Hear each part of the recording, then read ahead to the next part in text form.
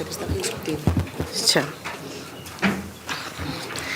Ben, pois moi bo día, damos inicio á sesión plenaria de hoxe e antes de iniciar, como infelizmente é demasiado habitual, antes de iniciar xustamente a sesión, imos guardar un minuto de silencio polas víctimas pola violencia de xénero.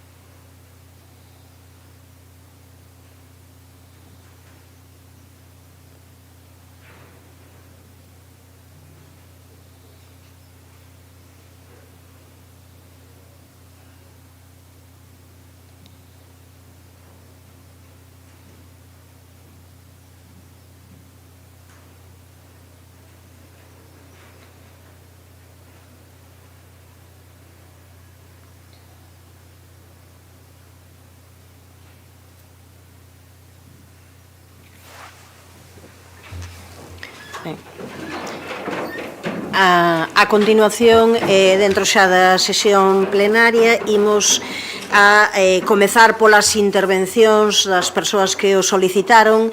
Neste caso, solicitou intervir no pleno Miriam Prieto Rei, ao abeiro do punto 11 das mocións presentadas polos grupos políticos, en nome da inclusión da Asociación Bolaván, Voluntariado Activo de Bando, no órgano de goberno da Fundación.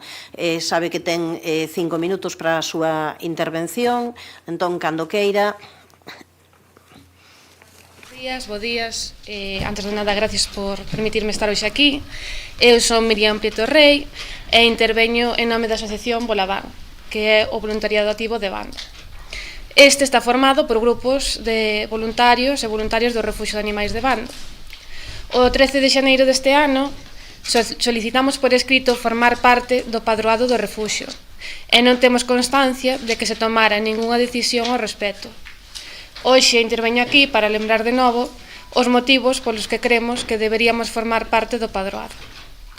O voluntariado pasa moitas das súas horas de lecer nas instalacións do refuxio, coidando dos animais e colaborando no seu funcionamento diario. Facémolo porque queremos, e a nosa recompensa é pensar que contribuímos ao benestar dos animais que ali residen. Levamos moito tempo facendo esta labor constante, e creemos que isto nos dá unha visión bastante complexa do funcionamento do refuxio, sobre todo dos pequenos problemas que xorden no día a día e que poderíamos axudar a resolver.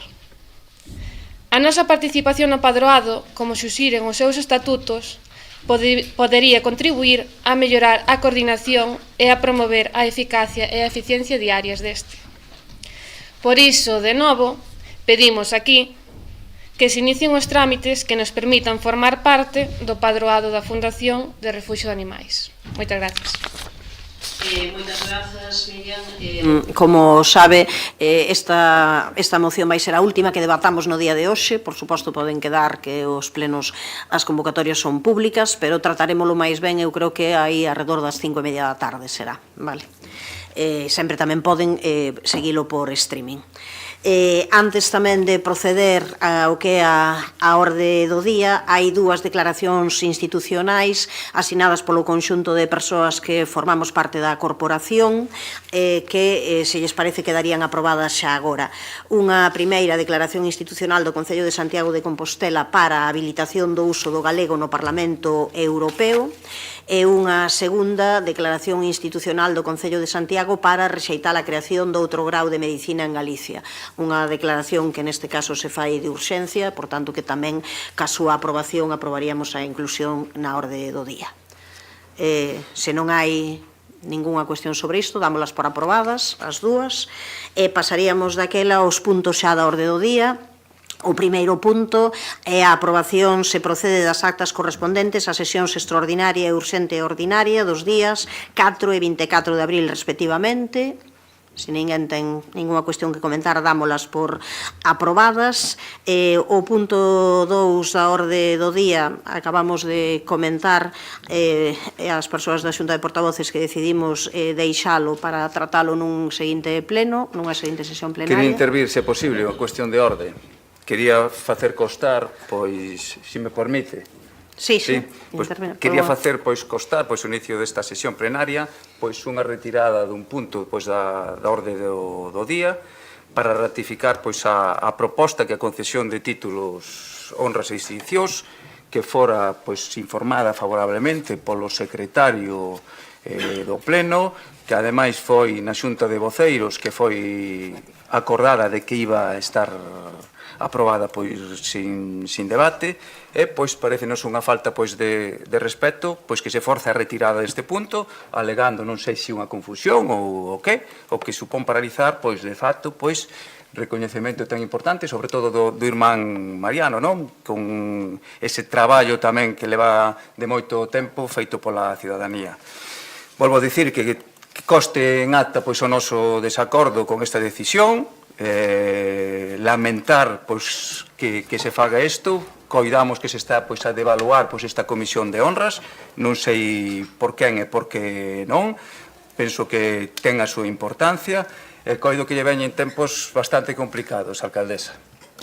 Ben, eu simplemente é unha petición do Partido Popular que decidimos aceptar. Vamos a intentar tratala canto antes, convocar unha comisión de honras e condecoracións canto antes, e a idea sería traer esta proposta xa ao próximo pleno para que sexa aprobada.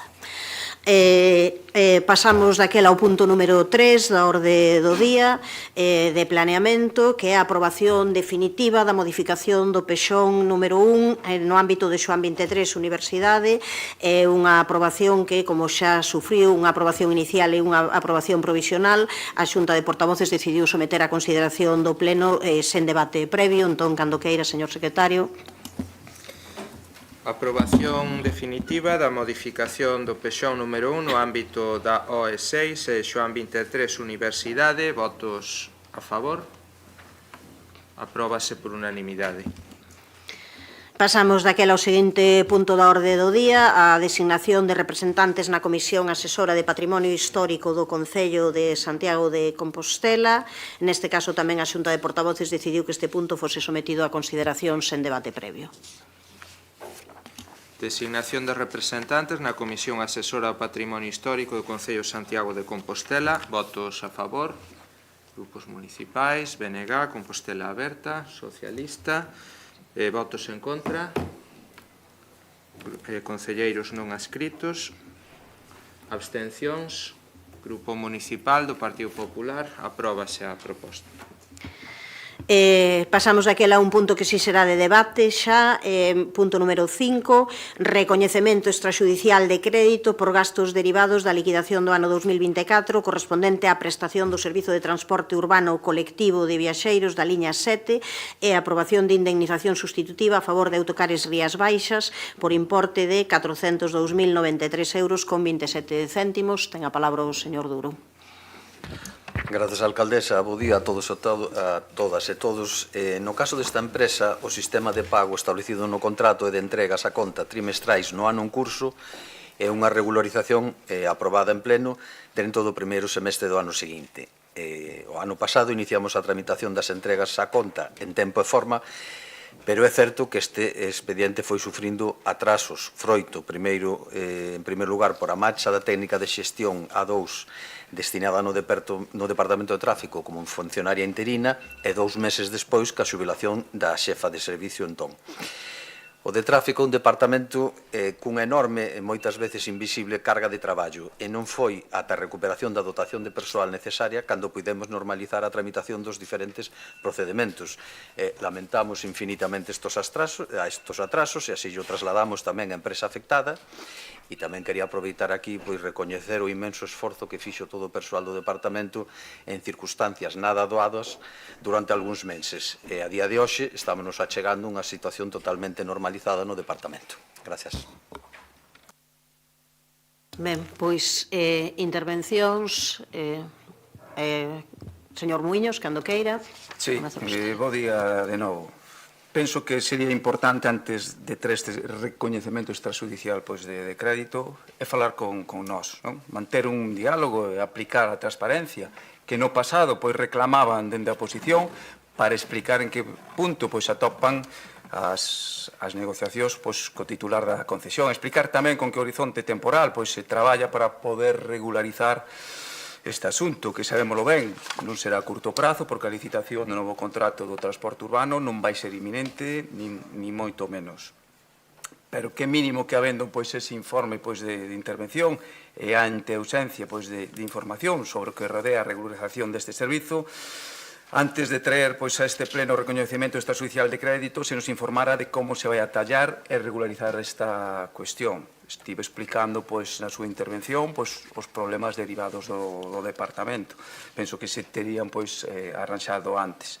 Sabemos que é complexo, insisto, diálogo, transparencia, nada máis que iso, porque saben, e aos feitos me remito, que vostedes contaron coa nosa empatía, nostras cuestións, nas que vostedes mesmos no pasado non aplicaron esa mesma comprensión.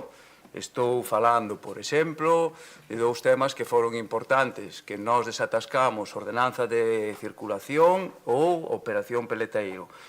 Polo tanto, para non obstaculizar, nós nos imos abster a este recoñecemento extrajudicial de crédito, pero cunha advertencia de que as cousas coido que non se fan así.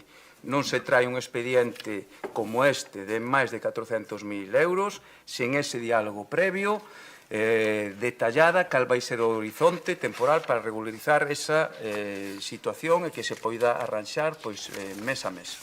Grazas.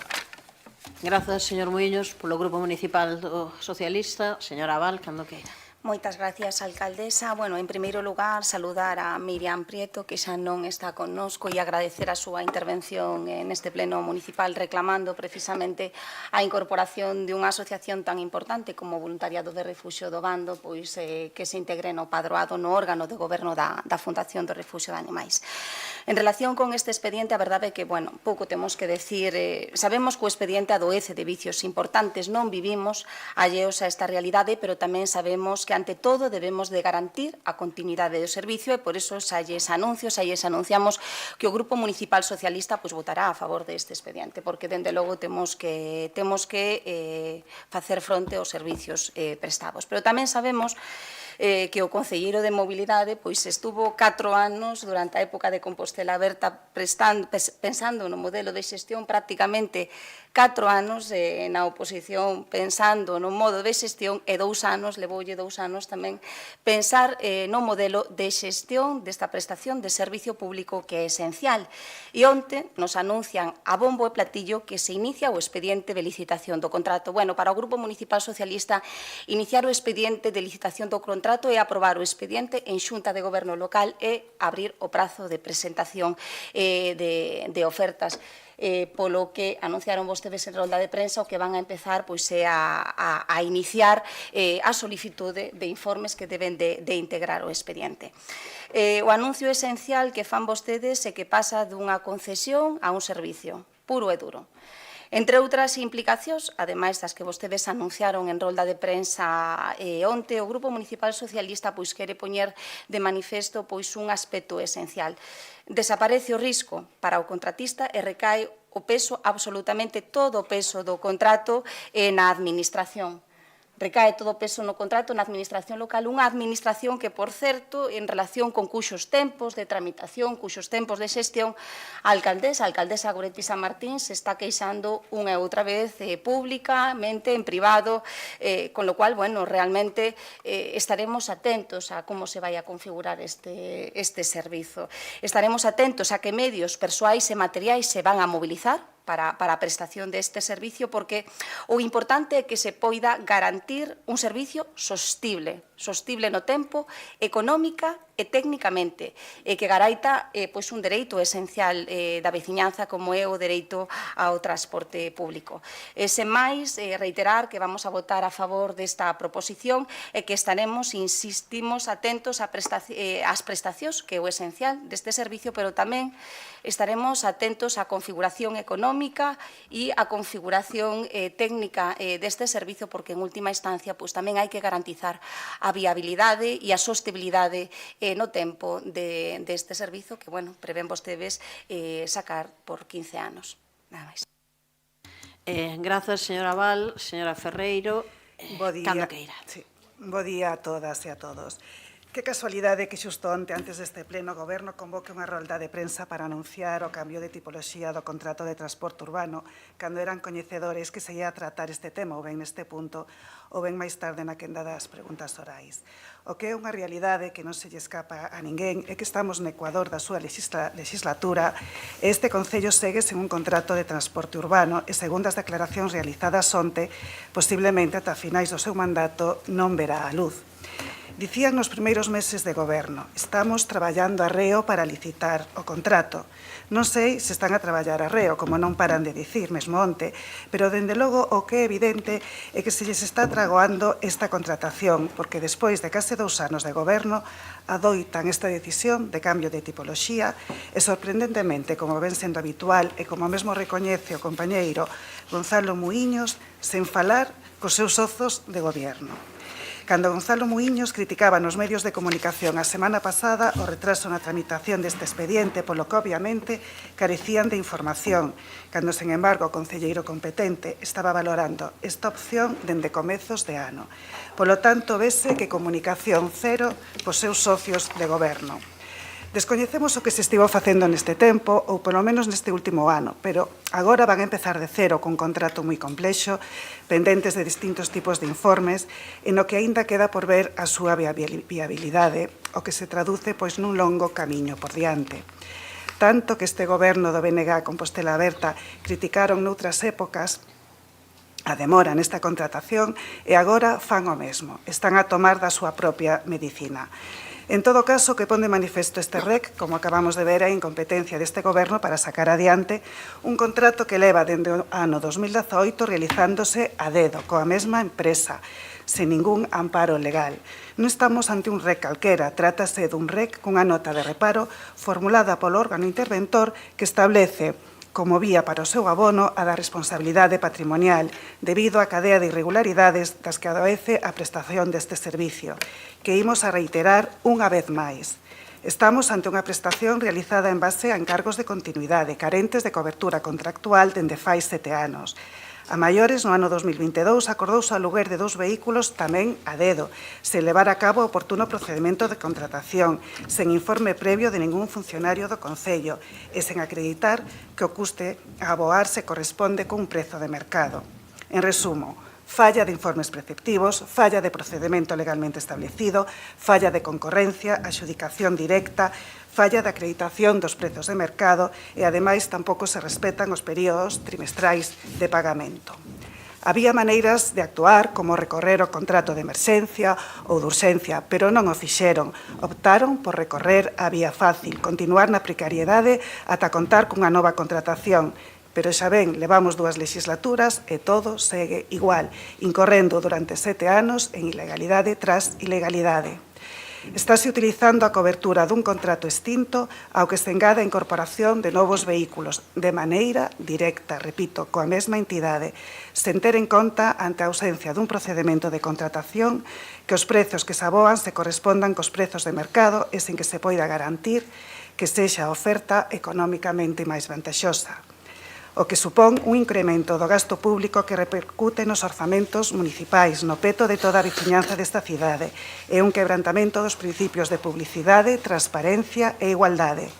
De verdade, traballen arreo, tal e como din, que non haxa que chegar a unha terceira legislatura sen ter implantado este contrato e seguindo a cidadanía pagando as consecuencias dun goberno e dos seus socios que non son capaces de acadar o seu reto máis importante, que o Concello de Santiago conte cun novo contrato de transporte público. Grazas, señora Ferreiro. Tempo para a réplica para o señor Duro. Nada, dúas cousas.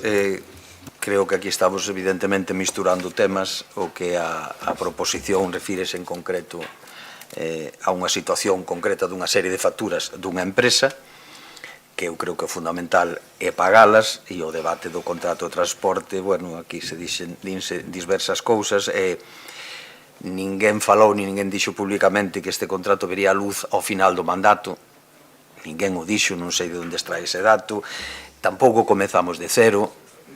Vostedes, aínda que non falemos públicamente, saben fehacientemente que levamos tempo traballando cos distintos departamentos, non traballo eu só, para sacar isto adiante. E a partir de aí, bueno, podamos debatir o que queira, pero creo que o fundamental que hoxe a empresa Rías Baixas vai cobrar a débeda que mantiña este Concello con ela. Grazas. Grazas, señor Duro. Señor Muiños. Non. Señor Abal.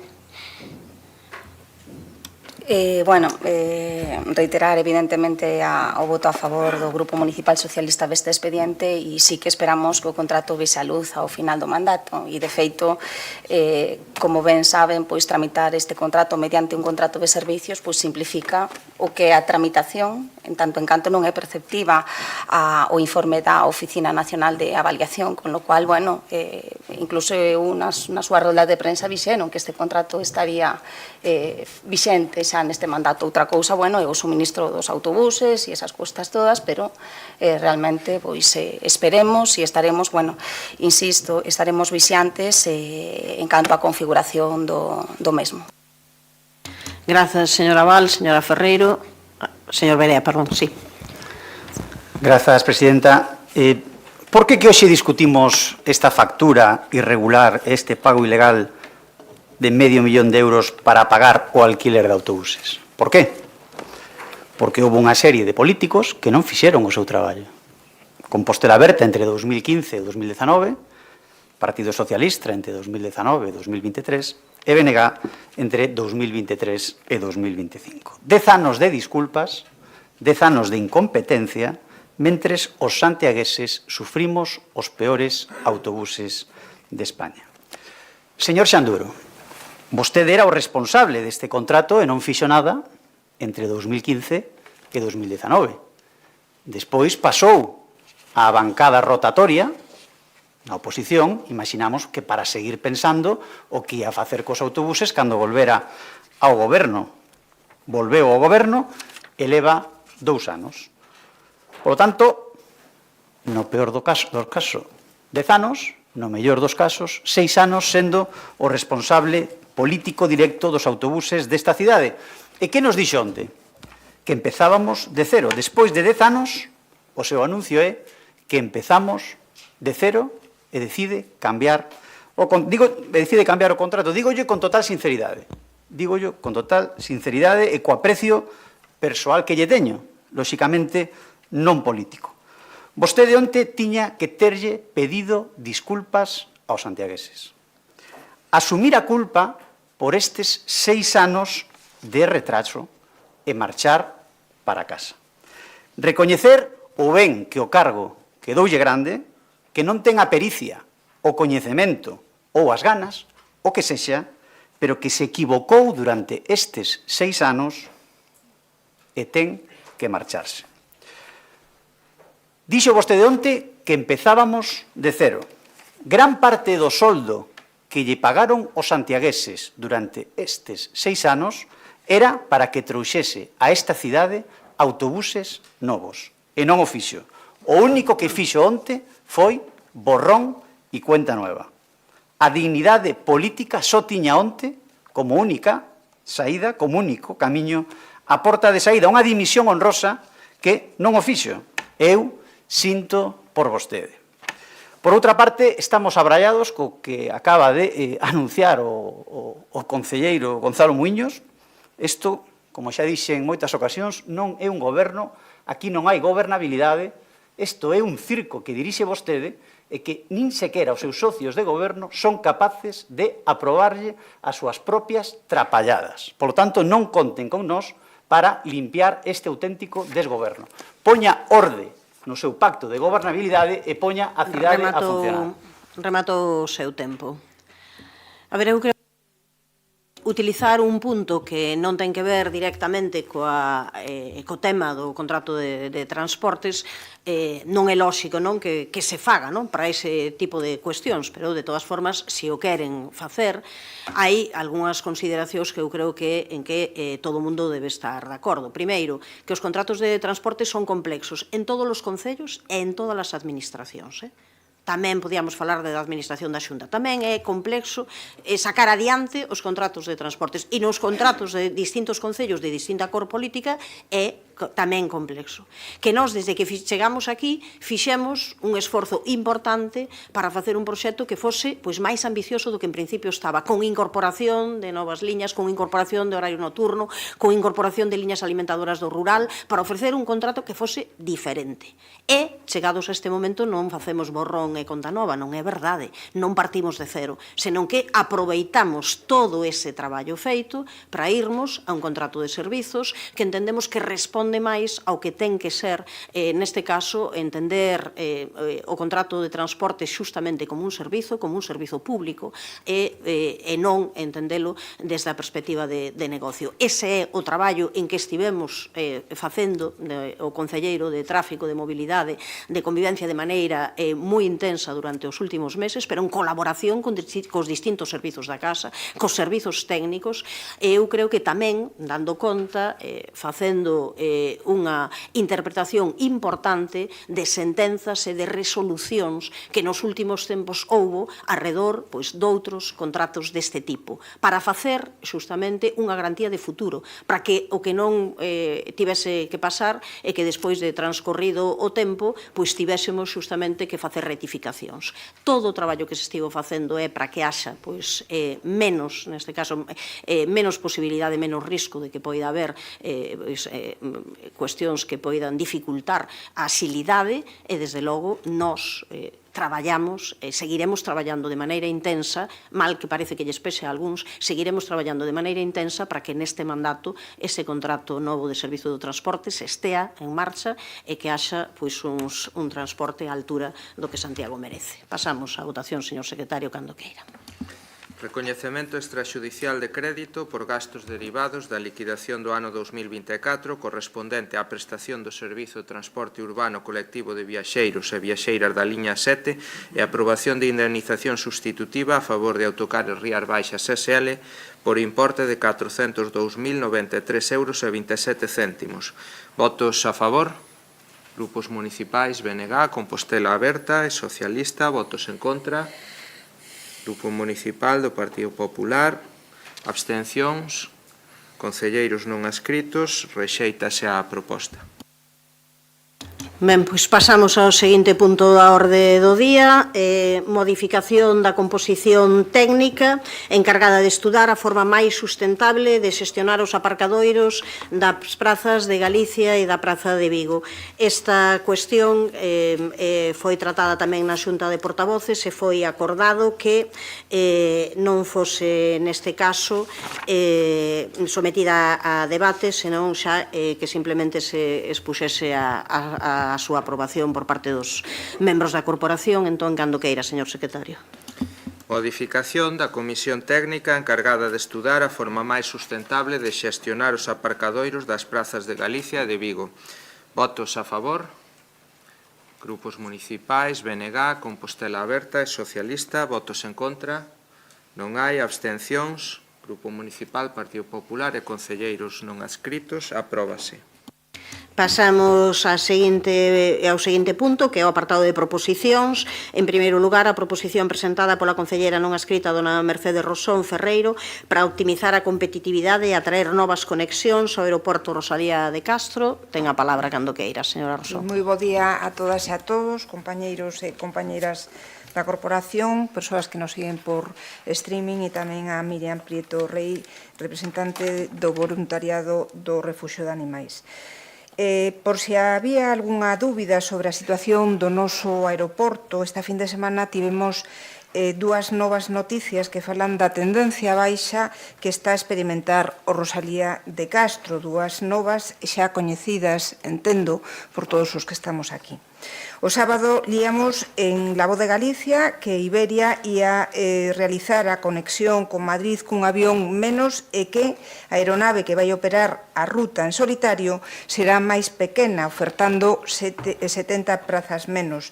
E a non, xa está dende hai semanas operando dende entón con un Iberia regional, cousa bastante dramática para o noso aeroporto que aspira a outra cousa. E o domingo líamos en el Correo Gallego que a suspensión dun dos 3 avións da base de Ryanair, a reducción do 28% do tráfico aéreo e a eliminación de case 370.000 asentos de oferta de verán que está a pasar factura agora ao persoal da aeroliña, provocando unha reducción de contratos e traslados de varios postos de auxiliares a outras terminais. Dúas novas que só confirman a tendencia baixa do aeroporto Rosalía de Castro. De feito, nos 4 primeiros trimestres do ano, o aeroporto recibiu un 25% de pasaxeiros procedentes de outros países, menos que no mesmo período do ano 2024. Unha baixada que tamén se atopa nos nacionais cunha reducción do 6%. O resultado é un aeroporto a baixa en beneficio do que se está a converter no gran aeroporto de Galicia, o Sá Carneiro de Porto. Todas sabemos que é así. Numerosos autobuses saen todos os días dende Santiago de Compostela cara ao Porto, mentres a nosa terminal perde conexións e reduce viaxeiros. E chegados a este punto, cabe preguntarse que está facendo o goberno local para reverter esta tendencia, que está a facer a Xunta, como se está avanzando nese mapa de rutas do que se falaron na reunión do Comité de Coordinación Aeroportuaria de Galicia o pasado mes de marzo. Estáse realmente a facer algo? Miren, o risco de ser anecdótico, o que lles vou contar é unha experiencia moi recente, escasamente 2 semanas, que reflexa a situación do noso aeroporto. Hoxe, exactamente, o martes de hai 2 semanas, eu tive que acompañar ás 9 da noite a unha persoa, a miña filla pequena, que regresaba a Madrid para coller ese voo de regreso a Madrid, e pódolle asegurar que Lavacolla parecía o aeroporto de Castellón.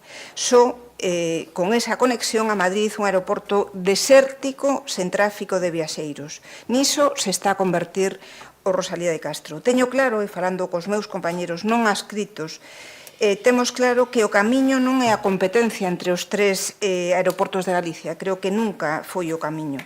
O camiño é a coordinación na oferta de rutas, e iso implica tanto a Xunta de Galicia como o goberno local do Concello de Santiago e os concellos de Vigo e A Coruña.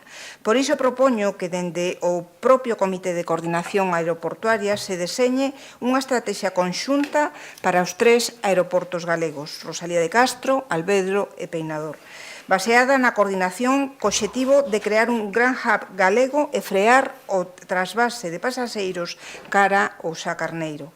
E para iso tamén debe coordinarse nese mapa de rutas acordado na xuntanza do Comité de Coordinación celebrado o 12 de marzo deste ano.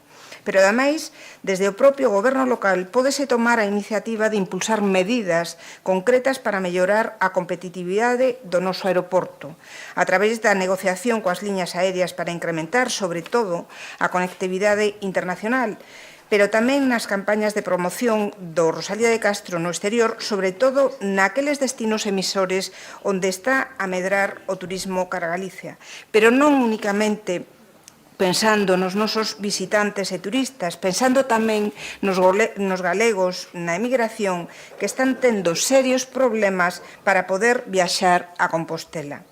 Polo tanto, o que se reclama nesta proposición é que se aborde esta situación de maneira firme, decidida, apostando pola coordinación aeroportuaria e impulsando a SEMADE unha campaña de promoción exterior para atraer os turistas e viaxeiros estranxeiros que queren un turismo cun maior valor engadido.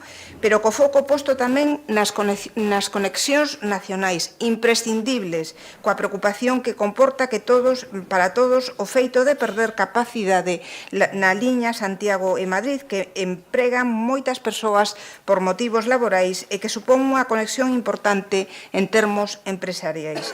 Creo que todos e todas somos coñecedores desta situación, porque a perda de influencia do aeroporto de Rosalía de Castro non só afecta o sector turístico, senón que condiciona en moito o sector económico e social do noso concello. Nada máis. Grazas, señora Rosón. Polo Grupo Municipal Socialista, señor Guinarte, cando queira. Bos días, alcaldesa, bos días, compañeiros e compañeiras. En primeiro lugar, quero saudar a Miriam Prieto, que fixo unha intervención a favor da incorporación ao padroado do refuxio da súa ONG, que me parece importante. Vamos ao tema. É unha evidencia incontestable que o noso aeroporto está perdendo posicións. Está perdendo posicións nacionais e internacionais, en rutas e en pasaxeiros. E basta con lembrar algunhas noticias dos últimos anos para comprobalo. 15 de setembro de 2022, o aeroporto Rosalía de Castro logra en agosto o seu récord de viaxeiros internacionais.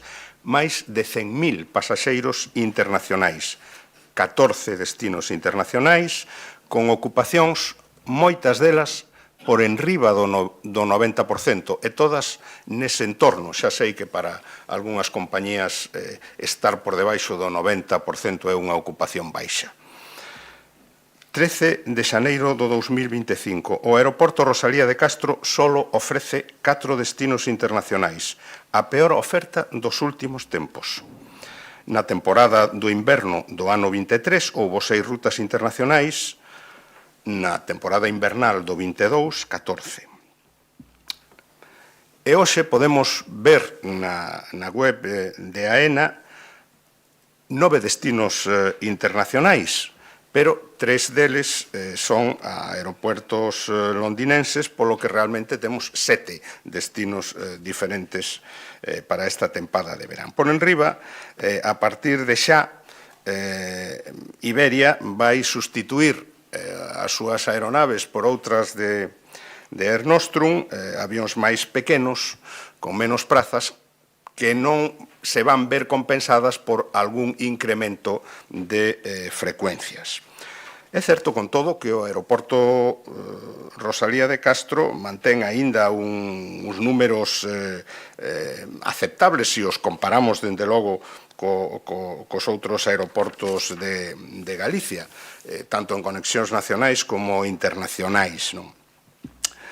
E o AVE non explica nin xustifica toda esta reducción de destinos e de prazas. Dende logo, menos a reducción de destinos e prazas a nivel internacional. Tamén é certo, todos o sabemos seguramente, que hai outros condicionantes que non se poden ignorar, a non ser que se queira facer demagoxia, en fin, barata. Sabemos que as compañías ten insuficiencia de suministros de aeronaves e por iso reducen frecuencias, e tamén sabemos, e é moi importante poñelo agora en riba da mesa, que hai outros aeroportos próximos con moi forte apoio económico en Galicia, pero tamén en Asturias, e tamén en Cantabria, con aportacións moi importantes das comunidades autónomas. Pero diante desta situación, non facer nada non é unha opción. E hai que ser realistas. A Xunta do PP, e digo conscientemente do PP, non aportou un euro de apoio á conectividade aérea de Santiago dende o ano 2009. É así. E iso é tamén incontestable. E na súa labor de coordinación aeroportuaria en Galicia non está nin se lle espera. simplemente se lavará as mans, como ven facendo nos últimos 16 anos, dicíndolle aos alcaldes das cidades que se poñan de acordo na organización dos seus aeroportos. O Goberno de España fixo inversións moi importantes no aeroporto Rosalía de Castro. Xa non digo a terminal, senón outras que ten que ver coa seguridade aérea ou as que agora están previstas para a plataforma de rodadura e outras que ten que ver co funcionamento interno do aeroporto e que nos colocan entre os mellor dotados, desde logo en axudas á navegación da rede de AENA. O problema da conectividade aérea ten en Santiago, ademais, dous aspectos. Un que ten que ver co turismo e outro que ten que ver coa propia conectividade da cidade, non? E hai que abordar os dous.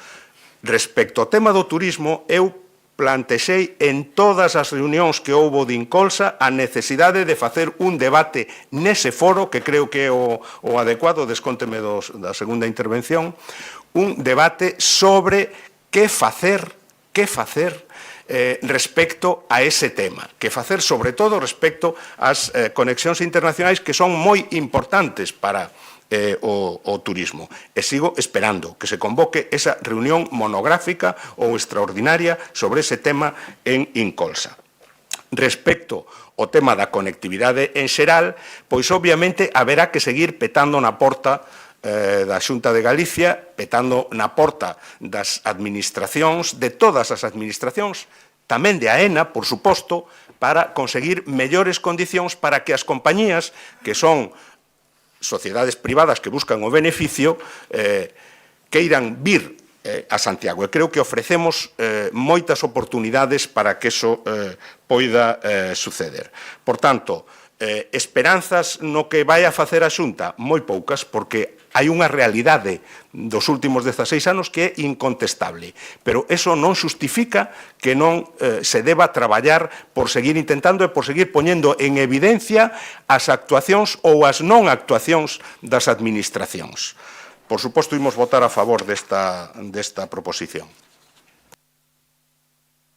Grazas, señor Guinarte. Ten a palabra a señora Louzao. Ben, moi bo día a todos e a todas. Saudamos tamén a Miriam Prieto que interviu o comezo do pleno. Este é un tema que xa tratamos varias veces neste pleno municipal, tamén en diversas tertulias, entrevistas, así como tamén en organismos oficiais como ese comité que citaba a señora Rosón de Coordinación Aeroportuaria de Galiza. Desde o Goberno sempre mantivemos a mesma postura, sen caer en alarmismos. Durante o ano pasado sempre dixemos que, a pesar de que durante o ano pasado os datos seguían sendo superiores aos do ano anterior, non debíamos relaxarnos porque o aeroporto estaba nunha situación sensible e que debíamos traballar todas as administracións unidas neste sentido. No comité que citaba xa o pasado mes de abril, hai máis dun ano, a alcaldesa sinalaba que o noso aeroporto tiña por diante un período complexo por múltiples motivos: a reducción dos tempos de viaxe a Madrid no tren, a eliminación das bonificacións nas súas taxas ao pasar dos 3 millóns de pasaxeiros e o recorte de conexións internacionais que despregou Ryanair por todo o Estado. E, por suposto, como citaba agora o señor Guinarte, a tremenda competencia que exerce Porto, cun apoio moi potente do goberno portugués, ao que se uniron os aeroportos de Asturias e Cantabria, onde os gobernos autonómicos están facendo apostas económicas moi fortes. Naquela xuntanza e nos seguintes comités que houbo, xa houbo dous despois, tanto a alcaldesa como eu mesma, seguimos solicitando unha e outra vez a elaboración dun plan estratégico dos aeroportos galegos que teña en conta a singularidade da situación galega definida por eses 3 aeroportos moi próximos e esa competencia da que falaba, e así definir a estrategia concreta e conseguir un crecemento coordinado. Tamén mantiveron esa postura desde outros concellos e desde entidades empresariais. Pero, lamentablemente, vemos que a Xunta neste asunto, como en tantos outros, decide obviar que dirixe un país e prefire mirar cara ao outro lado mentras ve a vida pasar. Porque eu pregúntome, é o aeroporto Rosalía de Castro, claramente o aeroporto central galego, unha cuestión que só depende de turismo do Concello de Santiago? Non ten a Xunta nada que dicir nin que facer ao respecto? Claro que Turismo de Santiago ten moito que ver co aeroporto Rosalía de Castro e, de feito, estamos a facer o noso traballo. O Concello está mantendo un papel moi activo para manter a maior conectividade posible no aeroporto. Participamos en todas as xornadas sobre o asunto e mantemos un contacto permanente coas compañías aéreas. Eu mesma asistín a esas xornadas e manteño esas xuntanzas. Neste 2025 xa houve algunha boa nova, como a ruta de Vueling con Londres Heathrow, que aporta unha gran conectividade ao aeroporto e agardamos poder dar outra boa nova nas vindeiras semanas. Seguimos traballando, responsabilizándonos co que temos que facer, pero está claro que esta é unha cuestión que transcende o Concello de Santiago. Os aeroportos non son responsabilidade directa dos concellos nos que están situados, non son infraestructuras municipais, senón de AENA, e a política de transportes galega non é responsabilidade do Concello de Santiago, senón do Goberno autonómico, tal e como si asumiron o resto de territorios do Estado. De feito, creo que é evidente que a reducción na operatividade do Rosalía de Castro non afecta só a veciñanza de Compostela, senón a todos os galegos e galegas, o conxunto do país. A Compostela chega cada día xente de Lugo, Ferrol ou múltiples vilas e poboacións galegas para coller un avión. E ao Rosalía de Castro chegan persoas de todo o mundo que despois visitan, ademais de Compostela, todo o territorio galego. Nese sentido, estamos totalmente de acordo co que pide a proposición da señora Rosón e reiteramos unha vez máis a necesidade de que a Xunta de Galicia impulse a elaboración dese plan estratégico para os aeroportos galegos que aporte unha solución ao conxunto de galegas e galegos que empregan o aeroporto central do país e que nos conecte co mundo para recibir a todas as persoas que nos queiran visitar. E respecto do que pide ao Concello, xa o estamos facendo e seguiremos traballando todo o que sexa preciso e que este nas nosas mans nese sentido. Por tanto, votaremos a favor da proposición. Por último, gustaríame aclarar que, se ben é certo que no que vai de ano os datos do aeroporto baixaron en relación aos do ano pasado, isto non está afectando a demanda turística do Concello cos datos que temos neste momento, que son mellores que os do ano pasado. É dicir, as persoas visitantes chegan a Compostela igualmente, pero fano menos a través do Rosalía de Castro. Unha primeira parte positiva é que o fan a través do tren. Todos os destinos aos que chegou o AVE viron como baixaban os datos dos seus aeroportos por haber un trasvase do tráfico aéreo ao ferroviario. Para nós este é un bo dato, pois o tren é un medio de transporte máis sustentable que o avión. Unha segunda, menos positiva, résteme se me paso, señora alcaldesa, é que cheguen a través doutros aeroportos de fora de Galiza, ou que non cheguen nunca. E non falamos só de turismo, tamén de relacións económicas, culturais, profesionais. Aí estamos perdendo unha oportunidade de ouro como país. E é onde entendemos que a Xunta está facendo deixadez de funcións e debe, dunha vez por todas, comparecer ante o que é a súa responsabilidade e poñerse a pilotar da man dos concellos unha política aeroportuaria de país. Desde o Concello de Santiago, toda a nosa disponibilidade e compromiso. Cremos firmemente neste país, somos a súa capital e demostramos que actuamos con responsabilidade en todo o que teña que ver con iso. Nese camiño atoparános sempre. Grazas, señora Louzao. O Partido Popular, señora Baleato, cando queira. Bo día, concelleiras e concelleiros. Estamos diante dunha proposición que obviamente nos preocupa moitísimo, xa que o goteo continuo de datos negativos sobre o aeroporto Rosalía de Castro é constante. Descende o número de viaxeiras e viaxeiros e descenden as conexións aeroportuarias. Os titulares que podemos ler durante estes meses. Santiago é o único aeroporto de Galicia que pierde viajeros en enero. Alerta en Lavacolla, el aeropuerto de Santiago arranca el año perdiendo miles de viajeros. Santiago perderá más de 300.000 pasajeros este verano al hilo del recorte de Ryanair. El aeropuerto de Santiago vuelve a perder tráfico lastrado por los recortes. El aeropuerto de Santiago registra 244.637 pasajeros en marzo, un 5,5% menos que en el mismo mes en el año 2024. El aeropuerto de Santiago encadena ya 3 meses perdiendo pasajeros. El aeropuerto de Santiago se estrella de nuevo en abril, pese a que los vuelos operan casi llenos. El aeropuerto de Santiago registra un descenso de casi un 10% en los pasajeros del primer cuatrimestre. El aeropuerto de Santiago pierde el 16,8% de los pasajeros en abril. El aeropuerto de Santiago acumula un negativo de más de 101.000 viajeros en un cuatrimestre. Estamos, polo tanto, ante uns datos para nós preocupantes, porque non poderán negar que son datos obxectivos, que desde que chegaron vostedes ao goberno, Santiago perdeu e segue perdendo conexión conexións internacionais e nacionais, así como descendendo no número de viaxeiros. Xa no pleno do mes de setembro pasado, Borja Verea preguntáballes por que estábamos a perder viaxeiros e viaxeiras e por que estaban a minorarse as rutas, se tiñan algunhas conclusión. Tamén lles dicía que igual lonxe de estar preocupados, igual estaban contentos. Había naquel momento e segue a haber dúas posibilidades. Ou non están a facer ben o seu traballo porque estamos perdendo rutas, ou están contentos porque iso é o que queren. Un Santiago menos conectado, menos internacional e con menos visitantes. Gustaríanos saber, polo tanto, cal destas dúas afirmacións sea correcta. Esa pregunta que lle formulábamos hai meses temos que volverlle a facer agora. Non están verdadeiramente preocupados. Nos adiantábamos outra opción, é que non existe unha estrategia política turística neste goberno nacionalista. Só coñecemos no ano 2024 unha campaña publicitaria, Santiago é frágil, unhas parellas repartindo mapas, e no ano 2025 unha nova campaña, Santiago con tempo, Santiago con todo. De verdade está contento o goberno coa folla de servizos en materia de política turística e que ademais xeraron unha crispación que nunca existiu nesta cidade. Desde o minuto 1 do seu goberno puxeron a diana aos turistas como un problema, iso é o que se entenden das súas declaracións e xestos políticos, e esa é unha gran irresponsabilidade. Por suposto que queremos que se deseñe unha estrategia conxunta para os 3 aeroportos galegos, que se avance nun mapa coordinado de rutas, que veñan máis e novas conexións ao aeroporto Rosalía de Castro e que se promocione o aeroporto Rosalía de Castro no exterior. Pero somos conscientes tamén do papel de AENA e do Goberno de España. Xa naquel pleno, insisto, Borja Verea lle recordaba que gobernan vostedes Santiago e non os conselleiros da Xunta, e non sempre vale botar balóns fora. Despois destes 2 anos do seu goberno, o que podemos ver nas rúas é máis crispación entre os veciños e os visitantes e que o noso aeroporto é menos internacional. Polo tanto, propoñemos un cambio radical nos discursos na estrategia turística de Compostela. O aeroporto Rosalía de Castro de Santiago leva meses sen levantar o voo. As cifras de rutas e número de pasaxeiros son cada vez peores. O aeroporto de Santiago non despega. Como dicía, as cifras refliten un descenso de rutas e voos que xa vimos advertindo desde hai meses. O aeroporto Rosalía de Castro non colle altitude en comparación co Sá Carneiro. Somos moitos galegos e galegas que viaxamos desde o aeroporto Sá Carneiro porque non hai outra opción.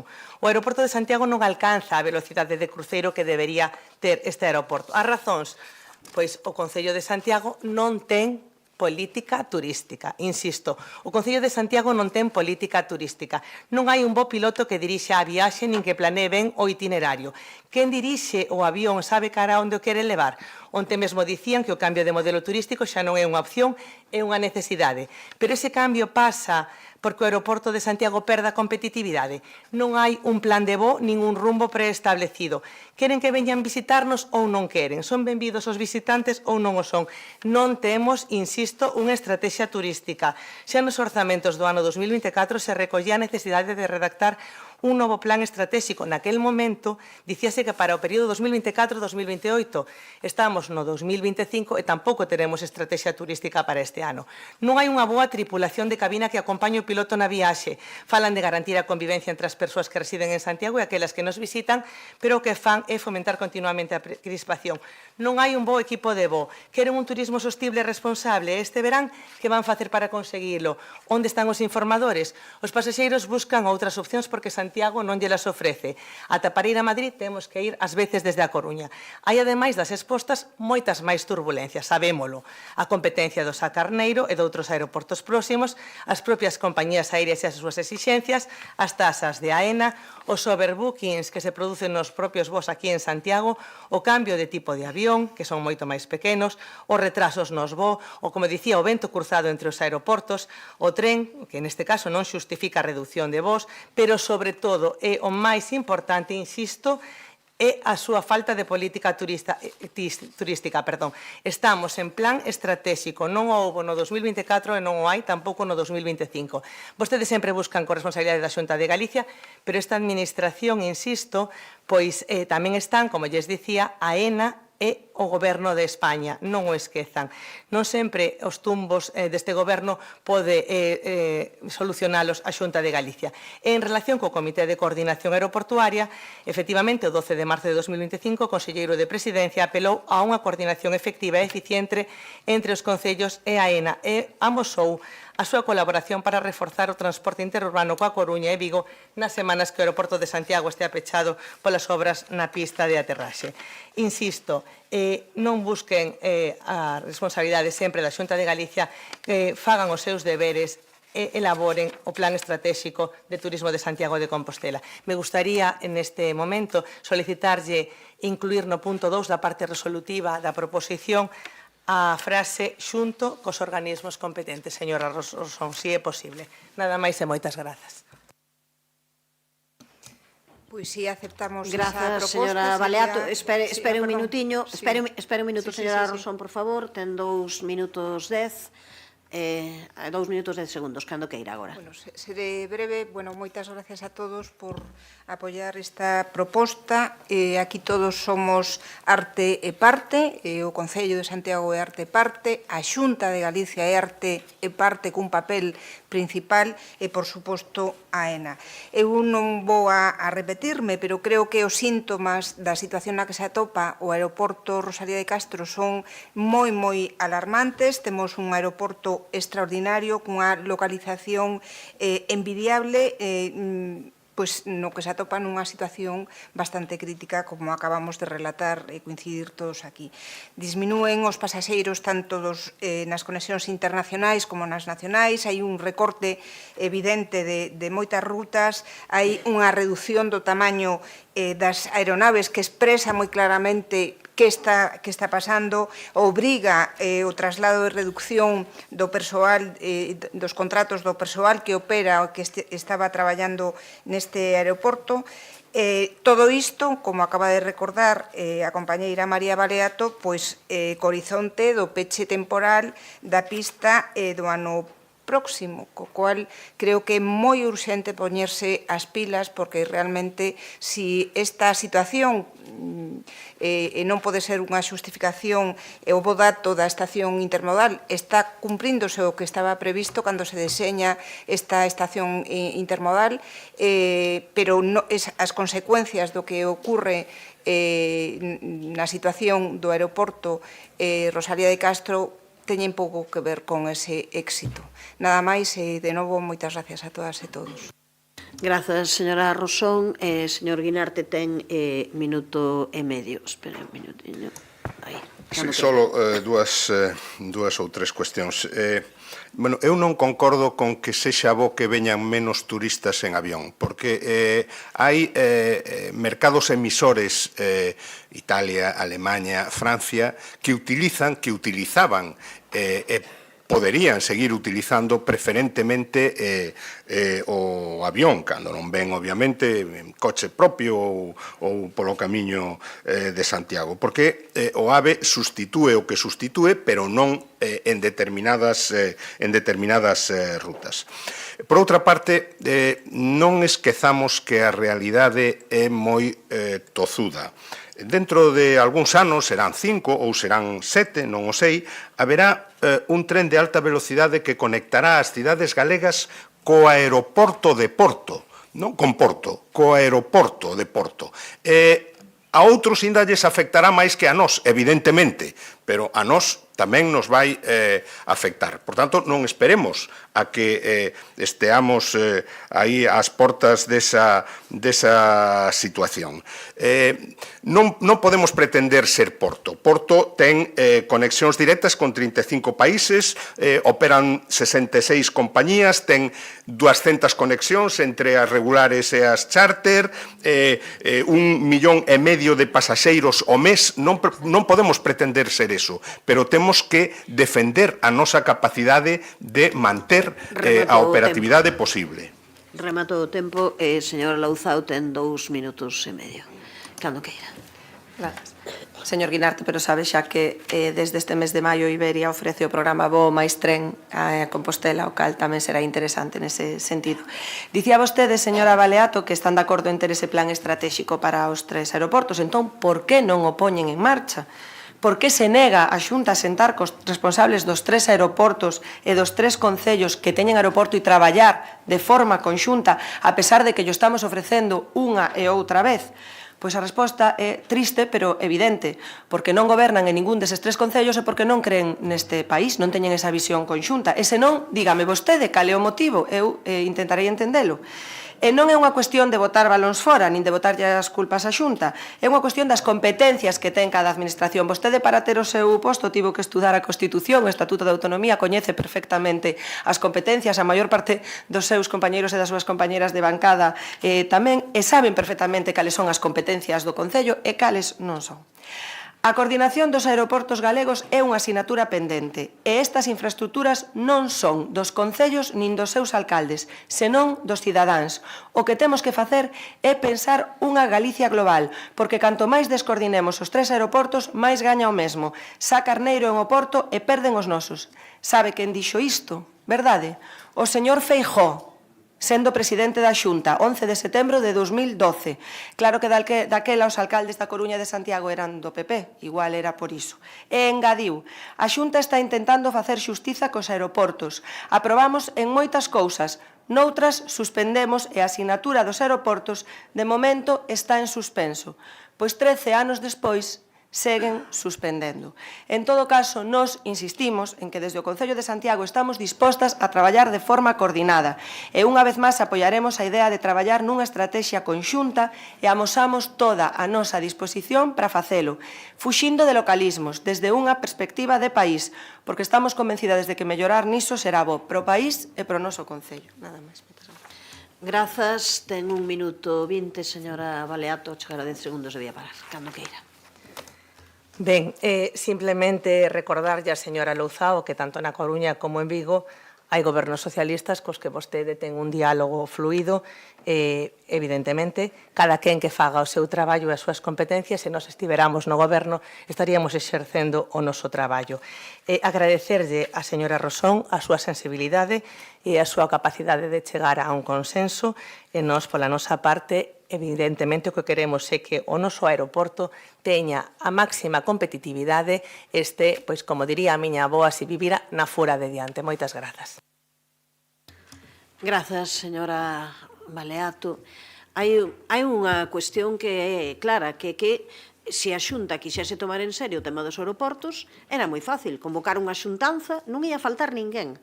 Non ia faltar ninguén a esa xuntanza. Que se faga esa xuntanza e que se tire para adiante, pero quen ten que coller, digamos, as rendas de que esa xuntanza e esa política aeroportuaria sexa coordinada é a Xunta de Galicia. Eso é evidente. Eran evidente nas palabras no daquela presidente da Xunta, señor Feixóo, é evidente hoxe en día. Entón, que é necesario esa coordinación e esa complementaridade? Por suposto que sí. É que todo o mundo recoñecemos o mesmo e levamos anos e anos dándolle voltas ao veo.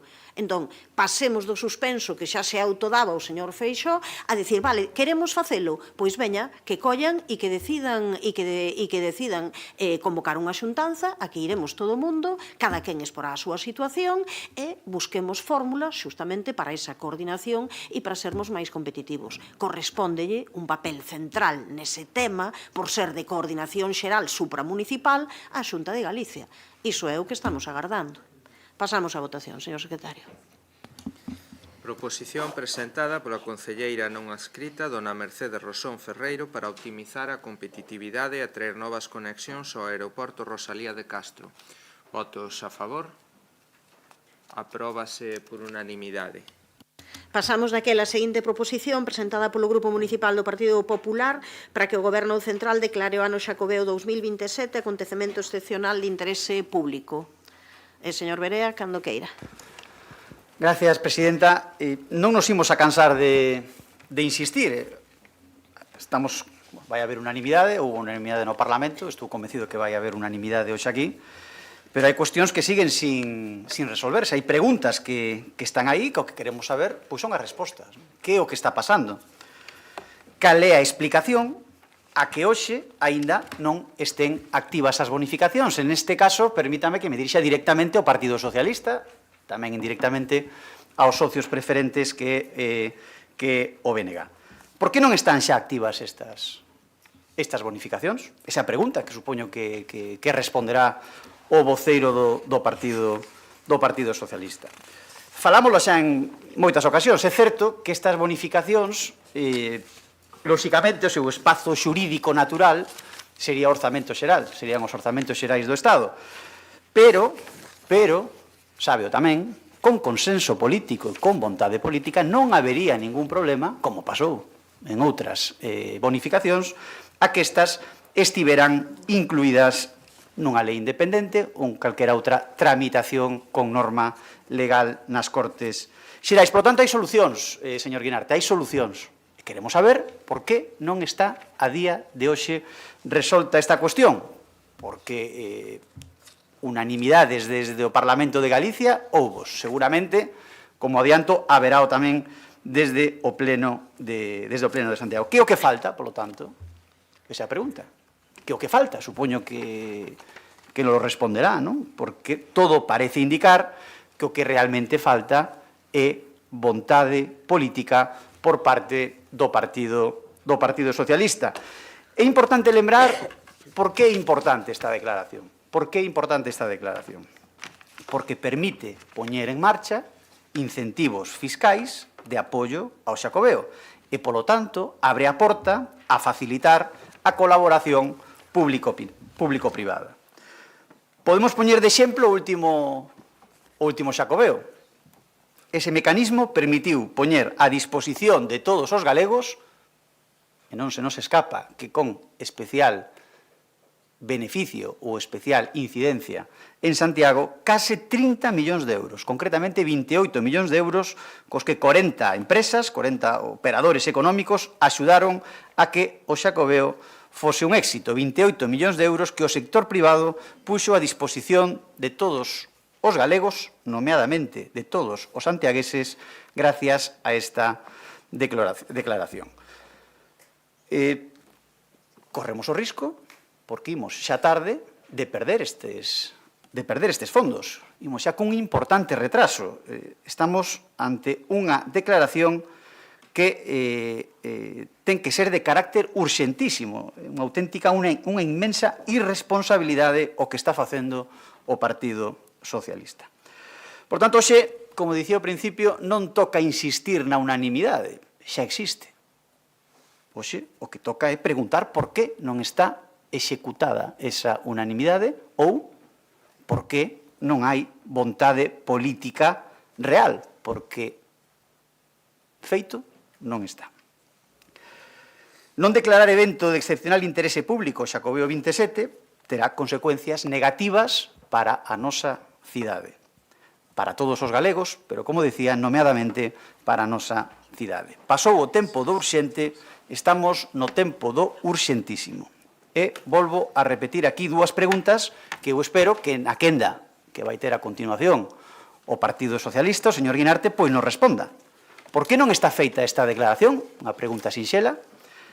E a segunda, cando vai a estar feita esta declaración, porque vai cun importante retraso e cun gravísimo risco de perder todos estes fondos.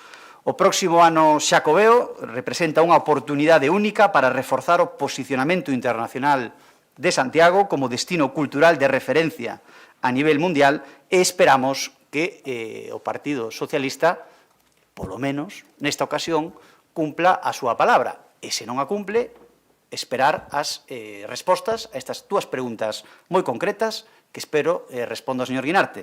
Por que non está feita esta declaración cando se vai aprobar esta declaración? Moitas gracias. Grazas, señor Berea. Señora Rosón, cando queira. Pois, bos días de novo. Nos imos apoiar esta proposición que trae hoxe o Partido Popular porque non se está exixindo nada máis que se cumpra a palabra dada.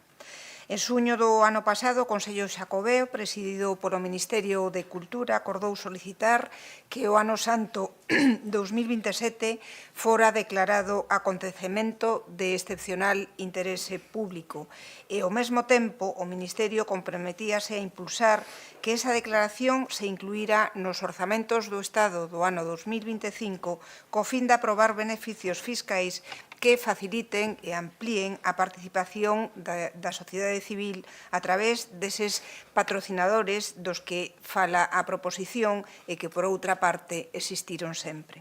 Orzamentos do Estado non hai, todos o sabemos, estamos en xuño do ano 2025 e os beneficios fiscais tampouco están aprobados.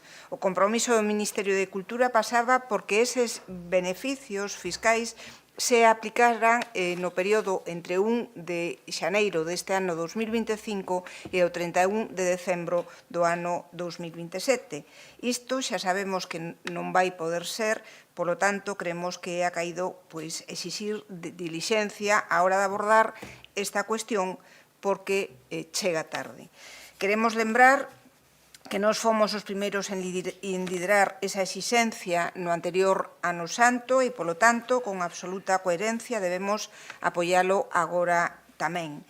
Estamos falando de beneficios fiscais que, como xa se dixo, incentivan o mecenado, fomentan a participación do sector privado e multiplican o impacto cultural e económico do ano santo. Supón atraer investimentos, dinamizar o turismo, reforzar o tecido asociativo, xerar emprego, situar a Santiago e a toda Galicia no foco internacional. Trátase, polo tanto, dun investimento estratégico con retornos tanxibles e intanxibles.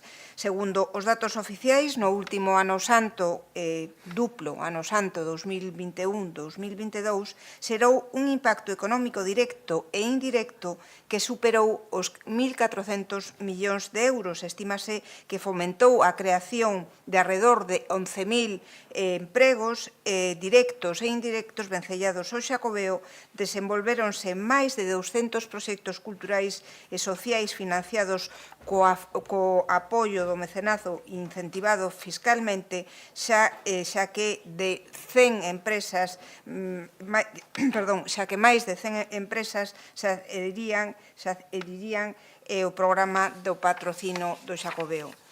Son datos que reforzan a necesidade de declarar o ano santo 27 como acontecemento de excepcional interese público e poñer en marcha o programa de beneficios fiscais que, como digo, estaba comprometido dende o 1 de xaneiro deste ano 2025. Polo tanto, o noso voto será favorable, como dixen antes, a esta iniciativa. Moitas gracias. Grazas, señora Rosón. Polo Partido Socialista, señora Abal, cando queira. Moitas gracias, hola de novo. Bueno, espero non decepcionar o voceiro do Partido Popular porque, bueno, vou a defender a posición do Grupo Municipal Socialista en relación con esta proposición.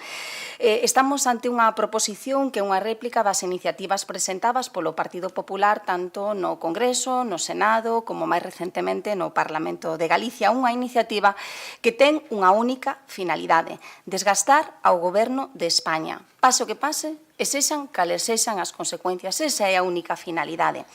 Propoñen vostedes reclamar do Goberno de España a posta en marcha dun programa específico de beneficios fiscais para garantir as exencións fiscais aos patrocinadores do Xacobeo do ano Xacobeo 2027.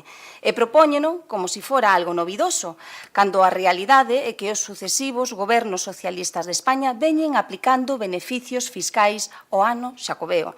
En 1993, en 1999, no ano 2004, no 2010 e máis recentemente en 2021 e 2022. Pero non é novidoso. O compromiso do Goberno de España con esta cidade é innegable, como se pon de manifesto nos continuos investimentos que se veñen a facer nos últimos anos. E teñan vostedes unha cousa clara, faciliten vostedes a aprobación dos orzamentos xerais do Estado e o programa de beneficios fiscais para garantir as exencións fiscais aos patrocinadores do ano Xacobeo 2027 será unha realidade. A norma axeitada para facer realidade as exencións fiscais aos patrocinadores do ano Xacobeo 2027 e a Lei de Orzamentos Xerais do Estado, como ben se pon de manifesto na norma de rango, na norma legal, na disposición adicional primeira da lei que precisamente fan vostedes referencia na súa proposición. Pero todas e todos sabemos que non van a aprobar, que non van a apoiar os orzamentos xerais do Estado, porque realmente o único que lles interesa é desgastar ao Goberno de España, pase o que pase, sexan cales sexan as consecuencias de tal desgaste. Solo buscan confundir e preocupar, pretenden sacar rédito electoral desta proposición e ben pouco lle importan as exencións fiscais aos patrocinadores do ano Xacobeo 2027. O compromiso, insistimos, do Goberno de España con Santiago e concretamente co ano Xacobeo 2027 e claro, sen ir máis lonxe, foi o Consello Xacobeo presidido polo Ministerio de Cultura do Goberno de España o que en xuño do ano 2024 acordou que o ano santo fose declarado acontecemento excepcional de interese público, requisito previo e imprescindible para poder aplicar os beneficios fiscais que vostedes agora demandan. O Grupo Municipal Socialista, como xa fixeron as nosas compañeiras e compañeiros do Congreso, do Senado e do Parlamento de Galicia, pois votaremos a favor desta proposición. Pero non terxivexen vostedes a realidade. O Goberno de España está a favor desta medida, pero deben facer vostedes unha única cousa. E o programa de beneficios fiscais será unha realidade, facilitar a aprobación dos orzamentos do Estado, e isto, pois, saben perfectamente que se producirá de xeito inmediato. Nada máis. Grazas, señora Abal. Ten a palabra a señora Louzao cando queira. Moi bo día de novo. Nós estamos de acordo con esta proposición. De feito, propuxemos de convertela en declaración institucional para que o Concello de Santiago fixese constar a petición deste pleno ao Goberno do Estado que entendíamos que era o que vostedes pretendían con esta proposición.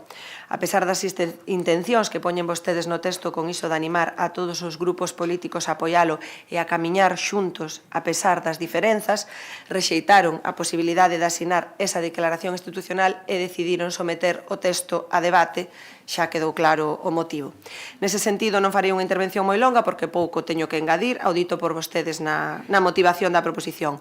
Estamos de acordo en solicitar ao Goberno do Estado esta declaración, con que se poña en marcha tamén o programa específico de beneficios fiscais e estamos de acordo con que o Concello de Santiago lle faga chegar esta petición co resultado da votación acadado ao Goberno do Estado para que o aprobe tan pronto sexa posible. Moitas grazas. Señor Berea, tempo para a réplica cando queira. Señora Abal, vaya papelón, É que non sei que nin vostede mesmo o que estaba dicindo. Eu entendo que é realmente complicado, non? Por que non foi declaración institucional? Porque se declaración institucional eu non podo facer estas dúas preguntas. Que é a que estou facendo? Creo que é lexítimo, non? Xa me gustaría a min estar gobernando, pero teño que estar na oposición, quero ser útil e fago dúas preguntas de interese a todos os santiagueses. Se é unha declaración institucional, non a podo facer. Volvo a facer as preguntas que non me responde. Eu pidimo que me responda. Por que non está feita esta declaración cando se vai aprobar esta declaración? E di vostede cando haxa orzamentos xerais, pero sabe que non é necesario. Non é necesario, vostede sabe que non é necesario facer esta declaración a través dos orzamentos xerais. Por tanto, elimine esa parte do argumentario e diga a verdade. Que é o que está pasando? Queremos sabelo. Di que isto é para desgastar o goberno. Eu non quero desgastar, a mí dame igual o goberno de España. Nós queremos gobernar esta cidade. Sigo dicindo. E fago dúas preguntas polo interese dos santiagueses. E vostede o que ten que dicir é, pois non teño a resposta, eu como concelleira do Partido Socialista gustaríame que o fixeran, pero no goberno non o están facendo. É o que teria que responder se non sabe as respostas. Porque eu dígolle o que asinou, despois de todas estas unanimidades do Parlamento, de tal, de cual, que dixo vostede, o que asinou, teño por aquí, o goberno. Decembro de 2024. O Goberno non presta a conformidade para a súa tramitación. Nos plenos do Parlamento, do Senado, hoxe no Concello, din que sí, e despois o Goberno, cando ten que tramitar esa declaración, o que di asinado expresamente, decembro do 24, o Goberno non presta a conformidade para a súa tramitación. Por tanto, non utilice os orzamentos xerais, porque sabe que non é a razón de que non haxa esta declaración, e díganos a todos os santiagueses Pois non o sabemos. Gustaríanos saber por que non hai esta declaración e gustaríamos saber por que o Goberno de España está facendo a día de hoxe perder alrededor de 30 millóns de euros para todos os galegos e nomeadamente para todos os santiagueses. Pero todo iso que dixo vostede non se sostén e vostede sabe. Entendo que un papelón que lle tocou hoxe aquí defender esta cuestión, pero con total sinceridade diga, non o sabemos, gustaríanos que estivese esa declaración feita, pero a día de hoxe o Goberno de España non a ten feita. Moitas gracias. Grazas, señor Berea. Señora Rosón, cando que? Sí, señora Abal, está dicindo vostede que se non hai orzamentos non vai haber beneficios fiscais para incentivar a colaboración público-privadas. Sen orzamentos non pode haber esas bonificacións ou existen outros mecanismos. Eu creo que sí que existen outros mecanismos. Dende logo, o que está claro é que este tipo de afirmacións de máximos, permítame decirlle, que son tramposas e devalúan o que aquí se está pedindo. Se non hai outra cousa, non hai outra. Pois, mire, eu paréceme un discurso bastante desafortunado. Nada máis e moitas grazas. Grazas, señora Rosón. Señora Abal, cando queira. A ver, moi breve. Está claro que o Partido Popular non lle interesa unha declaración institucional en relación con este punto. Non lle interesa unha declaración institucional. Por que? Porque o que lle interesa é seguir creando confusión. Como ben saben, o Goberno de España estivo traballando arreo para poder aprobar uns orzamentos xerais do Estado. Estuvo traballando arreo, pero evidentemente non se conseguiron as maiorías ou non se están acadando, porque cando hai un goberno que exixe un múltiplo diálogo con múltiples forzas políticas, estivo traballando arreo para aprobar estes orzamentos e incluir precisamente nos orzamentos que onde ten que ir incluído estes beneficios fiscais, de acordo coa propia lei a que vostedes fan referencia na súa proposición, é dicir, o sitio, a norma na que se debe de incorporar os beneficios fiscais, ou se non lean vostedes a disposición final primeira da lei a que traen a colación na vosa proposición, a norma debe ser a Lei de Orzamentos Xerais do Estado. E o Goberno de España estivo traballando arreo. Evidentemente, a través de contactos cos diferentes grupos con representación parlamentaria, con representación tanto no Congreso dos Diputados como no Senado. En calquera caso, o que sí lles podemos garantir é que o Goberno de España buscará alternativas precisamente para que isto sea unha realidade. E sábeno, porque ao final saen esas novas alternativas e buscará a maneira de equilibrar tanto os ingresos como os gastos que se poidan necesitar nesta situación de orzamentos prorrogados precisamente para dar esta solución. Pero a resposta é porque non hai orzamentos xerais do Estado. E o saben perfectamente. E o compromiso do Goberno de España cos beneficios fiscais, o compromiso do Goberno de España co Ano Santo Xacobeo é innegable. Entonces, bueno, insisto, se non é posible a través dos orzamentos xerais do Estado, pois veña, teñan vostedes ben seguros que o Goberno do Estado traballará arreo na búsqueda de solucións alternativas que permitan aplicar estes beneficios fiscais. Grazas, señora Louzao. Nada, simplemente reitero que votaremos a favor da proposición, nada máis. Pois pasamos a votación, señor secretario. Proposición presentada polo Grupo Municipal do Partido Popular para que o Goberno Central declare o ano Xacobeo 2027 acontecemento excepcional de interese público. Votos a favor? Unanimidade, apróbase. Pasamos daquela a seguinte proposición presentada polo Grupo Municipal do Partido Popular para que o Concello elabore unha memoria anual que avalíe a situación da seguridade na cidade de Santiago. Quen a defende? Señor de la Fuente, cando queira. Sí, buenos días a todos. El marco en el que esta iniciativa tiene sentido lo delimita la situación de la seguridad en la ciudad. Creo que todos somos conscientes de lo que está pasando en la ciudad. Ya ha sido objeto de debate en numerosas ocasiones en este pleno y que se refleja trimestralmente, lamentablemente, en las estadísticas que publica el Ministerio de Interior. Y así podemos saber que del año 22 al año 23 la criminalidad creció en nuestra ciudad un 4%, y los 5.056 delitos cometidos en el año 24 suponen un incremento de un 6% respecto al año anterior. Por lo tanto, un acumulado en 2 años de un 10%. En el primer trimestre de 2025, la delincuencia creció respecto del mismo periodo del año anterior más de un 6%, destacando el incremento de los delitos de lesiones, un 90%, los delitos contra la libertad sexual, un 20%, la sustracción de vehículos, un 150%, los robos con fuerza, un 41%, los robos en establecimientos y domicilios, un 53%, y las estafas informáticas, un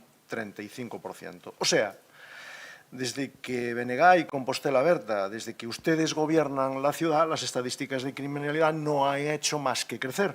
No hay trimestre ni dato anual que no se haya saldado con un notable incremento. Incremento en Santiago que contrasta, lamentablemente, con las importantes bajadas producidas en otras localidades gallegas. Por ejemplo, en Coruña, que ha descendido un 9%, en Vigo, un 5,4% menos, o en Pontevedra tamén un 5,6%, o en nuestro concello vecino de Ames un 26% menos. Está claro que algo se está haciendo mal en Santiago si la criminalidad no deja de subir. Algo se está haciendo mal en Santiago cuando en el conjunto de Galicia, en las grandes ciudades y en los municipios colindantes, la criminalidad desciende y, sin embargo, en Santiago sufre una sostenida tendencia alcista. Algo se está haciendo mal en Santiago si nuestra ciudad tiene el récord de las ciudades de Galicia en delitos por cada 1.000 habitantes. Es obvio que algo se está haciendo mal.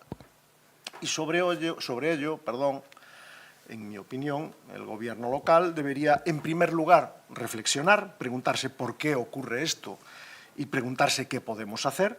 Convendrán con nosotros que no es deseable que la criminalidad suba y que la ciudadanía se sienta insegura. En segundo lugar, actuar, promover, cambiar, hacer algo, porque no negarán que algo habrá que hacer para devolver la tranquilidad a nuestros vecinos. Y, en tercer lugar, si me lo permiten, tener un poco de humildad, porque ante su falta de impulso, ante su falta de ideas, a su falta de iniciativa, el Partido Popular hemos traído a este pleno propuestas, diversas propuestas constructivas que hemos debatido y que hemos aprobado las más de las veces sin su apoyo, y ahí se quedó todo.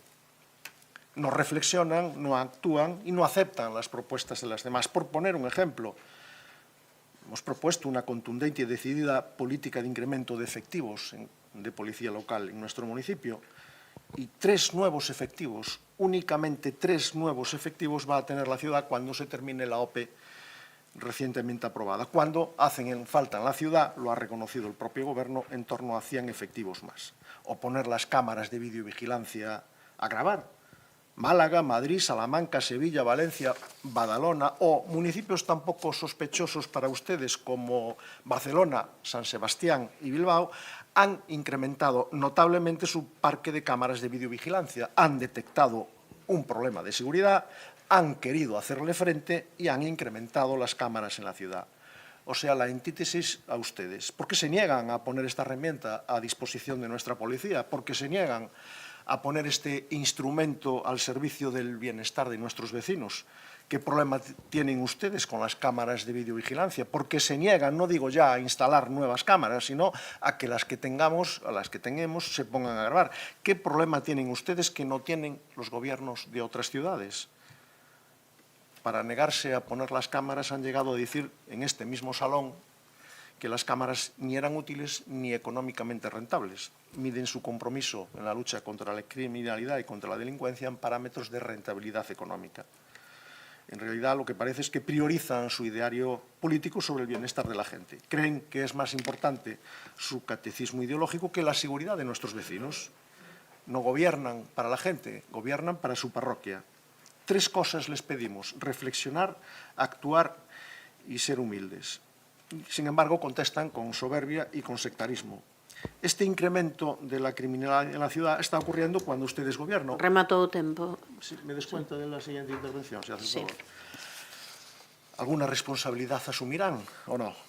Los santiagueses no acaban de ver una actuación contundente del Gobierno municipal que se niega contumazmente a implementar las medidas propuestas por el Partido Popular. Es necesario que BNG y Compostela Aberta se despojen de sus prejuicios ideológicos y piensen antes que en ustedes mismos, en el bienestar de los vecinos.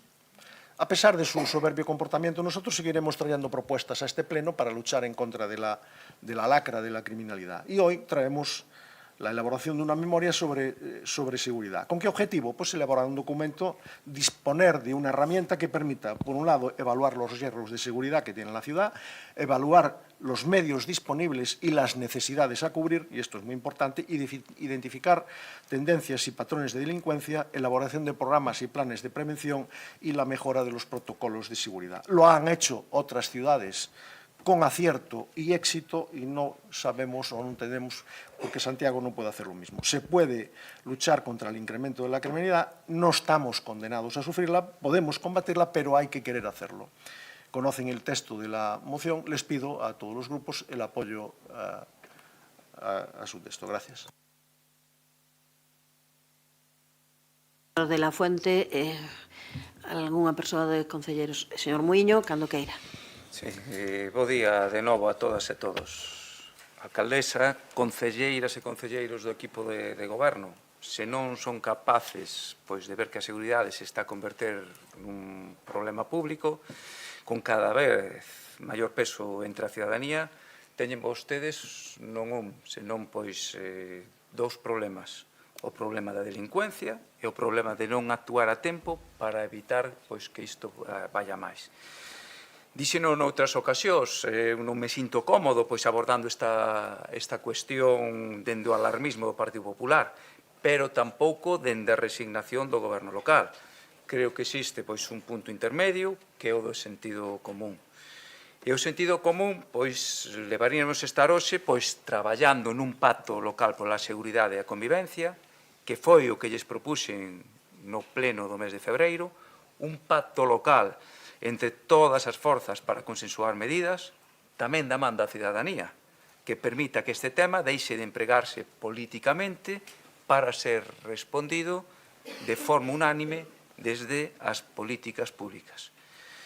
O goberno local astívose naquela votación do mes de febreiro e tampouco pois amosa ningún respecto a ese acordo plenario que inda sen o voto das 8 concelleiras e concelleiros desta corporación contou pois, co respaldo de outras 17. A pesar diso, non se constituíu ninguna comisión pola seguridade e a convivencia, ni moito menos pois, comenzou a elaborarse ningún pacto local. Eu quero seguir poñendo isto en riba da mesa, porque creo que permitiría que o debate político sobre este tema pois, fora menos emocional e máis riguroso. Sobre todo porque a proposta pois, que nos trae hoxe aquí pois, o Partido Popular ten na súa motivación un problema real que existe no noso Concello. E nós compartimos esa preocupación enorme polo incremento da delincuencia na Choupana, Santa Marta, Conxo, Laraño, Vidán, que non se pon, pero tamén pois, agora pois, está a aparecer pois, en Vista Alegre ou no propio Ensanche. Por suposto que entendemos que existe un problema de seguridade, pero o que aquí se pide non entendo como pode pois, contribuir a afrontar o problema. Sabemos que tipo de delitos se incrementan, porque existe datos da subdelegación de goberno, e porque o remate de cada ano xa a Policía Local elabora pois, un informe sobre esta cuestión. É o que piden, en nada contribuyen pois, a afrontar o incremento da seguridade, porque xa se fai, xa se identifican pois, patróns e tendencias de delincuencia, o que falta pois, é abordar esa problemática dende unha perspectiva integral. E, de novo, nese sentido, que sería pois, acaído é buscar solucións, acordar medidas e un plan de acción. Por iso, aproveito este debate sobre esta proposición para que se constituya unha comisión permanente para a seguridade e a convivencia, coa participación de persoal técnico de diferentes áreas, como pode ser benestar social, seguridade, obras, servicios, igualdade, responsables da Policía Local, Policía Nacional, Garda Civil, asentes sociais e plataformas veciñais e unha representación pois, de toda a corporación municipal. O problema está identificado. Xa hai datos, existen informes. Polo tanto, abordemos as solucións, debuxemos un plan de acción e deixemos aquí todos, de polemizar con cuestións moi importantes que non deben afrontarse nin dende o alarmismo dun, ni desde a resignación de outros. De aí que o voto dos concelleiros non adscritos, xo adianto, vai ser o da abstención. Grazas. Grazas, señor Muiños. Ten a palabra o señor Duro, cando queira.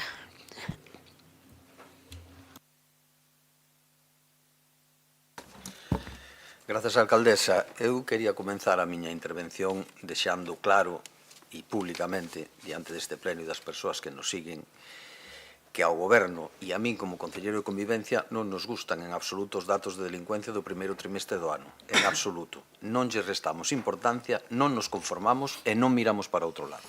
Eso teñena moi claro. Pero o que tampouco facemos é demagoxia, e iso teño aínda máis claro. O que non facemos é crear falsas alarmas e trasladar unha imaxe de Santiago que non se axusta á realidade. E a realidade que é unha cidade segura. É certo que no primeiro trimestre tivemos un incremento significativo no número de roubos en Santiago. Todos e todas sabemos tamén, creo que vostedes, señores e señoras do Partido Popular, cales foran as circunstancias nas que se produciron. Todos sabemos que ese incremento ten que ver cunha vaga de furtos relacionados todas elas cun mesmo grupo de persoas que foron detidas. E desde aquela, os roubos desplomáronse. Polo tanto, as forzas de seguridade actuaron, como fan sempre, independentemente de quen este gobernando nun momento dado. E malia estes datos negativos que falaba, pois Santiago sigue sendo unha cidade segura. Mantémonos nunha taxa de 50 infraccións penais por cada 1000 habitantes. Falaba vostede, señor de la Fuente, das cámaras referíndose a Madrid ou Valencia, pois Madrid ten unha taxa de 75,74 infraccións por cada 1000 habitantes e Valencia 78,73, a pesares de teren cámaras. E ademais eu creo que esa é a percepción da mirada de parte dos veciños. Hai uns días publicábase unha enquisa realizada por Sondaxe que polas declaracións do seu veceiro pois semella que lle daba moita credibilidade, na que se lle preguntou aos veciños e veciñas polos principais problemas de Santiago e a inseguridade ocupaba o 8º posto. Pero é máis curioso que entre as persoas que se declaraban votantes do Partido Popular ocupaba o 10º. Pero aínda así, pois manteñen nas súas premisas, segue repetindo esa falta de seguridade e converterse nun das principais preocupacións. O Concello debe de comprometerse na solución dun dos máis graves e preocupantes problemas que tanto afecta a vida das persoas. E outra frase que repiten, cando falan de seguridade, está claro que algo se está facendo mal en Santiago. E repito, e insisto, un só delito xa é demasiado. Non lle resto en absoluto importancia aos datos. Preocúpame e ocúpame a min e a todos os corpos e forzas de seguridade que actúan no noso municipio. Pero cando vostedes atribúen os delitos a unha suposta deixadez do goberno, o que están facendo é cuestionar a profesionalidade das policías nacionais, autonómicas e locais. Acanso pensan en serio que o goberno local ten xa non vontade, que evidentemente non, senón capacidade para dicirlle a esas forzas de seguridade que non actúen? Sacou outra vez o tema dos policías, que se van 3 policías ou non van 3 policías. Eu sigo agardando que públicamente se me explique aquela, vamos a deixalo en declaración do seu voceiro, que el iba a poñer 100 policías na rúa no momento que fora alcalde. Sigo sin saber a forma, consultei con todo tipo de técnicos e ninguén me supo explicar, así que sigo agardando esa explicación. Piden a elaboración dunha memoria anual de seguridade para identificar tendencias. Xa existe. A Policía Local fai unha memoria anual moi completa das súas intervencións e dos datos que constan. Temos as estatísticas do Ministerio do Interior, delitos trimestrais e a versión anual. Temos xuntadas periódicas da Xunta Local de Seguridade. Coñécenas vostedes perfectamente e, ao final, o seu interese é xerar ruído. Inseguridade e inmigración. Da igual en que lugar do Estado español, que ese discurso que mantén o PP. E nós non lle vamos a entrar en ese xogo de ninguna maneira. Grazas. Grazas, señor Duro. Señor Guinarte, cando queira. Moitas grazas. Bueno, a min gustaríame comenzar con algunha consideración sobre a fundamentación que se fai desta proposición e, sobre todo, sobre o respecto do manexo das cifras da criminalidade que se expón, non? Porque cando se opera con cifras, con números que afortunadamente son tan baixos, pequenas variacións neses números, nesas cifras, en términos absolutos, pois poden dar a idea dunhas porcentaxes desmedidas de incremento da criminalidade. Non nego que efectivamente hai un incremento da criminalidade. A comparación trimestral tampouco é a mellor, porque non é un período de tempo suficiente como para ter un criterio de valoración importante. Pero manténdonos nesa comparación trimestral, claro, por exemplo, sustraccións de vehículos, hai un incremento do 150%. Efectivamente, pasouse de 4 a 10. Pero son 10. O sea, sí. Non digo pouco, digo son 10. O sea, non, un incremento do 150% pois parece...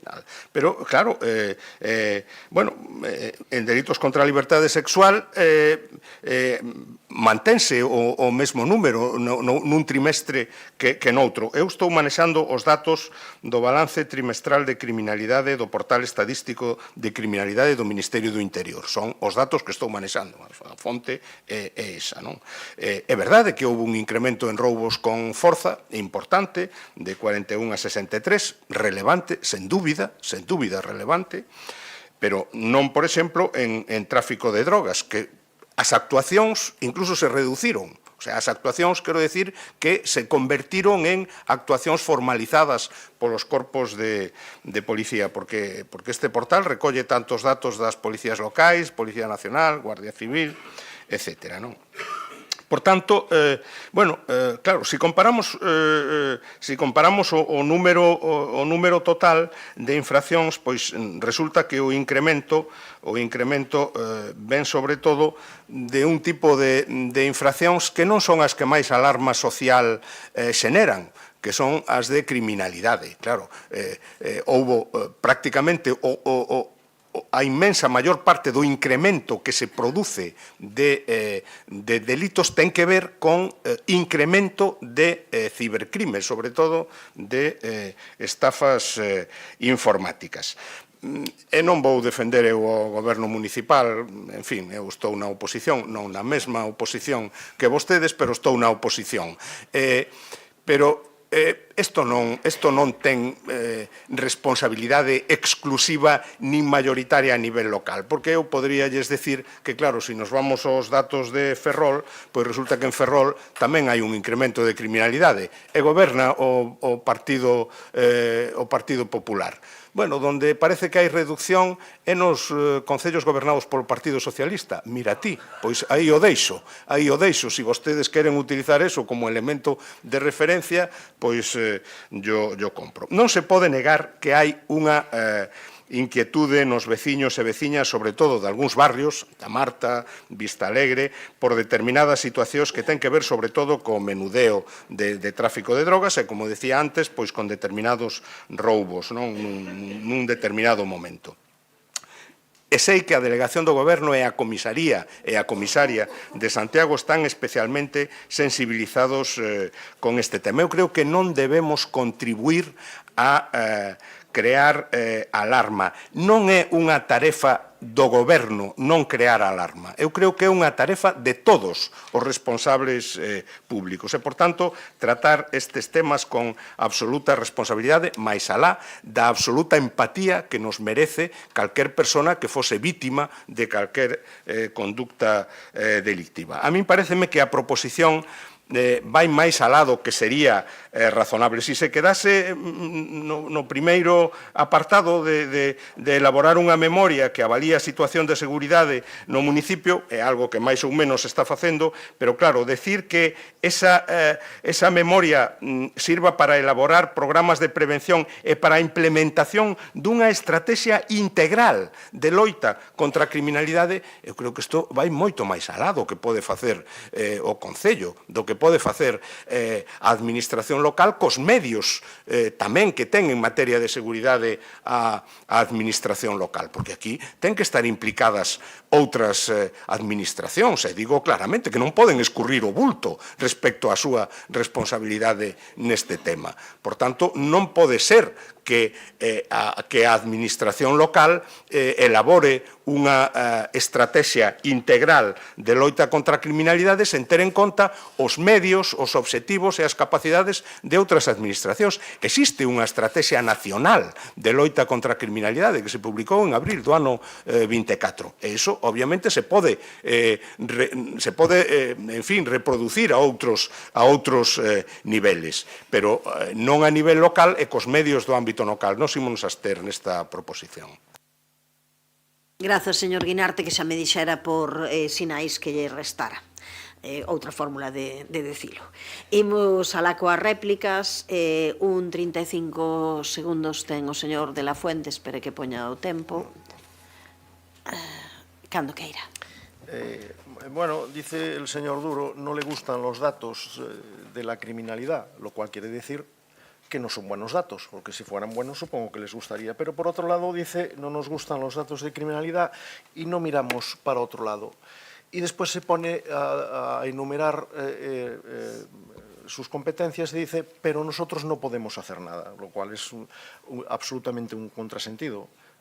O miran para otro lado o hacen algo.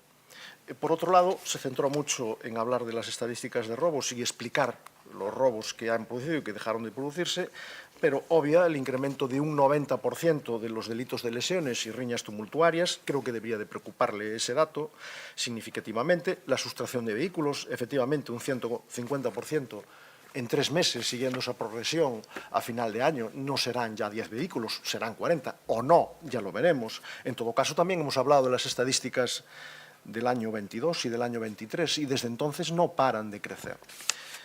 Hablan de que la memoria, esa memoria que se propone, que no es un instrumento útil o adecuado, pero por otro lado dicen que ya existe una memoria, lo cual no deja de ser una cosa sorprendente. Existe, pero no es adecuada. Si existe y no está dando los frutos, lo que proponemos, lo que decimos es que hay que elaborarla de tal manera que sí sea un instrumento útil. Y por otro lado, ya para terminar, yo gobernaría a base de palpar, de percibir, de sondear el pulso de la gente, hablar con la gente, en vez de gobernar a base de encuestas. Creo que es muchísimo más útil. Negar... Gracias, señor. Rematou o seu tempo, Es un segundo. Negar que en esta ciudad hay una preocupación por la criminalidad en la ciudad es negar la realidad.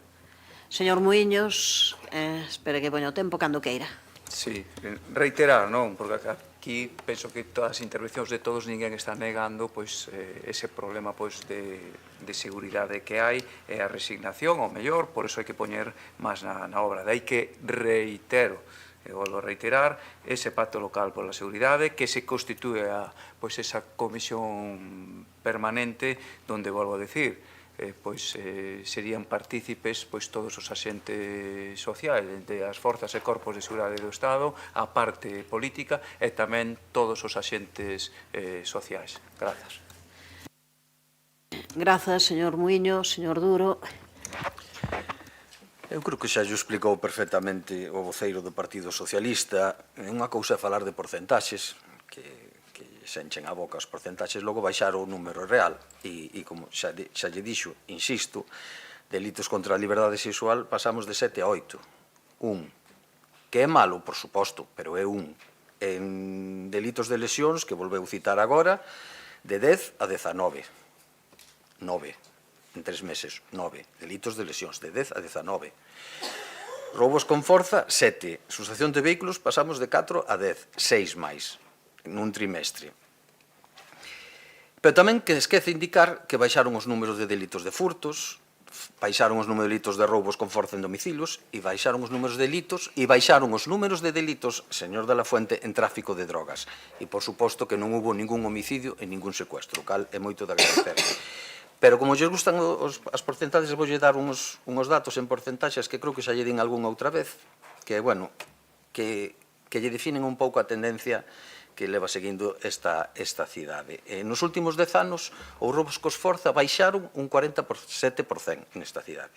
Nos últimos 10 anos, os roubos con violencia e intimidación baixaron un 33%. Nos últimos 10 anos, os roubos con forza en domicilios baixaron un 22%. E nos últimos 10 anos, os roubos a vehículos baixaron un 60%. En resumo, falando de anos completos, no 2024 cometéronse 2.400 delitos menos que en 2014.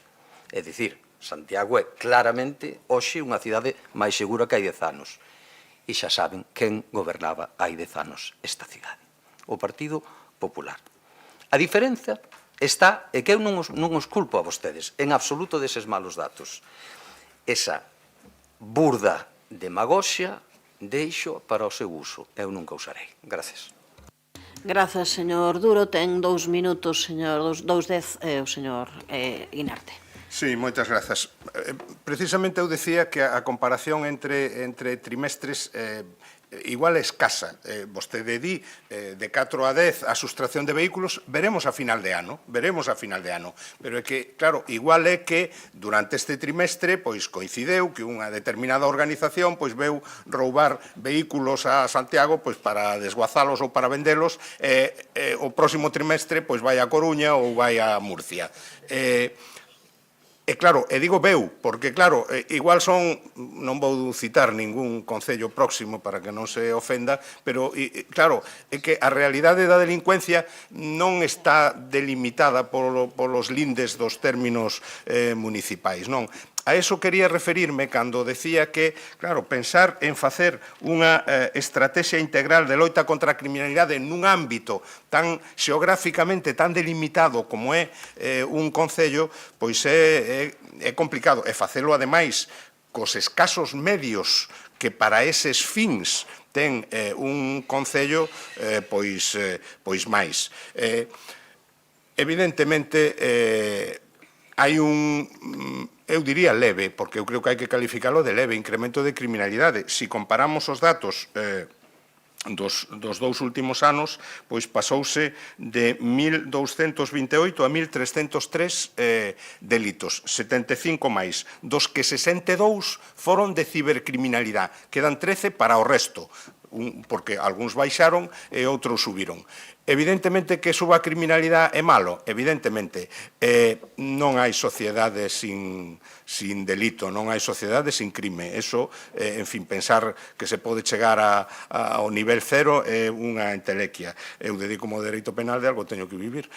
Pero, en fin, cuestións aparte, eu creo que a pretensión da proposición vai máis alá do que é razonable no ámbito local. Por eso nos imos abster, non porque, en fin, pensemos que está absolutamente desenfocada, ni moito menos. Rematou o tempo, pasamos á votación, señor secretario. Un minuto. Se é para decir algunha cuestión que non sexa volver a reiterar argumentos. Algunha cuestión? Non, pero sobre si significa algún argumento novo, algunha cuestión nova. Para repetir argumentos non se pode usar ese minuto, tal e como quedamos. Entón, pois dice que para rectificar, está aí o secretario, tal, para cuestións únicamente de rectificar, decir se as emendas se aceptan, ese tipo de cuestións, non para falar en xeral. Sí, non para falar en xeral. Vale. Non, ningunha censura. Aquí xa saben que ningunha censura. Vostedes falan todo o que lles dá gana e algún pouco máis. Fale o que queira. Veña, déalle. No, simplemente quería decir que este debate nos ha permitido aclarar dos cuestiones muy importantes. Primero, la unidad de acción del grupo de gobierno y de los que apoyan al grupo de gobierno. Todos están preocupados por la criminalidad, pero no quieren hacer nada por ella. Y, por otro lado, lo triste que resulta a oír a un consejero de seguridad ante el incremento de la criminalidad conformarse con que sube, pero sube poco.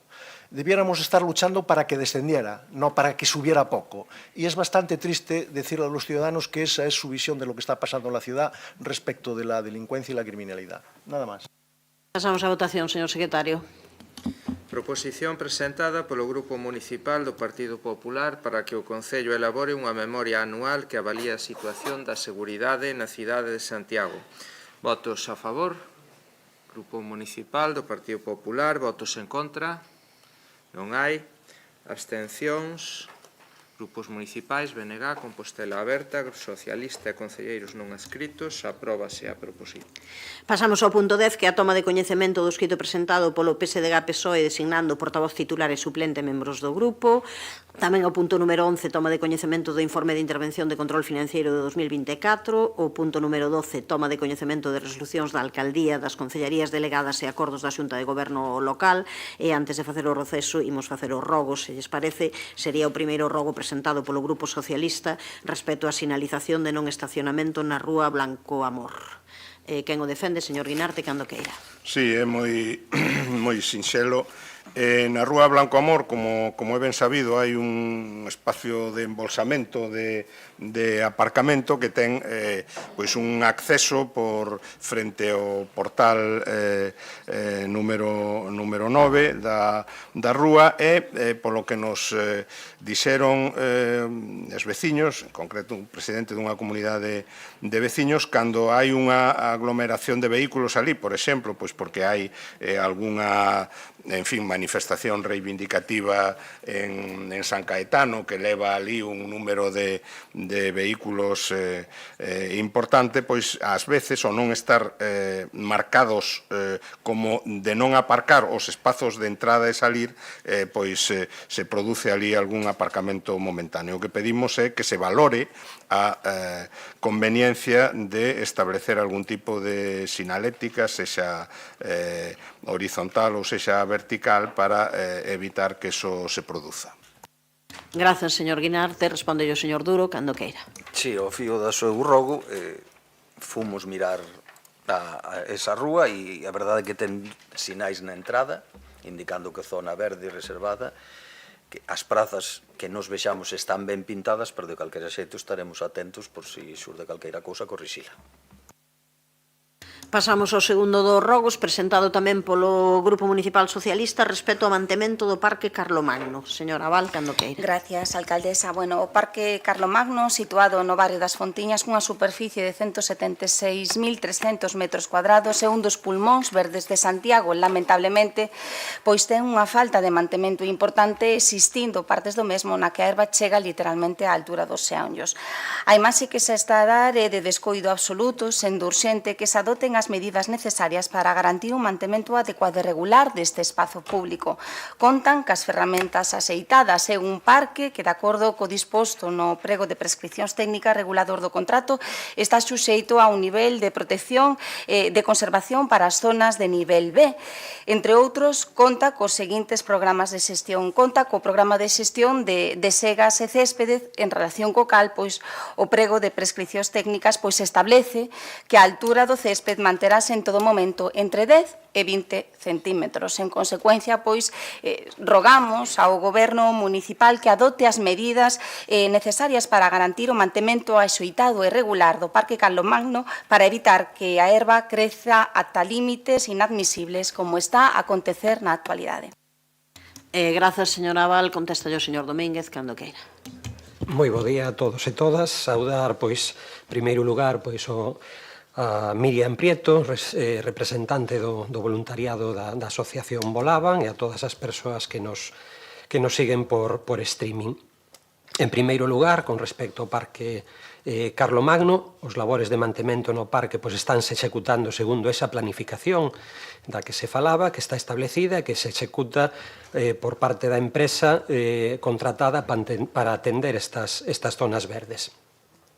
Para alén da zona da roza da herba, que xa comezaron a semana pasada, e tal e como xa estaba calendarizado, pois tamén se están facendo outros traballos habituais de mantemento do parque, como a limpeza das escaleiras con hidrolimpadora estes días tamén. Ademais, nos últimos meses, o Concello realizou varias actuacións na zona norte do parque, como plantación de froiteiras e aromáticas, plantación de castiñeiros coa participación do alumnado do IES Antón Fraguas, creación dunha zona de horta urbana que inclúe a instalación dunha caseta para a ferramenta e o sistema de rego necesario, isto en coordinación e coa participación da veciñanza do barrio, e seguimos traballando en calqueira caso para habilitar novos percorridos que permitan aproveitar mellor esta zona verde que ten unha forte topografía, unha forte pendente para facela máis accesible, que medre cheguen un pouquiño máis alá de 20 centímetros a 30 centímetros e que florezan para polinizar, non creo que sexa un problema, nun parque, nunha zona de forte pendente que de difícil accesibilidade, como xa digo, que será mellorable. Grazas, señor Domínguez. Imos facer agora un receso, volvemos ás 12:30, vale?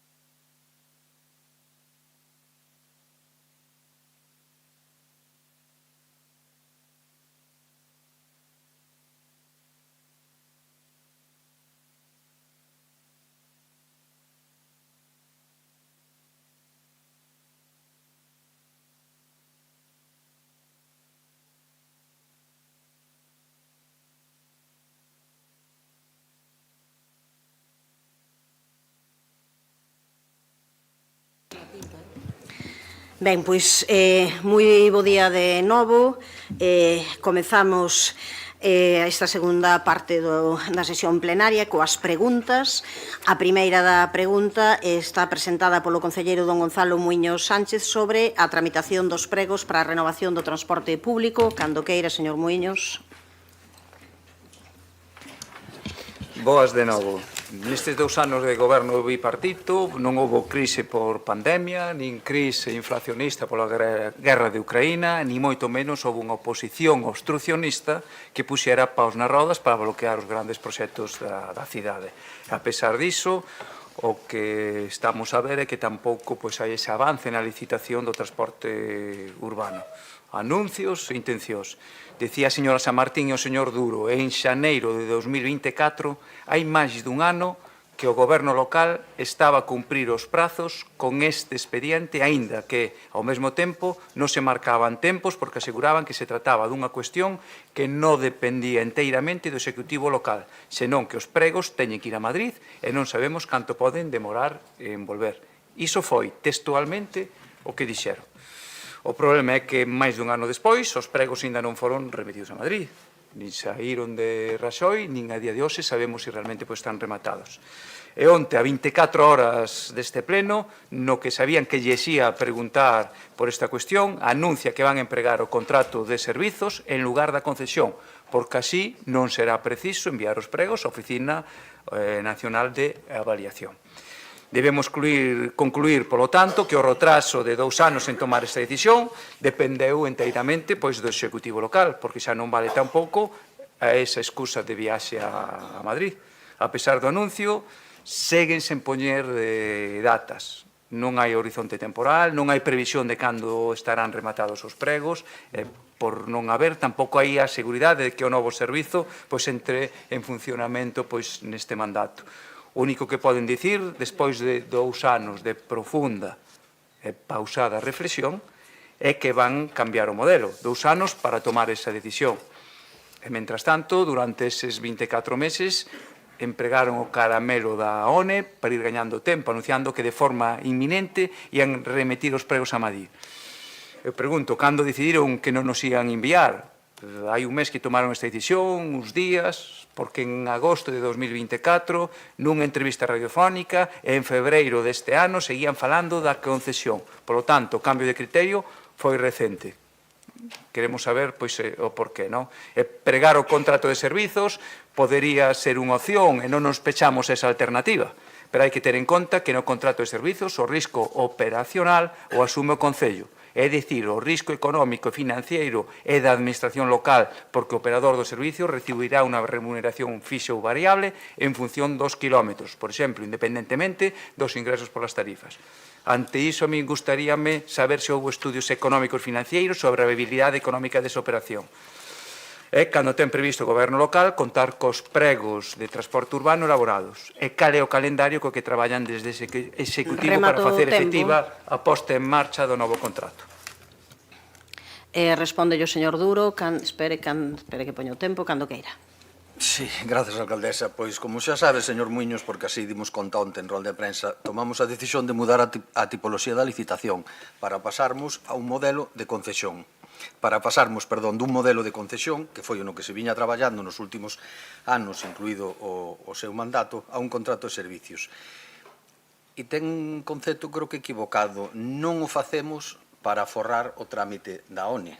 Si non o facemos, porque nos últimos meses avaliamos diferentes resolucións da propia ONE ao respecto da licitación do transporte noutras localidades de toda España, que se presentaban baixa fórmula de concesión, como a xestión de Servicio de Transporte Colectivo Urbano de Denia, o Metropolitano de Valencia, o de Murcia e algúns outros.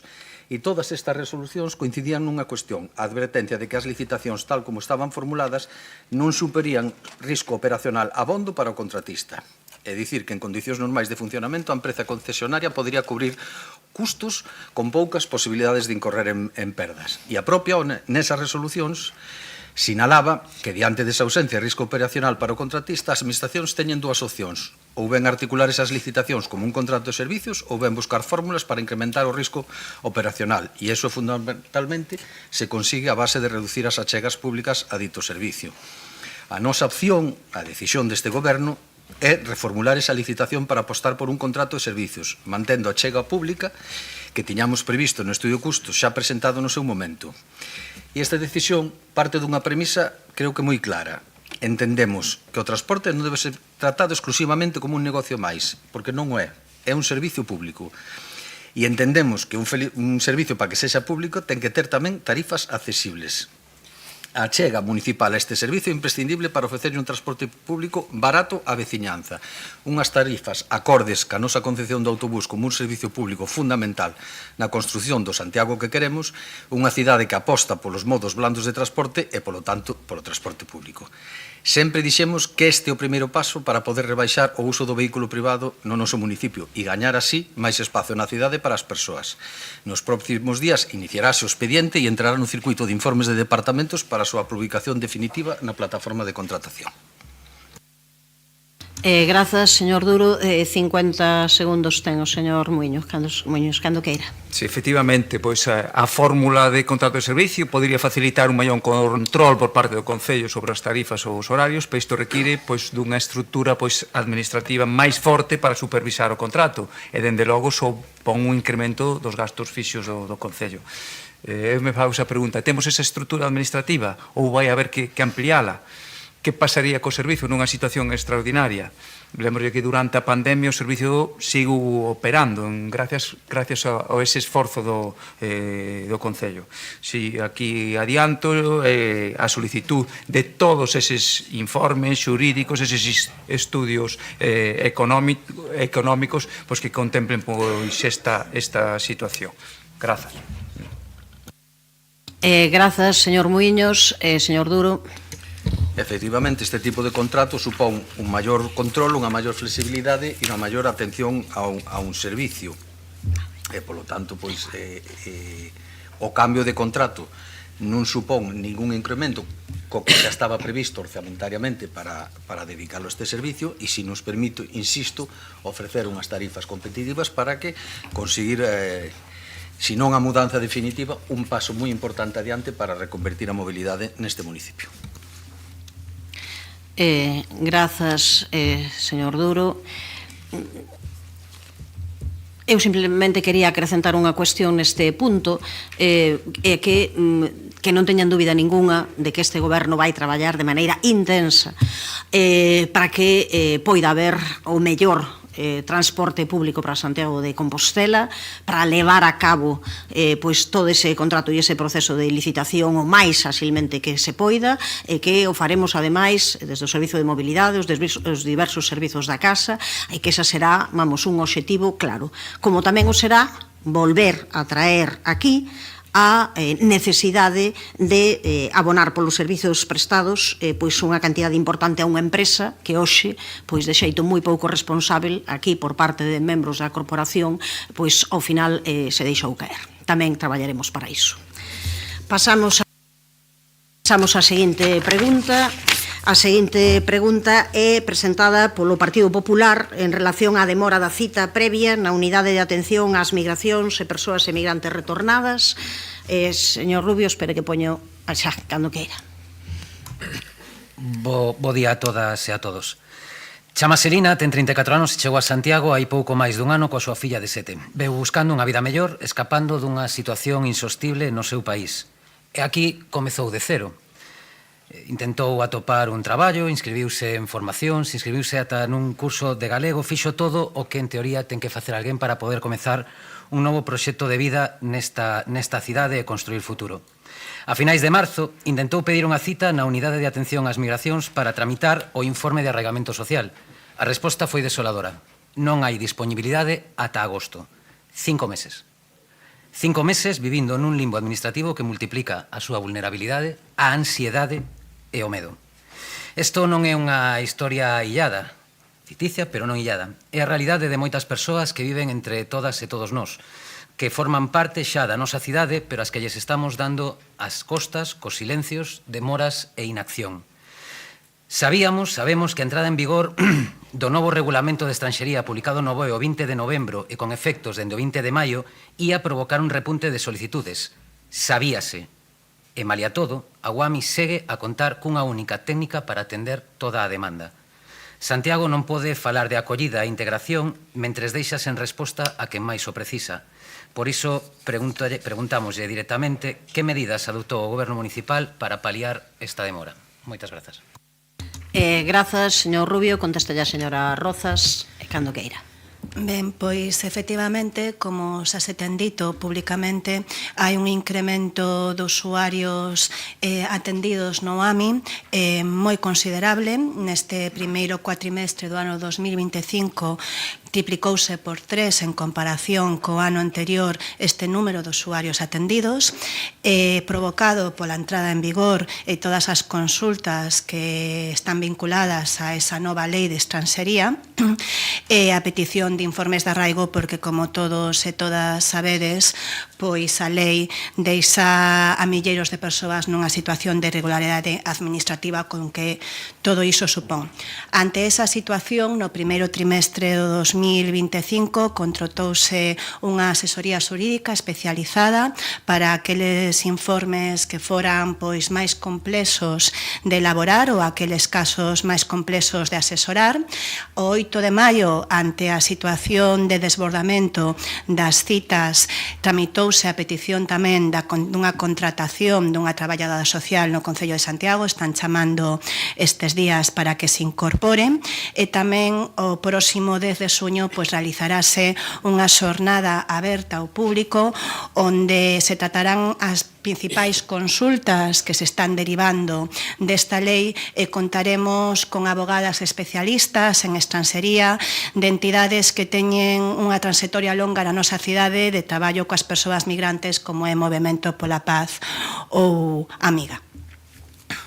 Grazas, señora Rozas. Tempo para réplica, se quere, señor Rubio. Señora Rozas, coido que o que menos precisaban hoxe estas persoas afectadas por esta situación era un discurso pois máis ou menos de disculpas e de excusas, non? Excusas que non teñen sentido. É dicir, se hai unha norma publicada no BOE o 20 de novembro, programan unha charla para o 10 de xuño, pero non di como se vai a reducir o tempo de espera para as citas na UAMI, que son fundamentais para todas estas persoas. E disto vai facer cidade, disto vai atender as persoas, non de discursos vacíos e pancartas. Non me debeu escoitar ben na miña intervención, así que vou repetir. Dicen, repito, que reforzamos o persoal da OAMI cunha contratación ao final do primeiro trimestre dunha asesoría xurídica especializada. Dicen, e repito, que tramitamos a contratación de persoal dunha traballadora social o pasado 8 de maio, que esperamos que se incorpore nos próximos días para organizar as citas, porque ese traballo ten que facer a traballadora social. E dicen tamén que vai haber unha xornada ao pasado ou próximo 10 de xuño, entre outras cuestións non chega tarde porque os regulamentos aínda foron cambiados de forma recente e as instruccións de extranxería emitíronse pois de forma contradictoria e, por tanto, hai cambios aínda recentes dende esa entrada en vigor o 20 de maio. Pasamos daquela seguinte pregunta presentada polo Grupo Municipal do Partido Popular sobre o servizo de sensibilización e benvida a pé de rúa para turistas. Quen a fai, señora Baleatos? Sí. Cando queira. Bo día novamente, concelleiras e concelleiros. O 19 de agosto do ano pasado, o Goberno Municipal adxudicou o servizo calificado de benvida e información a pé de rúa. Este servizo pretendía sensibilizar e concienciar sobre un novo modelo cun turismo consciente, de calidade e permitir unha convivencia armónica entre as persoas visitantes e residentes. Deste servizo de benvida e información a pé de rúa, a día de hoxe non sabemos nada. Renuncian, entón, o servizo de benvida e información a pé de rúa. Gustaríame lembrarlles que en declaracións aos medios de comunicación e sen ánimo de facer unha relación exhaustiva, vostedes relataban as bondades deste servizo. Dicían o 24 de maio do 2024 sobre a importancia deste contrato de benvida que intentarían mover os fluxos informando de outros lugares que visitar e percorrer. O 20 de agosto de 2024 definían este servizo de benvida e recoñecían os seus beneficios para o Concello.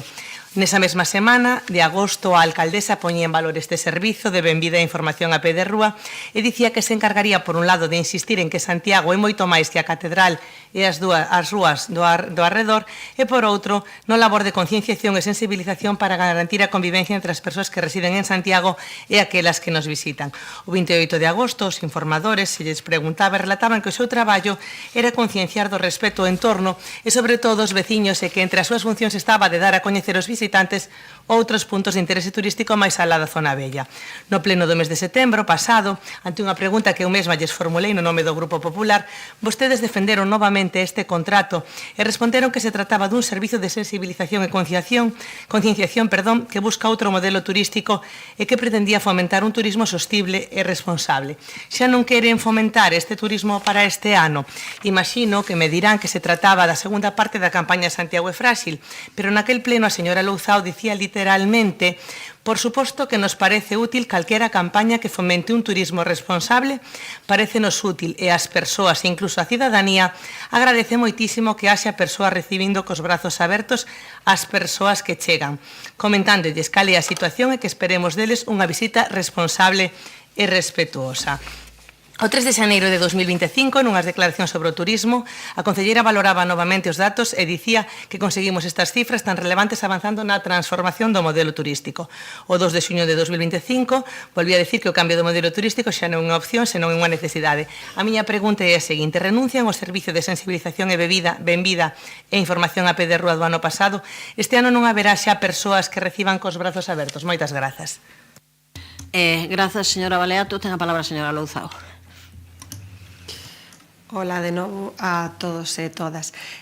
Como ben decía a señora Baleato, este servizo de sensibilización e benvida a información a pé de rúa puxose en marcha o verán pasado. Quero lembrar que ao abeiro do Plan de Turismo Sustentable que o Concello, como saben, está desenvolvendo xunto coa Secretaría de Estado de Turismo e a Axencia de Turismo de Galicia.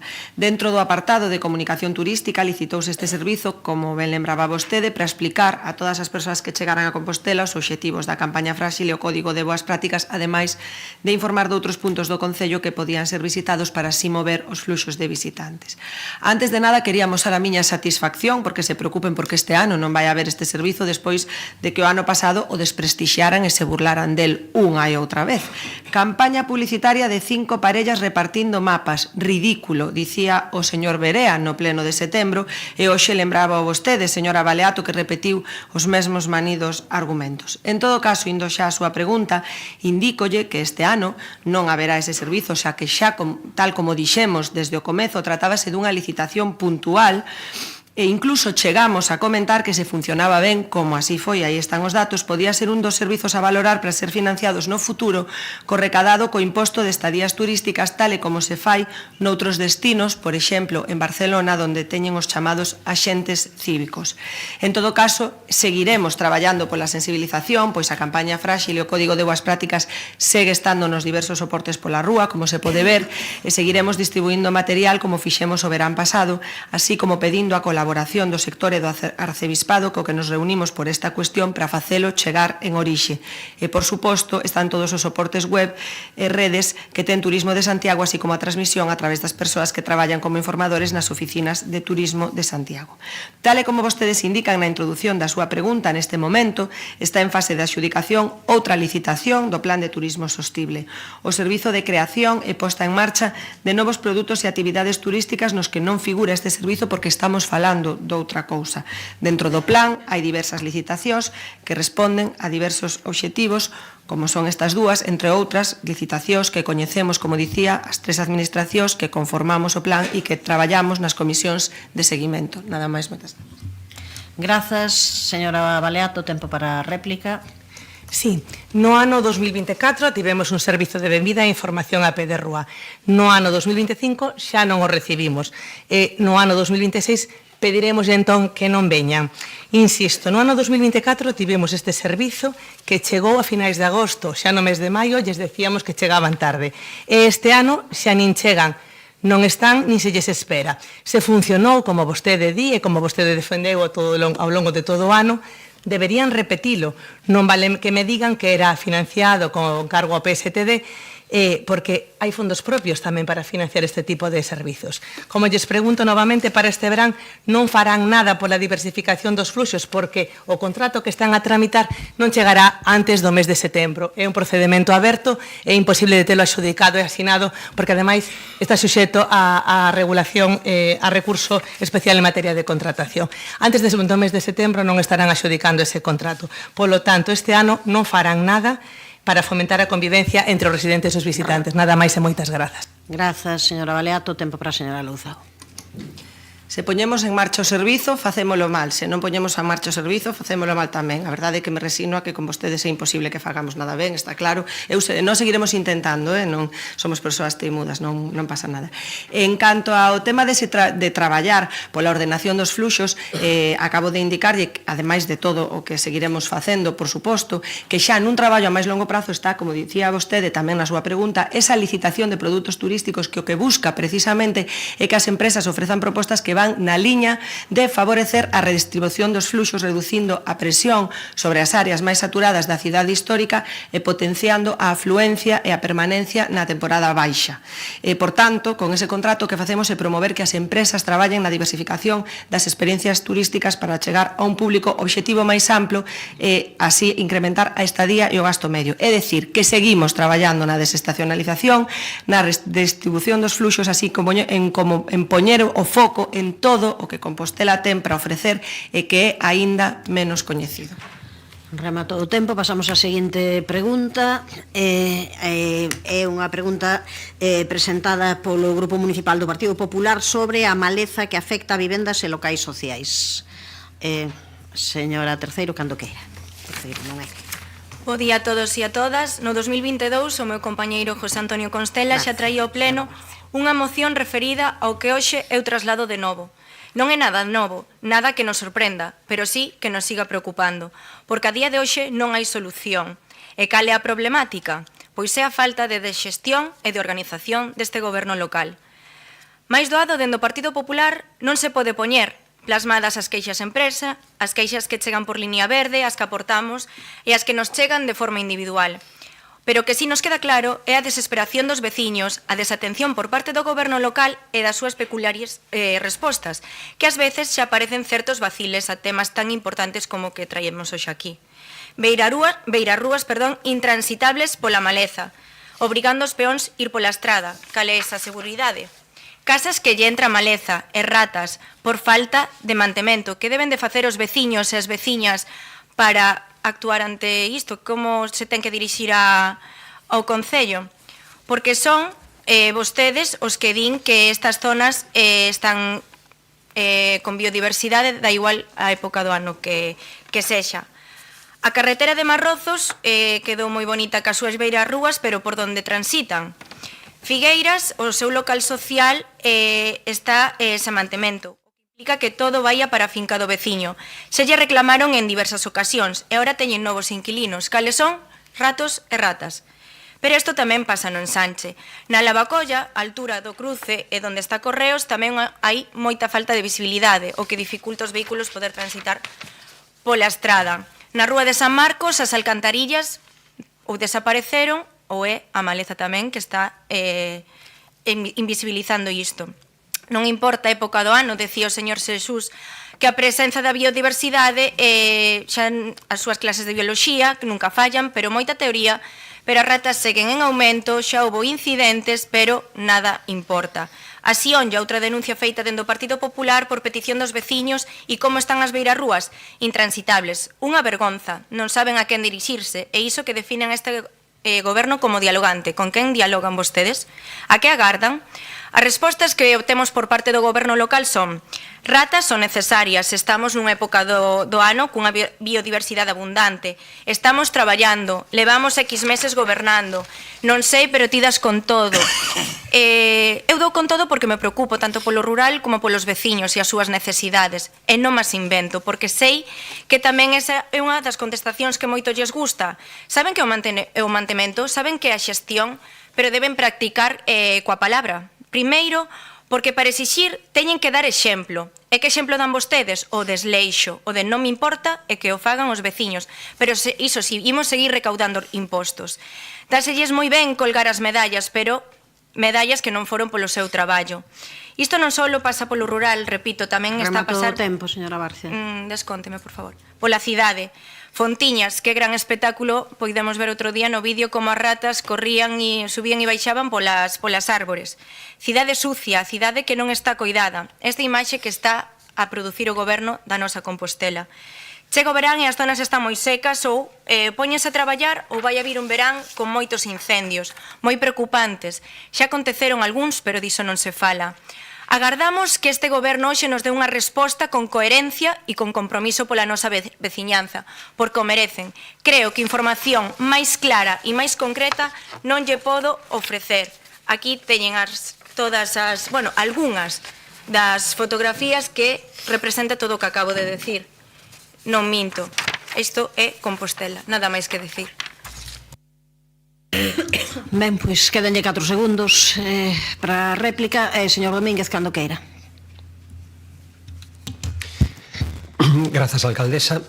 Bueno, ante a generalidade coa que se presenta esta pregunta, para respondela, pois podería afirmar simplemente que a roza do espazo público das parcelas municipais está en marcha como se viña facendo. Desde hai anos o Concello non conta cun contrato para atender as rozas no ámbito urbano. Faise desde a Brigada de Vías e Obras e tamén con cargo aos distintos contratos de mantemento. Co fin de mellorar esta prestación, planificamos un contrato que se está preparando nestes momentos e para o que se dotaron fondos no orzamento 2025 que atenderá a roza dos espazos municipais non formalizados como parques ou xardíns, é dicir, as parcelas libres e demais zonas urbanas de titularidade pública na que sexa preciso cortar a vegetación. Por outra parte, pois concordamos coa necesidade de exixirlle ás propiedades privadas o mantemento das súas parcelas. E a este respecto voulle dar algúns datos sobre o traballo que estamos facendo desde o Concello. A sección de biodiversidade abriu este ano 65 expedientes de oficio relativos á xestión de biomasa vegetal por persoas particulares. No 2024 tramitáronse 277 expedientes, entre procedementos de oficio e demandas presentadas no Rexistro Xeral do Concello, por particulares ou asociacións. A maiores, no mesmo ano, realizáronse outras 524 notificacións por incumprimentos da Lei de Protección contra os incendios forestais en zonas declaradas de alto risco, é dicir, Figueiras e Fecha, no marco do convenio asinado entre a Xunta, SEAGA e a propia FEGAM. Mais neste ano, 2025, pois teño que darlle unha mala noticia, por si non se enterou. A Xunta de Galicia retirou a cualificación destas dúas parroquias, Figueiras e Fecha, como zonas de alto risco de incendio forestal, polo que non vai realizar as inspeccións como viña facendo nos últimos anos. Como consecuencia deste cambio de cualificación, a veciñanza que se tiña adherido ao convenio para que SEAGA xestionase a biomasa incluída nas faixas de protección contra incendios, pagando importe fixado, 350 euros por hectárea, creo recordar, terán que facelo de xeito particular. Pois ben, a semana pasada, sí, xa houve un incendio, un conato de incendio, precisamente en Figueiras. Terán que agradecerño a xestión da Xunta o deixar estas dúas parroquias fora precisamente deste control. Esperemos contar co seu apoio para instar a Xunta a que inclúa de novo estas dúas parroquias nese convenio. Grazas. Grazas. Non sei se quere dicir algo en 4 segundos. Diga.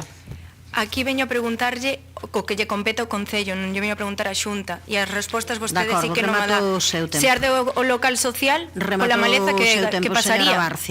Rematou o seu tempo. Señor Muiño, o señor Domínguez, cando que? Como dixen, fixo un amago de cousas aí, unha mezcolanza, e contestamos o que facemos como Concello en canto a aquelas parcelas de titularidade municipal e contestamos a outra parte da pregunta que facemos con respecto ás parcelas de titularidade privada. Gracias, por favor, señora Barcia, non interrompa. A seguinte pregunta presentada polo Grupo Municipal Socialista sobre os danos e o estado de deterioro na plataforma peonil do estacionamento de Xoán 23, señor Guinarte. Sí, bons días de novo.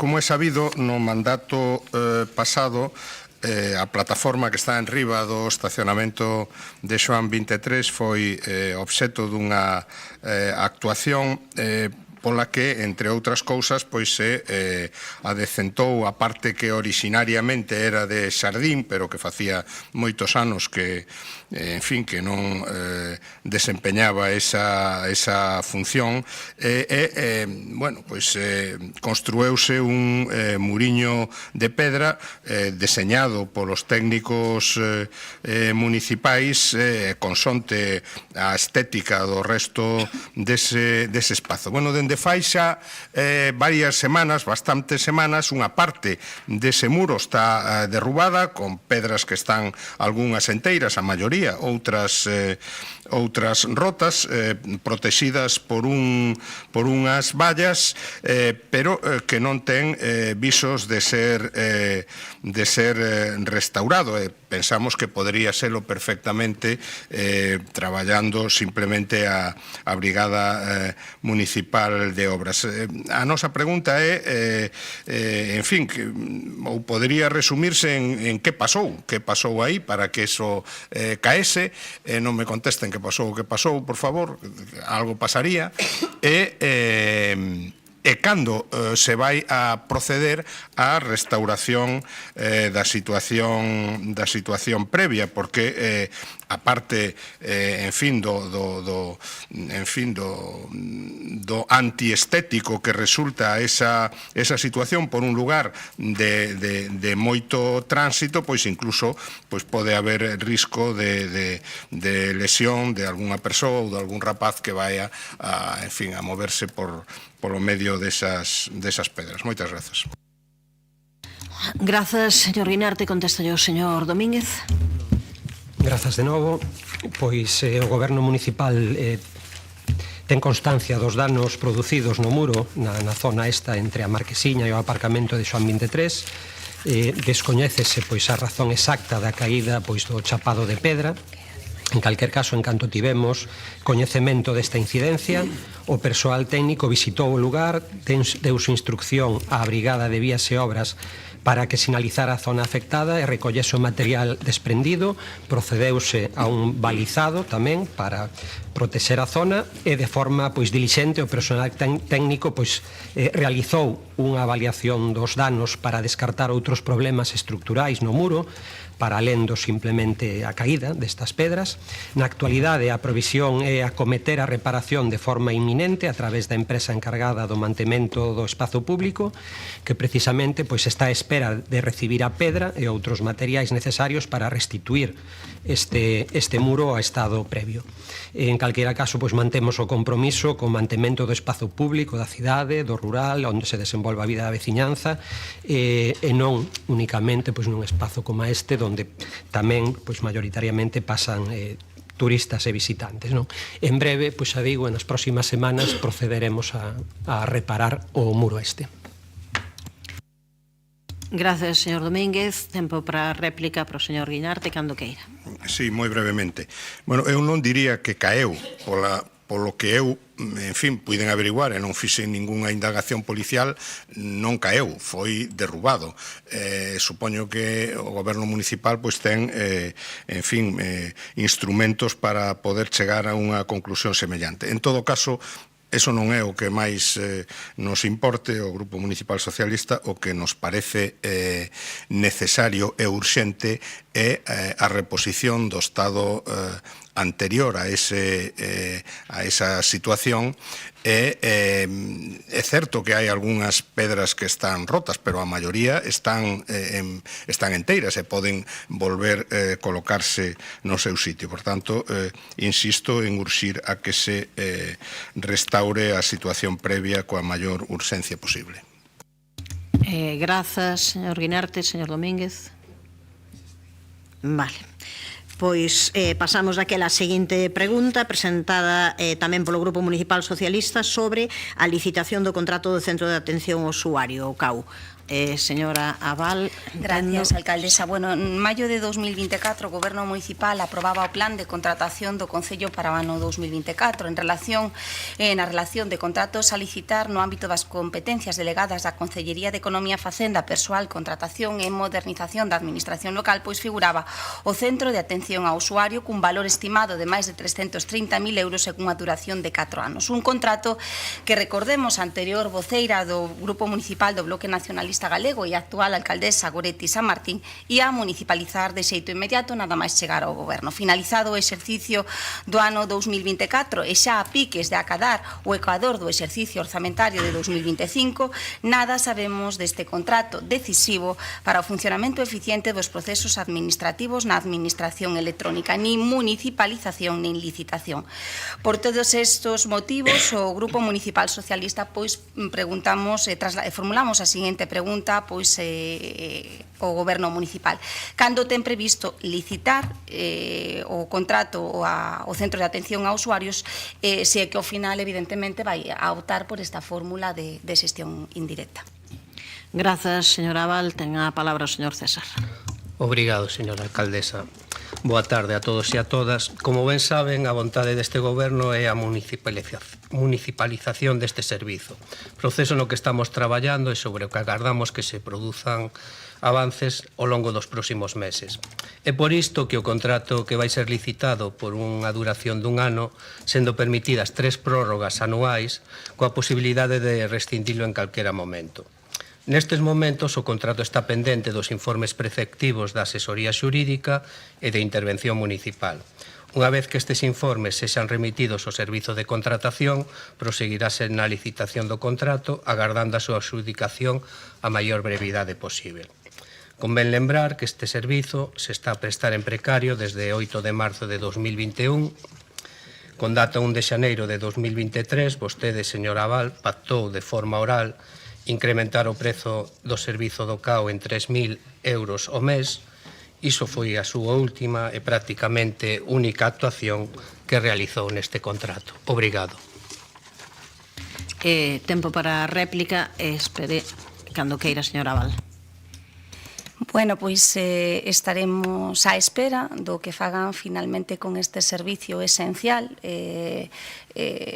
para o funcionamento do Concello, e se finalmente moven a ficha, ven na municipalización, ven na licitación, será a primeira actuación que o Goberno Municipal faga en materia de modernización da administración local. Elevan 2 anos de mandato. Recórdolles que o Goberno do anterior legislatura, en plena pandemia, é dicir, non chegáramos nin a 2 anos de mandato, puxemos en marcha a administración electrónica en tempo e forma, dando cumprimento á normativa estatal na materia, con lo cual estaremos á espera do que faga o Goberno de Santiago de Compostela en relación con este asunto e, en consecuencia, analizaremos as decisións que se adopten ao respecto para garantir que o servicio se preste coa calidade requerida. Moitas gracias. Grazas, señora Abal. Señor César. Obrigado, señora alcaldesa. Señora Abal, é bo que vostede exixa a este goberno o que vostede foi incapaz de facer en 4 anos. Obrigado. Pasamos á última das preguntas. A pregunta formulada polo Grupo Municipal Socialista sobre o procedimento de licitación para o vallamento das parcelas municipais previstas no orzamento do Concello para o ano 2025. Quen a formula, señora Abal tamén, cando queira. Alcaldesa. Bueno, teremos tempo de falar das medidas do Goberno Municipal en materia de investimento na mellora do sistema informático, da modernización da administración local, porque, bueno, polo de pronto, o único que se lle conoce é o levantamento de 3 reparos suspensivos para adxudicar a dedo a unha empresa o módulo de contabilidade do Concello, a pesar de que vostedes estaban en contra do sistema que se estaba a implantar, pero bueno, estaremos a alerta do que Céntrese na vayan a pregunta, facer. señora Abal, por favor. Sí, ten razón, alcaldesa. Bueno, pois nada, simplemente queríamos preguntar precisamente como está este proceso de licitación das parcelas municipais para a venta destas parcelas municipais, das cales dependen nada máis e nada menos que casi 6 millóns de euros para o financiamento de gastos previstos no orzamento do Concello para ano 2025. Estes ingresos son ingresos afectados que financian proxectos estratégicos do actual Goberno municipal, como a adquisición e mellora dos inmobles de titularidade municipal, para o cal se destinan máis de 4 millóns de euros, ou o plano piloto de instalacións de cociñas nos centros de educación infantil e primaria, para o cal se prevén 1 millón de euros. Na actualidade, nada sabemos do proceso de licitación destas parcelas, polo que formulamos a seguinte pregunta: cando ten previsto o Goberno municipal iniciar o procedemento de allamento das 4 parcelas municipais previstas no ano 2025, sen cuxos ingresos non se poderán executar durante o actual exercicio ningún dos proxectos estratégicos do Goberno municipal que citamos anteriormente? Grazas, señora Abal. Ten un tempo para o señor Lestegas, cando queira. Hola, bon día. En resposta á súa pregunta, o procedimento está iniciado, o expediente de patrimonio está aberto, o informe técnico de valoración das 4 parcelas está asinado e o borrador do prego está moi avanzado. Estamos acabando de definir os criterios de valoración de ofertas. Queremos incluir criterios de sustentabilidade e eficiencia enerxética para reducir o impacto da construción tanto na fase de execución como na fase de utilización. Esperamos ter moi pronto toda a situación lista, toda a documentación lista para enviar a fiscalización e a continuación aprobar o expediente en Xunta de Goberno e publicar a licitación na plataforma de contactos do sector público. O Goberno é, lóxicamente, o primeiro interesado no avance deste expediente.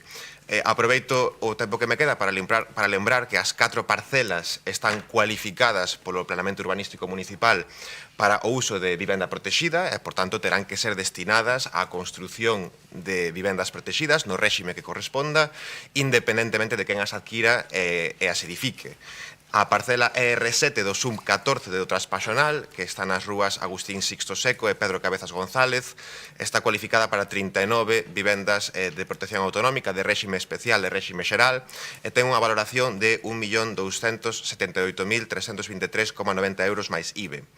A parcela ER1, tamén no SUM 14 do Traspaxonal, en este caso nas rúas Josefa Iglesias Vilaverde e Manuel Ceruelo, está cualificada para 33 vivendas de protección autonómico de réxime especial, neste caso, réxime especial, e tamén para 400 metros cuadrados construídos de uso comercial e ten unha valoración de 745.502,82 euros máis IBE. A terceira parcela, neste caso no SUM 4 das Cancelas, é a parcela PR4, está situada nas rúas Vicente Risco e Rúa das Cancelas, cualificada para 18 vivendas de protección autonómica de réxime xeral e ten unha valoración de 1.163.760,15 euros máis IBE. E a cuarta das parcelas, a UR5 do SUM 5 da Muiña, nas rúas da Devesa e da Sociedade Deportiva Compostela, está cualificada para 62 vivendas de protección autonómica de réxime xeral tamén e ten unha valoración de 2.963.506,39 euros máis IBE. Grazas. Grazas, señor Lestegas. Tempo para réplica, se quere usar. Sí, gracias o concelleiro pola aclaración. Vemos que o expediente está avanzado, pero nos podería decir exactamente a que altura ou en que mes teñen previsto publicar a licitación na plataforma de contratos, porque, bueno, eso nos permitiría facer uns cálculos, uns tempos para saber si neste ano vamos a poder contar con estos ingresos para poder executar estes gastos, insisto, estratégicos para o Goberno municipal, como a construción da cociña centralizada para os centros e para os comedores dos centros de educación infantil e primaria do Concello. Grazas, señora Abal. Señor Lestegas. Eu espero xa nas próximas semanas enviálo á fiscalización. No anterior mandato realizouse un procedimento de allamento de parcelas municipais que se publicou na plataforma de contratos do sector público o 30 de xullo de 2021, 2 anos e pico despois do inicio do mandato, así que ata agora os tempos son similares, non se adxudicaron ata o 30 de xaneiro de 2022, non? Por tanto, insisto, os tempos son similares dos da última adxudicación que se fixeron en 2021, realmente adxudicada en xaneiro de 2022. Insisto, o Goberno é o primeiro interesado en que este procedimento avance o máis rápido posible. Eu espero enviar a fiscalización en breve e, por tanto, que podamos aprobarlo en Xunta de Goberno tamén nas próximas semanas. Grazas. Grazas. Pasamos agora ao capítulo de mocións. Dentro do capítulo de mocións vai haber 3 delas que van ser debatidas agora a continuación de maneira conxunta, aínda que logo a votación será separada. É a número 1 presentada pola concelleira dona Milagros Castro Sánchez para a restauración e reforestación das áreas afectadas polas obras da senda ciclista no tramo que afecta ao bosque do Banquete de Conxo. A número 3 presentada polo Bloque Nacionalista Galego e Compostela Aberta sobre o trazado do itinerario do eixo de mobilidade sostible Milladoiro-Santiago ao seu paso polo Banquete de Conxo, e a número 8 presentada polo Partido Socialista de Galicia PSOE sobre a senda ciclista entre Milladoiro e Santiago. Pasamos daquela ao debate, xa dicimos, conxunto destas 3 mocións para logo facer votacións separadas de cada unha delas. Comezaría neste caso pois dona Mila Castro, cando queira. Grazas, señora alcaldesa, e bo día, concelleiras e concelleiros. Bueno, antes de entrar nesta moción, as concelleiras e o concelleiro non escrito, a verdade é que non queremos nin podemos pasar por alto un comentario que fixo a señora alcaldesa no capítulo das preguntas, cando falaba de irresponsabilidade. Eu quero lle contestar desde aquí, moi brevemente, que irresponsable é traer algo tan serio como un recoñecemento extrajudicial de crédito de casi 500.000 euros sen ter ningún tipo de diálogo cos os membros que formamos parte desta corporación. Eu non sei se é consciente, e esa é o que ten que pensar, de que os votos non chegan e hai que falalo e dialogalo con todos os componentes que formamos parte desta corporación. Ben, indo ao tema da moción, a senda entre Milladoiro e San Caetano, proxectada pola Xunta de Galicia, foi un proxecto errado desde o primeiro momento. Errou o querer atravesar con esa senda o bosque histórico do Banquete de Conxo, errou o querer talar árboles e levantar muros de pedra na zona do Banquete, errou ao non atender as alegacións o trazado que presentou o alcalde Sánchez Bugallo en febreiro de 2023, errou o non escoitar as veciñas e veciños de Conxo nin os colectivos ecoloxistas, errou o querer contraprogramar o proxecto de renaturalización das marxes do Sar que puxemos en marcha desde o anterior goberno cun proxecto de asfaltado das beiras do Sar. E despois de todos estes erros, errou novamente o anunciar un falso modificado do trazado orixinal que nin xurdía do diálogo social, nin das administracións, nin se afastaba o suficiente das zonas de especial protección medioambiental e patrimonial. Advertímolo novamente en novembro do pasado ano. A compañeira Mercedes Rosón explicou neste salón de plenos o que despois veu a confirmar o informe da Dirección Xeral de Patrimonio da propia Xunta de Galicia, que a senda, nese presunto novo trazado, atravesaba igualmente o recinto do antigo monasterio de Conxo. Empregábase formigón poroso en toda a zona e non se tiña en conta, ademais, o túnel do ferrocarril polo que transcorría ese itinerario. Por iso, que, señores do Partido Popular, señor Berea, cando busquen vostedes a quen botarlle as culpas pola paralización da fallida senda recreativa, non apunte a oposición deste Concello, nin a movilización social, porque a vostedes iso naquel momento non lles importou absolutamente nada. E digo vostedes porque foi vostede, señor Berea, quen se erixiu como conseguidor desta infraestructura.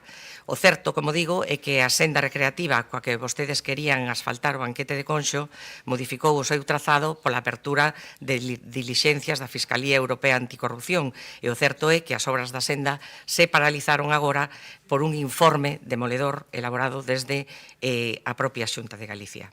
Nin a movilización social, nin as denuncias dos colectivos ecoloxistas, nin as advertencias deste Concello fixeron que vostedes vostedes abrieran os ollos. Puxemos sobre a mesa varias veces durante o último ano as importantísimas eivas que o seu proxecto de senda tiña e non quixeron velas. E agora atopámonos con medio monte arrasado, cun movimento de terras moi agresivo, novos itinerarios abertos e unhas obras paralizadas. A pregunta é, agora, quen se fai responsable deste desastre? Revisando o pleno de novembro de 2024, dicía o señor Berea que era consciente de que, e cito textualmente, si por calquera cuestión o proxecto fracasa, van ser moi duros conmigo. Xa sei que vai caer sobre min todo o peso, pero a ambición ten o seu coste en riscos.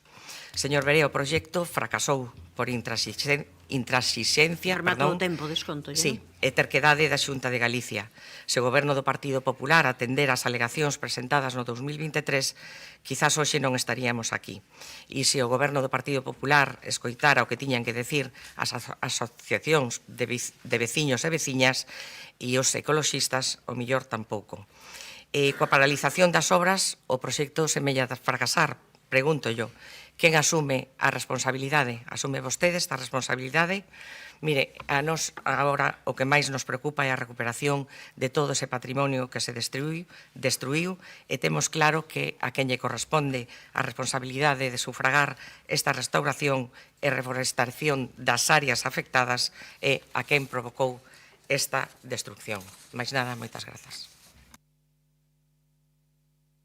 Perdón, grazas, señora Castro. Ten a palabra a señora Rozas, cando queira. Moi bo día a todas e a todos. Debatemos conxuntamente tres mocións que con matices teñen os mesmos obxectivos comuns.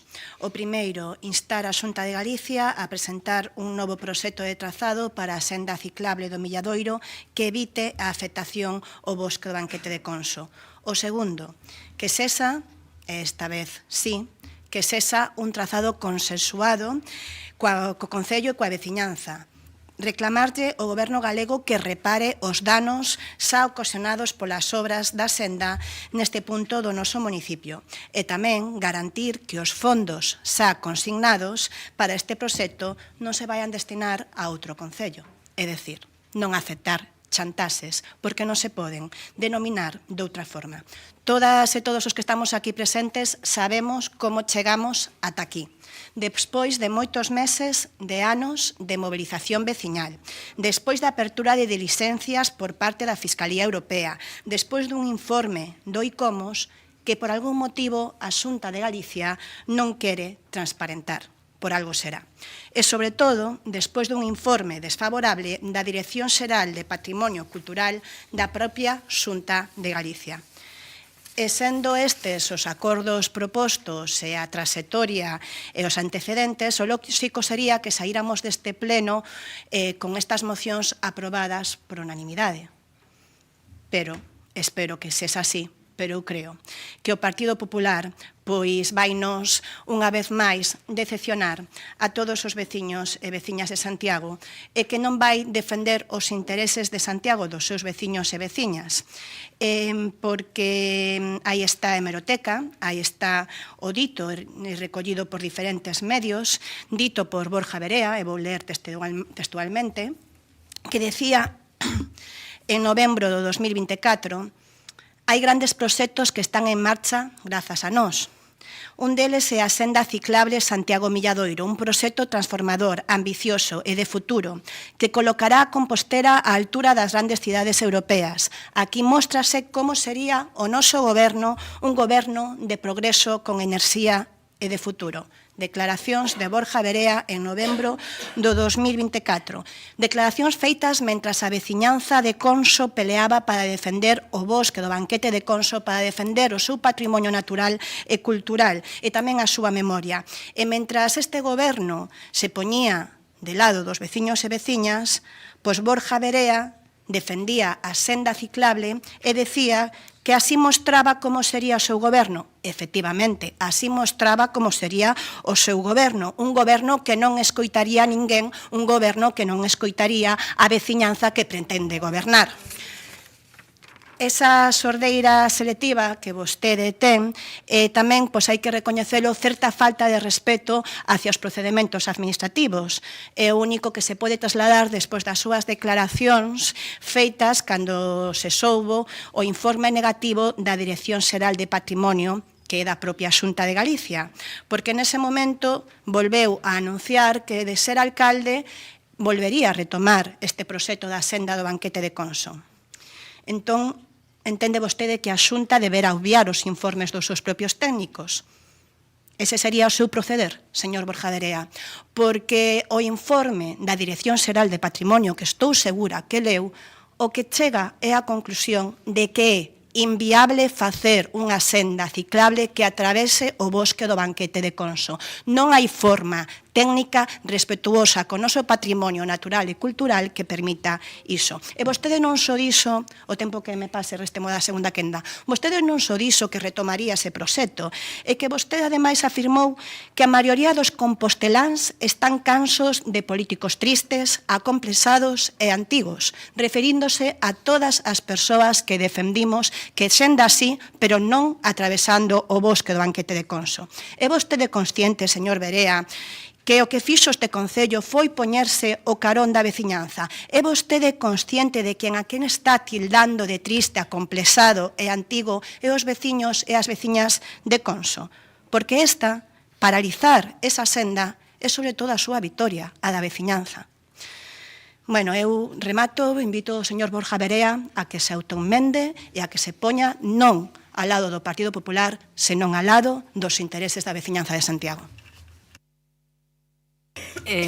Polo Grupo Municipal Socialista, señor Guinarte, cando queira. Hola de novo.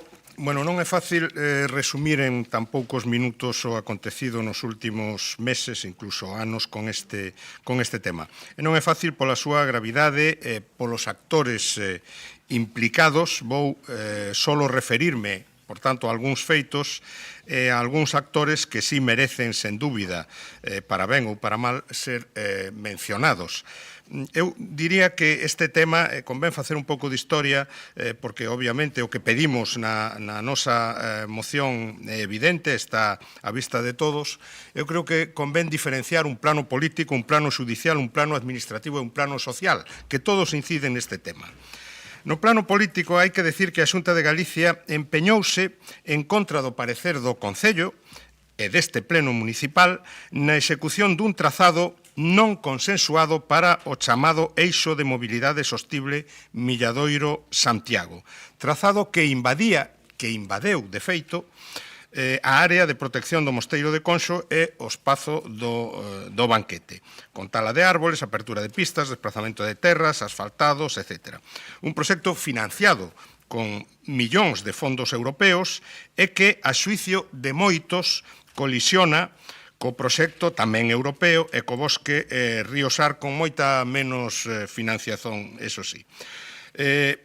Convén recordar que o señor Verea, o voceiro do Partido Popular neste Concello, fíxose adalide e promotor principal desta obra.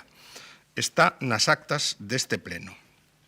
Si pasamos ao plano judicial, convén recordar que o Xulgado de Instrucción número 2 de Santiago abreu unhas dilixencias previas por presuntos delitos de fraude de subvencións e falsidade documental, previa denuncia de ecologistas en acción, e esas dilixencias judiciais foron abocadas pola Fiscalía Europea por entender que a conducta dos promotores da obra, dese eixo de mobilidade da Xunta de Galicia, por tanto, pode afectar os intereses financeiros da Unión Europea, que é quen aporta a financiación principal. Por tanto, non é menor a gravedade do tema á vista destas actuacións judiciais. Pero logo chegamos ao plano administrativo. En novembro do ano 24, a Xunta publicou unha variación do trazado cunha nova alternativa, dice, para conseguir un maior consenso. Un maior consenso con quen? Non cos veciños, non cos grupos municipais deste pleno, e ademais insístese en que o proxecto inicial era completamente viable, respetuoso, e continúa, por tanto, continúa a reivindicarse a súa viabilidade. Pois ben, resulta que fai escasos días vimos de saber que a Dirección Xeral de Patrimonio da Xunta de Galicia emiteu un informe negativo a este trazado modificado no que suspende o tramo da senda que pasa polo banquete de Conso. E di claramente que non é posible continuar con ese proxecto, que non é posible continuar con ese proxecto. O informe deixo absolutamente claro. Bueno, hai un plano social moi importante porque hai unha implicación dos veciños de Conso. A nos dixéronos nunha reunión os veciños de Conso Aberto que apoiaban expresamente a nosa proposta que traíamos a este pleno, están Ecoloxistas en Acción, está ICOMOS, o que se fixo referencia, etc. Non é admisible que se diga que no futuro, nun hipotético futuro, se vai a retomar algo que a Dirección Xeral de Patrimonio da Xunta de Galicia di que é inviable, que non se pode facer, e menos aceptable é aínda que se diga que os cartos se van a utilizar para dedicalos a outro concello. Eso é chantaxe. Eso non é estar con Santiago e cos veciños de Santiago nun tema tan importante. Por tanto, eu creo que é un momento dunha rectificación por parte do Partido Popular. Unha rectificación porque todos podemos equivocarnos, evidentemente. Aquí hai unha contumacia na equivocación e nos erros realmente, en fin, digna de mellor causa, pero eu creo que non pode seguir o Partido Popular nesta deriva de querer reivindicar algo que os propios funcionarios e as propias autoridades da Xunta de Galicia din que é inviable e, ademais, decir que os cartos se van utilizar e se van a investir en outros concellos de Galicia. Grazas, señor Guinarte. Ten a palabra o señor Lestegas, cando queira. Grazas, alcaldesa. Eu estou de acordo co que dixo o voceiro do PSDG, en que é francamente difícil resumir nuns minutos un asunto tan complexo, non? E ademais é un asunto que incluso excede o ámbito do que estamos a falar, que é o ámbito de Conso, non? Porque o Concello de Santiago xa formulou en varias ocasións dúbidas sobre algúns aspectos deste proxecto noutras zonas da cidade tamén. Pero centrémonos no ámbito de Conso. O BNG comparte o obxectivo de crear unha infraestructura ciclista que conecte o Milladoiro e Santiago, pero ten claro dende o principio, e así o dixemos sempre, que esa infraestructura ten que ser totalmente compatible coa protección do patrimonio natural e do patrimonio construído. Estamos absolutamente de acordo na necesidade e na importancia de crear infraestructuras que promovan e que favorezan o uso da bicicleta, pero non de calquera forma e non a calquera prezo. Hai tempo que dixemos que a conexión entre o Milladoiro e Santiago debía resolverse doutro xeito e que debía proxectarse igual que calquera outra infraestructura de acordo con criterios de mínima intervención posible. Non obstante, a realidade é que a Xunta optou por destinar 12 millóns de euros á senda de Borja Verea, unha infraestructura incompatible co valor patrimonial de varios dos espazos que atravesa e agora está nunha situación de moi difícil solución con os fondos europeus de incerto futuro. O 12 de maio, non hai moito, no día do seu cesamento, a xa exdirectora xeral de Patrimonio Cultural resolveu non autorizar o trazado modificado que se someteu a información pública en novembro do ano pasado. Segundo o informe do 3 de decembro da arquitecta do Servizo de Promoción e de Protección e Fomento desa Dirección Xeral de Patrimonio Cultural, cito textualmente ese fragmento do informe, o trazado modificado proposto, aínda que minora de xeito importante as afeccións ao patrimonio cultural, aínda conta con tramos incompatibles coa protección do patrimonio cultural e a conservación dos seus valores. Ese informe técnico de decembro do ano pasado indica que deberá chegarse unha nova formulación do trazado e unha definición constructiva que se axusten ao sinalado nese mesmo informe de decembro e tamén no de xaneiro de 2023, porque non esquezamos que xa aquel informe de hai 2 anos e medio facía consideracións moi relevantes e dicía, entre outras cousas, que o proxecto non incluía un documento de avaliación do impacto sobre o patrimonio. Tamén o Consello Asesor do Camiño de Santiago informou desfavorablemente en decembro o trazado modificado. O advertido nos informes técnicos da Dirección Xeral, igual que o advertido pola veciñanza de Conxo e polo Concello de Santiago, ten moita relevancia, porque as obras que a Xunta pretendía executar afectarían un ben incluído na lista do Patrimonio Mundial da UNESCO polo seu valor universal excepcional. E, a pesar disto, non nos consta que a Xunta seguise as directrices da UNESCO para intervencións en bens integrantes do patrimonio mundial. Sabemos que existe un informe do ICOMOS. Gustaríanos coñecer o seu contido, pero a Xunta non lle quixo facilitar a este Concello unha copia dese informe, aínda que o solicitamos formalmente.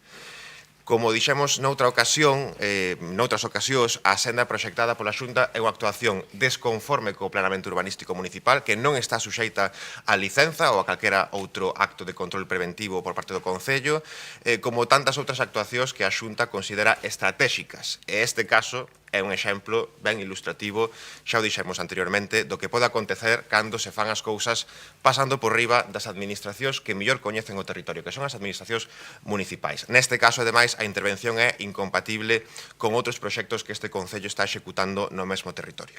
Remato xa, pero por favor descónteme a segunda quenda se me paso algo. Segundo as últimas declaracións, a Xunta modificará de novo o trazado, pero non porque atendese as advertencias do Concello, non porque escoitase a veciñanza de Conxo. Modificará de novo o trazado porque a Dirección Xeral de Patrimonio Cultural da Xunta de Galicia finalmente non autoriza o que a propia Xunta de Galicia pretendía executar.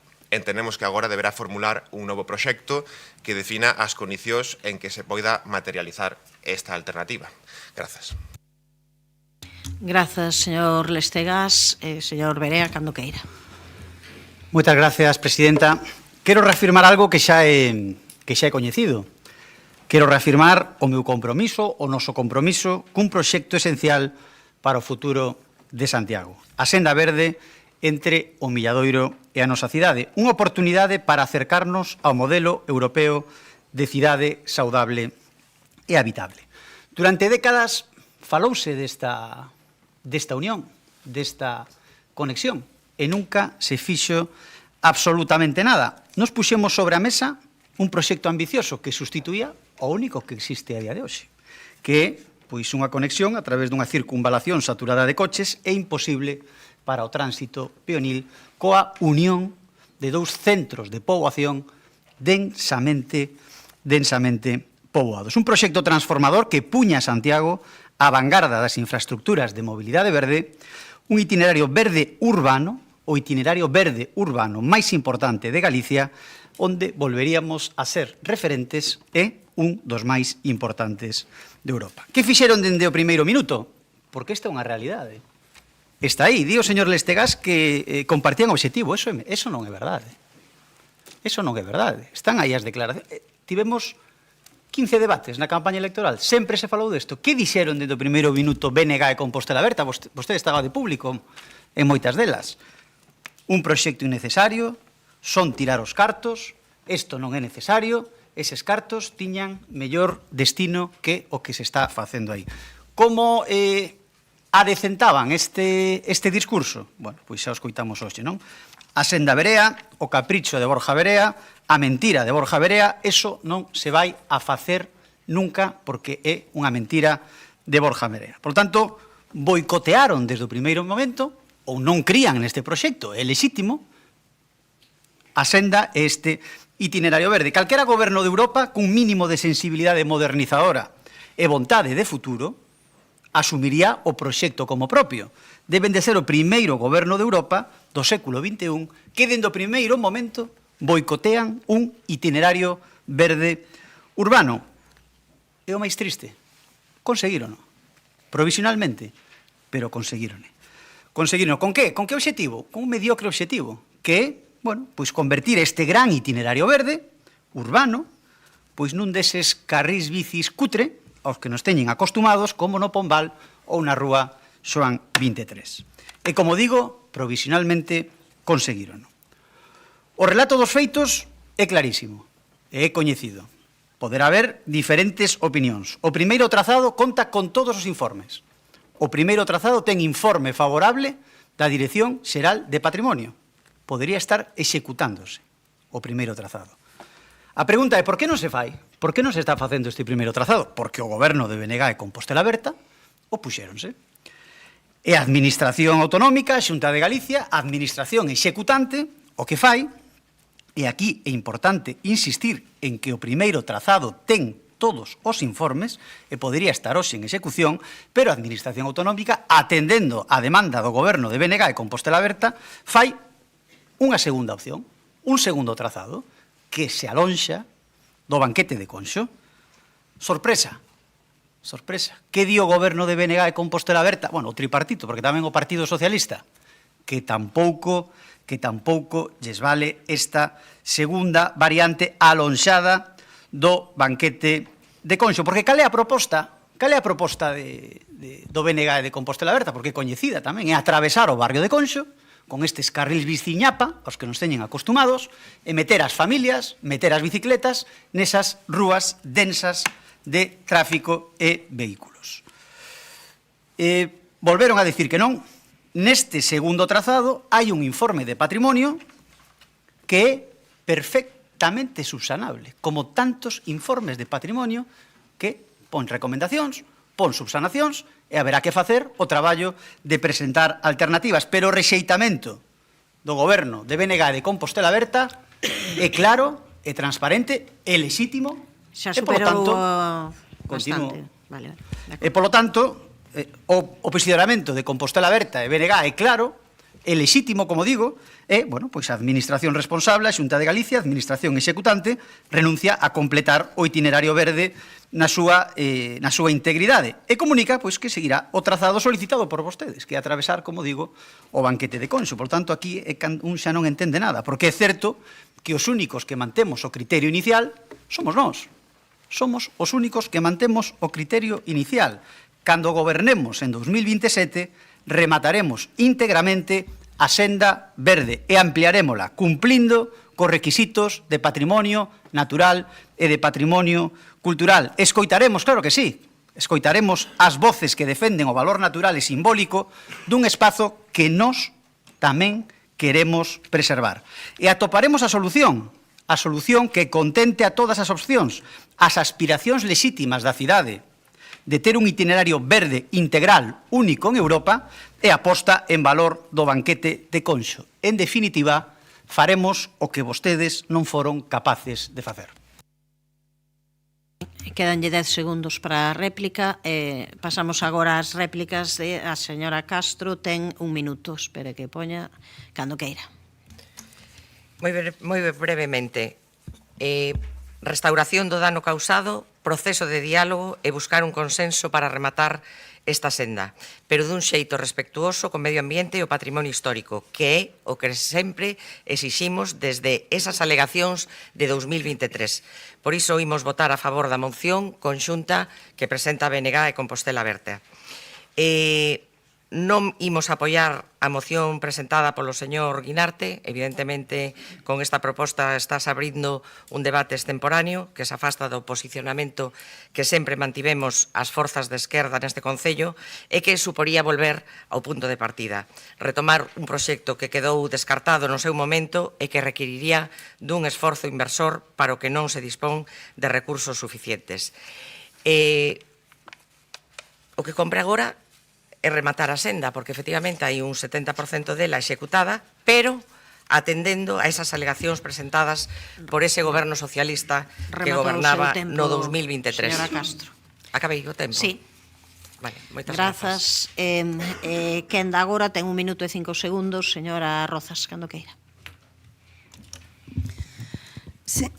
Señor Berea, a hemeroteca está aí para o seu mal e para o noso beneficio, porque dende Compostela Berta sempre dixemos senda así, pero non así, non arrasando o patrimonio natural de Santiago, porque vou tirar de retranca, señor Berea, arrasar con espazo natural para formigonar un espazo natural podería ser innovador e podería ser moi moderno en 1940, non agora, que é o que lle di a Dirección Xeral de Patrimonio, é o que lle di o ICOMOS, é o que lle din todos os informes técnicos, e non é certo que o primeiro informe técnico fora do primeiro trazado fora favorable, non. todos sabemos que era condicionado e que non se lle fixo caso a esas condicións. Así que eu, señor Berea, convídolle a que cambie de atitude, abra un diálogo para que a senda non arrase con un patrimonio natural e convídolle sobre todo a escoitar os veciños, porque a min entrou a risa cando vostede di aquí, remato xa, cando vostede di aquí que vai a escoitar os veciños cando se é alcalde, cando non os escoitou estando na oposición. Grazas, señora Rozas. Señor Guinarte, ten 55 segundos, cando queira.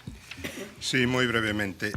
Bueno, nós estamos a favor dunha senda verde, que non teño claro que sexa ese eixo de mobilidade sostible. Igual é outra cousa, pero, claro, unha senda verde que, por exemplo, non leva o Campus Sur, que non conecta o Campus Sur co Milladoiro, donde agora viven estudantes que van ao Campus Sur, non sei se a maior parte da xente que se pode mover camiñando ou en bicicleta dende o Milladoiro vai a San Caetano, non sei, supoño que igual ten datos da Xunta de Galicia que o acrediten, eu non coñezo. Por tanto, senda verde sí, pero non así, non desta maneira. Claro, decir que o segundo informe permitiría realizar o primeiro trazado, eu creo que é, en fin, é esconder un fraude de lei evidente. O segundo informe di que suspende o tramo da senda que pasa polo banquete de Conxo e que non é posible continuar con ese proxecto. Si o segundo proxecto é menos invasivo e non se permite, en fin. Rematou o tempo. Señor Lestegas, ten 1 minuto 90 segundos. Cando que? Vale. Un itinerario non pode ser verde se non respecta o patrimonio natural, non? Podemos poñer, pode ser grande, pode ser urbano, pero non pode ser verde. E hai unha pregunta que creo que debemos facernos, porque non debemos confundir, e creo que se está confundindo, os informes técnicos coas resolucións da Dirección Xeral. Se este novo trazado, de acordo co novo informe da Dirección Xeral de Patrimonio Cultural, é unha alternativa con moito menor impacto e aínda así non se autorizou agora en maio de 2025, porque o anterior trazado, que a propia Xunta recoñece que tiña máis impacto sobre o patrimonio, si se autorizou, aínda que fose con condicións, en marzo de 2023, porque o informe de arquitectura de xaneiro de 2023 concluía que as obras solicitadas eran incompatibles coa protección do patrimonio cultural e a conservación dos seus valores. Tamén era desfavorable o ditame do Consello Asesor do Camiño de Santiago de xaneiro de 2023. E a pesar diso, a pesar das conclusións dese informe, dese ditame, a resolución da Dirección Xeral daquela, en marzo de 2023, foi favorable con condicións. Esa é a pregunta que nós temos que facer. Grazas. Grazas. No, rematou o tempo, esgotou todo o tempo. 15 segundos, dixen. 10 segundos, creo que era. Vale, de acordo. Pois veña, sí. Xa lo tiña na cabeza. Espero que se poñan de acordo, porque teñen mocións cruzadas. O sea, que sigue e continúa o circo. A ver como vai a votación, porque vai a estar divertida. Os únicos que decimos e seguimos dicindo o mesmo somos nós. Votaremos en contra do boicot ideolóxico ao futuro de Santiago e votaremos a favor de completar e ampliar este gran itinerario verde urbano único en Europa. Remato un segundo, preservando o valor do banquete de Conxo e sen renunciar a un proxecto único en Europa. Veña, as posicións están máis que claras, así que imos a proceder á votación separadamente de cada unha das mocións. Cando queira, señor secretario. Moción presentada pola concelleira dona Milagros Castro Sánchez para a restauración e reforestación das áreas afectadas polas obras da senda ciclista no tramo que afecta ao bosque do banquete de Conxo. Votos a favor, concelleiros non adscritos, grupos municipais, BNG, Compostela Aberta e Socialista, votos en contra, Partido Popular, abstencións non hai, apróbase a moción.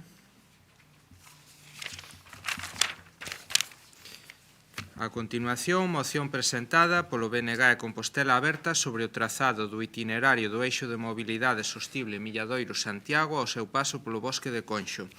Votos a favor, grupos municipais, BNG, Compostela Aberta, Socialista e concelleiros non adscritos. Votos en contra, grupo municipal do Partido Popular, abstencións non hai, apróbase tamén. E finalmente, moción presentada polo PSDG-PSOE sobre a senda ciclista entre Milladoiro e Santiago. Votos a favor, Grupos municipais Socialista, BNG e Compostela Aberta. Votos en contra. Partido Popular. Abstencións. Votos en contra. Sí, concelleiros non adscritos. Votos en contra. Abstencións non hai. Rexéitase a moción. Pasamos daquela ao punto a moción segunda presentada pola concelleira dona Marta Álvarez Vázquez para a creación dunha liña específica de axudas económicas para as persoas celíacas con menores recursos do Concello e a posta en marcha da rede Compostela sen glute. Cando queira, señora Álvarez. Moitas grazas, alcaldesa. Bo día a todos os compañeiros. Neste mes de maio conmemorouse o Día Internacional da Enfermedade Celíaca, que é unha xornada que pretende dar visibilidade e apoio ás persoas que padecen a celiaquía e cuxo obxectivo tamén é normalizar a vida deste colectivo. A enfermedade celíaca, segundo a Organización Mundial de Gastroenteroloxía, é unha enfermidade autoinmune provocada pola ingesta de alimentos que conteñen glute. Esta é unha alteración provocada cando se consumen alimentos con gluten, pero tamén aquela alimentación que pola súa manipulación tamén contén trazas deste glute. A CEGA, que é a Asociación de Celíacos de Galicia, estima que a prevalencia desta enfermedade corresponde ao 1% da población, é dicir, ao redor de 27.000 galegos e galegas teñen esta enfermidade. A parte disto, tamén considera que en torno ao 70-75% da poboación celíaca está todavía sen diagnóstico, e, por tanto, unha enfermedade infradiagnosticada. Segundo as estatísticas da Sociedade Española de Patoloxía Digestiva, as diagnoses de enfermedade aumentan máis exponencialmente un 30% cada ano. Dita alteración intestinal supón unha fenda para a poboación ao tener que cambiar os seus hábitos de alimentación, pero tamén é unha adaptación que ten que habilitar para cara aos seus hábitos sociais.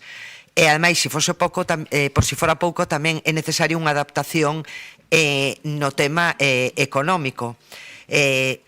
Vamos a ver, segundo a Federación de Asociación de Celíacos de España, no informe deste ano de 2025, estima que o gasto adicional de calquer persoa con celiaquía supón unha media de 997 euros máis ao ano que si é unha persoa que non ten este tipo de restricción. Un exemplo, por exemplo, podemos falarlo co pan, que é un alimento de todos os días. 100 gramos de media teñen un custe de 1,27 euros para as persoas que teñen esta enfermedade. E, sen embargo, o pan normal con glute, 100 gramos custa 0,23 euros. O Goberno de España está xa traballando nas súas competencias para poder diminuir esta gran diferencia. Desta maneira, reduciu a través do Ministerio de Facenda o IVA no produto do pan do 10 ao 4%. Tamén a nivel municipal e cerca de noso entorno podemos hablar de medidas como os que toma o Concello de Barbadas, habilitando unha chega de 400 euros anuais a todas aquelas persoas que teñan un diagnóstico de celiaquía ou intolerancia á lactosa. Aunque estas ayudas significan un gran avance, pois para as persoas celíacas tamén hai que recoñecer que queda moito camiño máis na nosa comunidade e no noso concello. É por todo isto que, como concelleiros non adscritos, estamos solicitando a este pleno a adopción dos seguintes acordos. Por un lado, instar ao Goberno local a crear unha liña específica de axudas económicas para as persoas con celiaquía con menores recursos do noso concello. Instar tamén ao Goberno local a crear en marcha unha rede Compostela sen glute con campañas de formación, divulgación sobre celiaquía, deseño dun mapa de restaurantes que recollan e amplíen a oferta gastronómica que este adaptada para persoas celíacas, e instar tamén a Xunta de Galicia a establecer e impulsar planes de actuación na hostelería, no que se refire a hostelería, restauración para as persoas celíacas da nosa comunidade. Moitas grazas. De acordo, terá 15 segundos menos para a seguinte. Ten a palabra agora a señora Rozas, cando queira. Bueno, pois moi bo día a todas e a todos de novo. Cando lín esta moción, a verdade é que me deron ganas de tirar desa frase feita e dicir aquilo de alégrome que me fagas esta pregunta. Explícome. O certo é que esta moción dame oportunidade para avanzar que efectivamente o Concello de Santiago terá unha liña de axudas específicas para sufragar os gastos das persoas celíacas na nosa cidade con menos recursos. É unha das cuestións nas que estamos traballando desde fai tempo na Concellería de Servizos Sociais, dentro dunha convocatoria máis ampla de bolsas para sufragar outro tipo de servizos. É unha convocatoria da que espero dar detalles dentro de pouco. Non me vou a parar moito na explicación de por que consideramos que estas axudas son necesarias. Creo que Marta Álvarez explicou moi ben a situación na que se atopan as persoas que son diagnosticadas con celiaquía, e creo que todas e todos nós coñecemos a alguén do que supón na súa economía doméstica afrontar e sufragar estes gastos cando é o seu único tratamento, a dieta, non? E ter produtos sen gluten. Así que concordo co exposto pola concelleira, pero sí que recoñezo que voto en falta unha cuestión nesta proposta. Paéceme ben que no pleno da Corporación de Santiago estemos o goberno local a crear unha liña específicas de axudas, pero tamén quero recordar que se o estamos a facer dende a administración local é porque a administración competente, con competencias en saúde, non o fai. Efectivamente, Marta Álvarez mencionou un concello en Galicia que ten unha liña de axudas específicas para celiaquía. Un de todos os concellos. Sin embargo, se vamos a ver o que acontece nas outras comunidades autónomas, son as comunidades autónomas as que teñen as liñas de axuda para financiar gastos para as persoas celíacas. Estamos hoxe aquí aprobando unha cuestión que aprobamos pola inacción da Xunta de Galicia, porque é a Administración Autonómica quen ten as competencias en saúde. E nós, o Goberno Municipal, traballaremos en prol do benestar dos nosos veciños e veciñas. Sempre dicimos que máis alá da pelota de quen ten as competencias, o noso obxectivo é mellorar a vida da veciñanza de Santiago, pero non podemos deixar de denunciar a quen lle correspondería, e creo que todos estamos de acordo, a quen lle correspondería este tipo de iniciativas. E que, ademais, é unha injustiza que se vives en Santiago teñas os produtos financiados e se vives en Vigo, Lugo, Noia, Outes ou Muros, non o teñas. Existen actualmente na Xunta de Galicia un único convenio para promover un comercio adaptado ás persoas celíacas. Un convenio o que destina en todo o orzamento que ten a Xunta de Galicia a módica cantidade de 55.000 euros anuais. Son 2 euros anuais por cada persoa celíaca que temos en Galicia. 2 euros. Non dá para o boliño de pan, señora Marta Álvarez, o que destina a Xunta de Galicia para este convenio de persoas celíacas. E eso, se facemos as contas, cas 27.000 persoas celíacas que podería haber en Galicia, pero todos e todas sabemos tamén, e así o indican os expertos, que hai moita xente que non está diagnosticada, porque a diagnose, ademais, tamén tarda moito tempo. Eso é outra historia, non? Outra historia que tamén creo que deberían mellorar dende os Sergas eses case 7 anos que está unha persoa esperando ata que lle diagnostiquen a celiaquía. Volvendo á moción e o tema que o tempo que me pase, restemo da segunda quenda, señora alcaldesa, eu recoñezo que os puntos de acordo xeranme algunha dúbida. E voume explicar, porque aborda precisamente unha cuestión no punto de acordo número 2, unha cuestión que é a única na que ten un traballo previo á Xunta de Galicia a través dese convenio de 55.000 euros que decía antes. A proposta do acordo, do punto de acordo número 2, que fala de facer un programa, unha rede de restauración santiaguesa sen gluten, entendo que entra en contradición co único que fai a Xunta de Galicia con ese convenio de 55.000 euros que se chama o Programa a Restauración Galega sen Gluten. Penso que se xa o está a facer a Xunta, pois non é de todo o mellor acaído que dende o Concello de Santiago asumamos a parte de Santiago. Así que quería propoñerlle a concelleira que nos permitira votar por puntos. O noso voto será a favor do punto 1 e do punto 3 e absteríamonos no punto número 2. Grazas, señora Rozas. Señora Val, cando queira.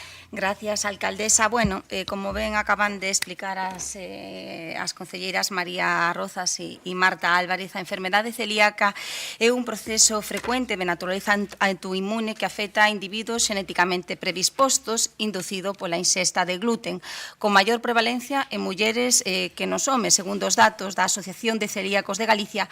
Por cada 2 mulleres afectadas por esta enfermidade hai un home. O único tratamento actualmente disponible consiste na dieta sen gluten que debe ser mantida de forma estricta. Pero a necesidade de seguir unha dieta estricta sen gluten ven acompañada de importantes barreiras sociais e económicas, como ben se puxo de manifesto, pois a nosa compañeira, como ben pon de manifesto a nosa compañeira Marta Álvarez na parte expositiva da súa moción. Barreiras económicas, en primeiro lugar, está o sobreprezo dos produtos sen gluten, en moitos casos os alimentos específicos para celíacos poden chegar a custar o dobre ou o triple que os equivalentes convencionais.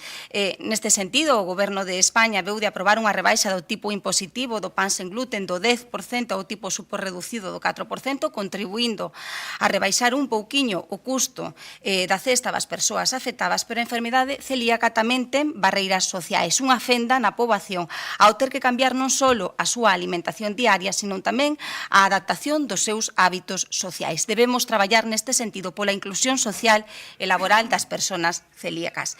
Neste sentido, as medidas propostas pola concelleira Marta Álvarez son oportunas. Débense habilitar axudas dirixidas ás persoas con menores recursos e débense promover campañas de sensibilización. Non obstante, dende o Grupo Municipal Socialista entendemos un pouco na liña que veu de argumentar a concelleira María Rozas que as liñas de axuda débense mobilizar esencialmente dende a Xunta de Galicia con competencias directas en materia de sanidade. Estamos ante unha enfermedade. Se o Goberno local, non obstante, ten disponibilidade orzamentaria para sacar unha liña específica que debería de ser complementaria a unha liña, insistimos, promovida dende a Administración autonómica, dende logo o Grupo Municipal Socialista, pois non se vai opoñer ao Goberno o que ten que facer as contas de si se lle dan precisamente as contas para facer fronte ás competencias propias e tamén ás competencias impropias que cada vez cargamos e recargamos máis o Concello de Santiago de Compostela. Pero tamén entendemos que se deben de facer e se deben de promover campañas de información, de divulgación sobre a celiaquía. E aí entendemos dentro do Grupo Municipal Socialista que a empresa pública Encolsa pode xogar un papel importante mediante iniciativas como, por exemplo, a promoción de identificativos nos locais que ofrezcan menús adaptados ou menús especializados para estas persoas afectadas precisamente pola enfermedade celíaca. Simplemente, para concluir, o que sí votamos en falta, a pesar de que sí que o citou agora na súa exposición a concelleira Marta Álvarez, votamos en falta na súa moción a necesidade de demandar á Xunta que se apoie a investigación e que se apoie o diagnóstico precoz. Como ben puxemos aquí de manifesto, estímase que entre o 75 e o 80% das persoas potencialmente afectadas pola enfermedade celíaca aínda non están diagnosticadas. Isto significa que moitas persoas conviven a diario con síntomas ou consecuencias da enfermidade sen saber que aparecen, o que pode ter graves repercusións na súa saúde física e emocional.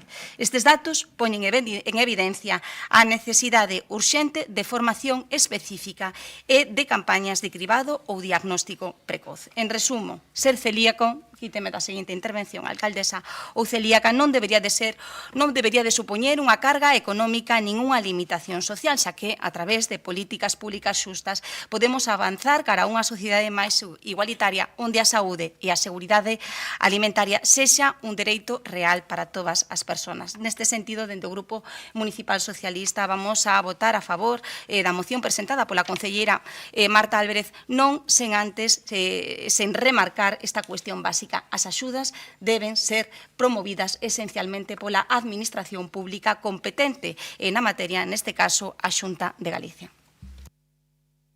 Grazas, descontarelle despois 30 segundos polo Partido Popular, señor Constenla. Muchas gracias, buenos días. La enfermedad celíaca no es, en efecto, como se ha dicho ya, una alergia ni una intolerancia, es una enfermedad autoinmune y multisistémica que lleva a los pacientes que la sufren a una merma en su salud, su calidad de vida, que les obliga frecuentemente a acudir a consultas médicas, tratamientos y pruebas. Según la Federación de Asociaciones de Celíacos de España, lo decía doña Marta en su intervención, estos se gastan de media un poco más de 1.000 euros adicionales al año en la cesta de la compra. Y si en casa hay más de un celíaco, pues ya saquen ustedes la cuenta, ¿no?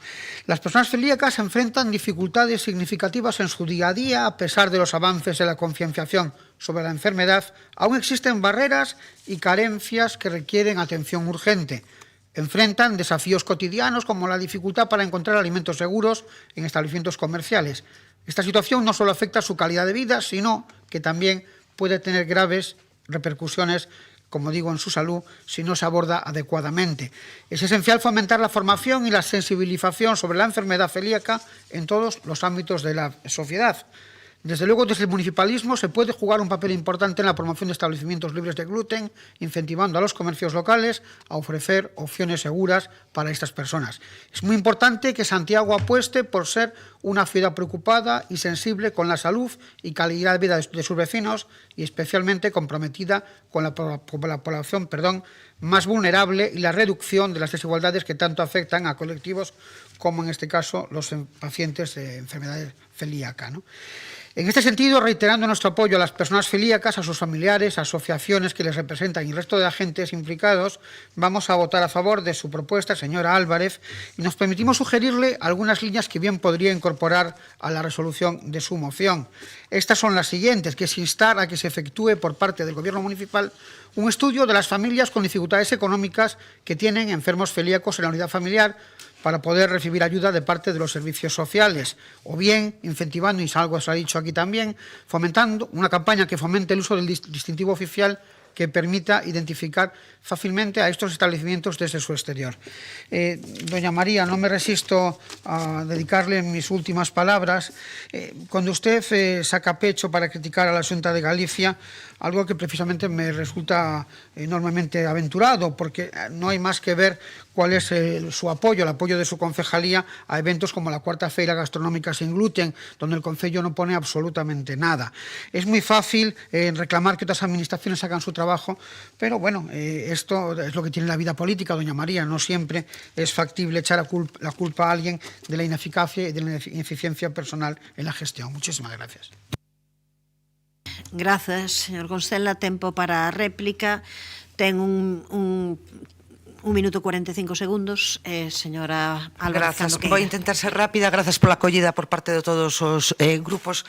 María, teño medo que non se me haberme explicado mal no punto 2, cando estamos a falar de instar ao goberno local aquí, cando foi o diseño desta moción,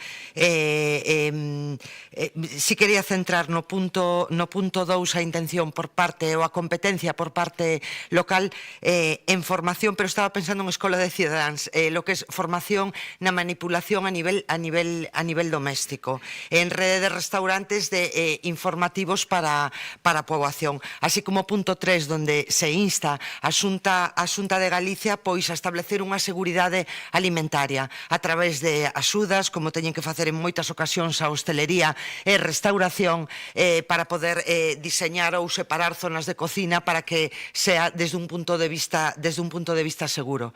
Simplemente eso. Grazas, señora Non Álvarez. sei se quedou claro. Un minuto agora para a señora Rozas. Sí que me quedou claro, pero tamén é certo que ao falar dunha rede compostelá sen gluten, e tendo a rede de Restauración Galega sen glute, entendo que a demanda debería ser que a Xunta de Galicia incremente o seu orzamento nunha rede que xa existe e que se é insuficiente, pois xa ten ese convenio que o asuma o Concello de Santiago. Así que, bueno, gustaríame poder votar por puntos porque en tal caso estudaremos as outras cuestións que se mencionan nese punto número 2, como pode ser o tema da formación. Señores do Partido Popular, señor Constela, eu intento colaborar en todo o que se lle solicita ao Concello dentro das miñas competencias. Esa iniciativa que vostede comenta pois non foi solicitado ao Concello de Santiago ningunha colaboración. Tal vez porque cesa que todo o mundo sabe que celiaquía é unha enfermidade e que a competencia en saúde non lle corresponde aos concellos, senón que lle corresponde á Xunta de Galicia. E tamén está claro que a inacción da Xunta de Galicia pois asumimos os concellos, lamentablemente. Remato xa, simplemente insistindo en que poñeremos en marcha esa liña de axudas específicas, que seremos o segundo concello de Galicia que o fai, e que lamentablemente pois a Xunta de Galicia non está nin se lle espera nesta cuestión. Señora Abal, ten vostede minuto e medio, cando queira. Non vai intervir. Vale. Pois daquela, señor Constenla, espere que poño o seu tempo agora. Gracias de nuevo. Doña Marta, simplemente, como ya sabemos, como ya he dicho, vamos a votar a favor, simplemente era que yo creo que sí estaría bien que pudiese aceptar, porque creo que viene a enriquecer su texto, este párrafo que le decía, ¿no? De instar a que se efectúe por parte del Ayuntamiento un estudio de las familias con dificultades económicas que tengan enfermos celíacos en la unidad familiar para poder ser ayudados por parte de los servicios sociales. Porque mire usted, como doña María está trabajando en ello y como ya sabemos que los trabajos de doña María van para largo, bueno, pues vamos a intentar ayudar a las personas que tienen más necesidad, ¿no? Y por tanto, como digo, quizás una manera de ser más rápidos, de poder arbitrar esa asistencia absolutamente justificada a las personas que tienen pues esta dificultad, pues sea incorporar en el texto resolutivo de su moción, bueno, pues este párrafo, ¿no? Que como le digo, sobre el que no creo que tenga mayor dificultad, ¿no? Mire, doña María, usted dice una cosa y la contraria, y eso me parece verdaderamente admirable. Dice que, claro, que no entiende, o sea, que las entidades no le piden a usted ayuda porque, claro, como todas saben que no es competencia suya, bueno, pues entonces si es así, si fuese así, lo que yo absolutamente pongo en tela de juicio y desmiento con total rotundidad, bueno, pues entonces no sería necesaria su línea de ayudas, ya que nadie la va a necesitar, por cuanto entienden que no es competencia municipal, nadie la solicitaría, ¿no? Es totalmente irónico lo que digo, ¿no? Evidentemente existe una competencia y un compromiso municipal con el bienestar de los vecinos, que esto es absolutamente incuestionable y que debería regir, como digo, su manera de conducirse en la gestión de su concejalía, ¿no? Simplemente doña Marta pueda manifestar qué piensa de esta incorporación, porque como le digo... Me parece correcto. Creo que é por donde habría que empezar. Que é exactamente o que quererían incorporar? Incorporación, un estudo de análise de cales son aquelas familias que precisen. Entendo que o comenzo... É vostede quen ten que aceptar ou non esa incorporación, tal, non o que estamos manifestando que non nos parece ben esa incorporación, pero non hai tempo para debater, porque o formula agora a último momento. Entón, diga exactamente que é o que vai para que se saiba, para que conste na votación. Bueno, o que digo o señor Constela, exactamente que imos... A incorporación dun estudo no que poda avaliarse cales son as familias... Sí. Doña Marta, si quiere yo lo leo, como lo tengo escrito aquí, si le parece lo leo. Bueno, pues ahí sería instar a que se efectúe por parte del Ayuntamiento un estudio de las familias con dificultades económicas que tengan enfermos celíacos en su unidad familiar para poder prestar ayuda desde los servicios sociales.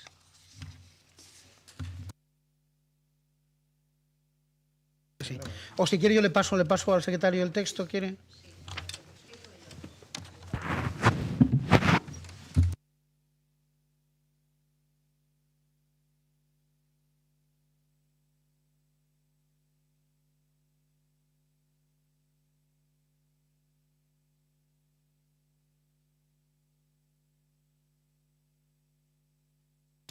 Que no la lea ahora.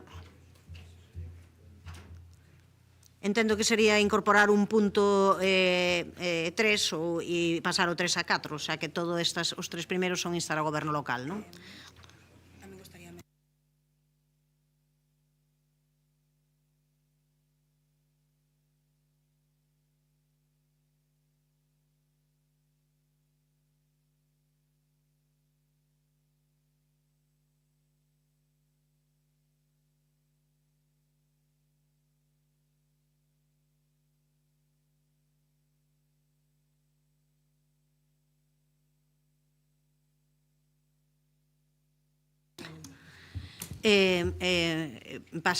Podemos pasar a lela, en todo caso nos queremos aclarar para o tema do sentido do voto, que pensábamos votar a favor pero que nos imos abster, porque evidentemente unha vez que se lea, pero si entendemos ben, quen realmente sabe sobre celiaquía e quen tenga capacidades, posibilidades de facer estudo e Sergas non é o Concello, así que nós neste caso non imos votar a favor.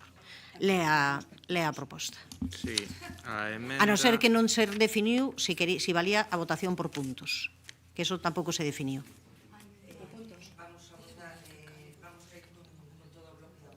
Con todo o bloque da moción. Lo que irá, señor secretario. Leo o texto da emenda proposta. Pois diría así: instar a que se efectúe por parte do Concello un estudo das familias con dificultades económicas que teñen enfermos celíacos na unidade familiar para a súa axuda por parte de servizos sociais. Diga. Simplemente quería explicar o sentido do voto. Nos estábamos a favor de que se votase por puntos, porque, bueno, temos dúbidas en relación con algún punto, pero, dende logo, de algún modo, o que queremos seguir reiterando é que esa nova proposta que propón o Partido Popular é seguir cargando a administración local de competencias que non lle corresponden, quitándolle competencias á administración da Xunta de Galicia, que é a que ten os datos necesarios para facer este estudo, con lo cual, bueno, vamos a votar a abstención simplemente por ese motivo, sin máis. Votación, señor secretario. Pois a votación entón coa emenda transaccional aceptada da moción presentada pola concelleira dona Marta Álvarez Vázquez para a creación dunha liña específica de axudas económicas para as persoas celíacas con menores recursos do Concello e a posta en marcha da rede Compostela sen glute. Votos a favor. Concelleiros non adscritos. Grupo Municipal do Partido Popular. Votos en contra. Non hai. Abstencións. Grupos municipais, BNG, Compostela Aberta e Socialista. Apróbase a moción. Pasamos daquela seguinte moción presentada polo Partido Popular para a restitución dos colectores e servizo de recollida de lixo na Costa do Vedor. Quen a presenta? Señor Villa, cando queira. Bueno, propoño, porque como xa pasou un ano, pois unha nova efeméride que sexa pois an bloque lentín, porque parece que aquí cada cuestión que pide a veciñanza ou hai que arranxar, votamos de media pois un ano como mínimo para que reaccione este goberno en solucionar os problemas dos veciños e veciñas. En este caso, pois o exemplo temos en Costa do Vedor. Fai xustamente un ano que a veciñanza quedou sen servizo de recollida do lixo e desde hai un ano levan solicitando que alguén lle dé algunha solución a estes veciños. Xa o Partido Socialista, daquelas, a compañeira Mila que estaba no Partido Socialista, trouxo unha moción ao respecto, un rogo, o Partido Popular tamén trouxo no mes de outubro, novembro, outra moción, e, de feito, pois eu repito a mesma moción. É un copia-pega, literal, un ano despois, para saber que teñen que dicir vostedes ao respecto. Como temos ese histórico de que se viu a pleno en 3 ocasións, pois cito textualmente. Estamos traballando en buscar a mellor forma de recollida de lixo na Costa do Vedor. Xesús Domínguez. Outra. Estamos estudando unha solución técnica. Xesús Domínguez. Outra. Temos problemas cos novos camións. Goretti San Martín. Outra. Estamos traballando para buscar unha solución. Goretti San Martín. Eu repito, isto foi hai un ano, e todavía non teñen servizo de recollida. siguen pagando os seus impostos, vostedes falan de que é unha pendente pronunciada por un tema de seguridade, xa mo dixo, porque eu supoño que vostede, señor Domínguez, volverá a lerme toda esa literatura que trae vostede habitualmente aquí, entón contarame aquí cuestións técnicas e filosóficas, pero que o que a xente quere saber é se lle van a recoller o lixo na súa porta, porque é xente maior, é unha costa moi pronunciada, hai problemas de accesibilidade, e polo tanto o que queren é a recollida. Non lles conte historias, que xa non las sabemos. Polo tanto, pois a motivación de traer esta moción de novo é así de sencilla, que por favor me digan, a min non, a esta veciñanza, que teñen pensado facer un ano despois para recollerlle o lixo na Costa do Vedor. Grazas. Grazas, señor Villa. Polas concelleiras, fala a señora Castro, non entendo? Sí, grazas, señora alcaldesa. Ben, bueno, eu chegados a este punto, o que preguntaría é se a solución do goberno local para este problema que teñen na Costa do Vedor cos colectores é procurar que morra conta, deixar que pase o tempo e, con sorte, bueno, pues que o tema deixe de interesar os medios de comunicación. A verdade é que pareceme que esa fórmula que quere aplicar o goberno para dar resposta a este problema é correr un tupido velo e, xa digo, que morra conto. Só así se pode explicar que, como decía o compañeiro Adrián Villa, que despois de casi un ano as veciñas e os veciños da Costa do Vedor non poidan tirar o lixo como sempre o fixeron, tendo que desplazarse, como xa dixemos en moitas ocasións, 200 metros nunha pendente, o colector máis próximo, e tamén dixemos, e reiterouno agora Adrián tamén, que estamos falando de xente moi maior que ten problemas de mobilidade e ten que desplazarse nese treito, facelo ademais cargados cunha bolsa de lixo. Despois de 10 meses, casi un ano, como decíamos, ningunha solución sobre a mesa, porque claro, se me din que hai unha pendiente moi pronunciada e que os camións non poden parar por cuestións de seguridade dos operarios, ben, pois teremos que respectar esa indicación técnica, pero busquen alternativas, quero decir, pois empreguen outro tipo de colectores ou, non sei, fagan algo, con tal de que a xente que vive ali non este sufrindo o que está a sufrir desde hai tantos meses. Todos os días a xente que vive ali fainos chegar o noso grupo a hora de non adscritos pois esta petición que xa levan feito desde hai tanto tempo. E xa decíamos tamén que eu mesma en setembro do ano pasado trouxen un rogo que foi abundado polo Partido Popular cunha moción en novembro e agora resulta que estamos en xuño e volve outra vez. Miren, eu nese pleno de novembro recomendeilles escoitar unha canción que non lle gustou moito á alcaldesa, que era unha canción das fillas de Casandra que se chamaba Eco, que era facer dunha cova o seu fogar, pero eu creo que agora sí que xa saben que este problema existe, polo tanto o Eco chegou, pero agora o millor é que se apliquen outra canción que anduven buscando, e tamén das fillas de Casandra, que se llama Hibernarse, di a canción Ti chega tarde, que é mellor que non chegar. De verdade, eu pidolles, por favor, ao señor Domínguez, á señora San Martín, vostedes cheguen tarde, que nesto xa chegan tarde, pero mellor que non chegar. Cheguen dunha vez e ofrezan unha solución que nunca tanto se debatiu neste pleno dunhos colectores. Nada máis, moitas grazas. Grazas, señora Castro. Ten a palabra a señora Val, cando que. Gracias, alcaldesa. Bueno, a verdade é que chove sobre mollado e do mesmo xeito que expuxemos anteriormente en relación co contrato de mantemento de zonas verdes, en relación con este asunto, o único que ten que facer o concelleiro Xesús Domínguez é cumprir o contrato, exixir o cumprimento do contrato.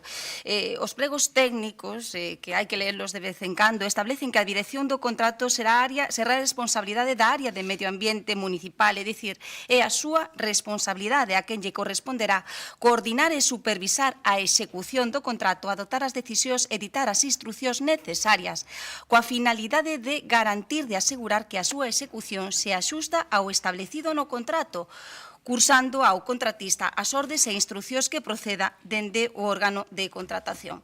E que establecen os pregos sobre os contedores? Pois varias cuestións a destacar, porque establecen varias cuestións. A destacar, a contenorización comprenderá o suministro e implantación dos medios necesarios para a recollida das fraccións orgánicas, envases lixeiros, fracción resto, a partir dun novo modelo dotacional sustentado nas necesarias justificacións técnicas e operativas para cada escenario e situación contemplada.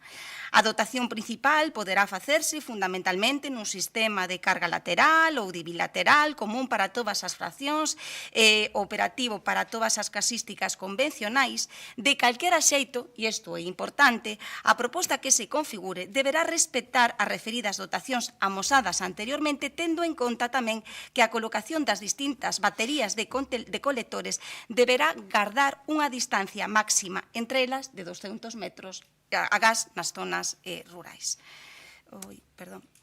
Pero certo é que, como indica o concelleiro do Partido Popular na súa moción, dende o 29 de maio de 2024, os veciños da Costa do Vedor carecen de contedores. E dende entón, nada sabemos.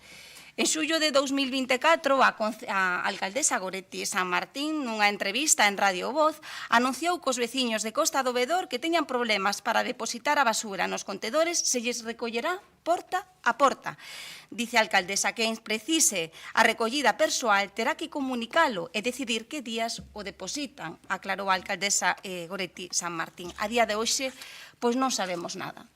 Novamente, estamos ante un exemplo claro de falta de planificación, de falta de control do goberno das ferramentas que teñen a súa disposición, porque o certo é que estamos ante o contrato de recollida de lixo e de limpeza viaria máis caro da historia.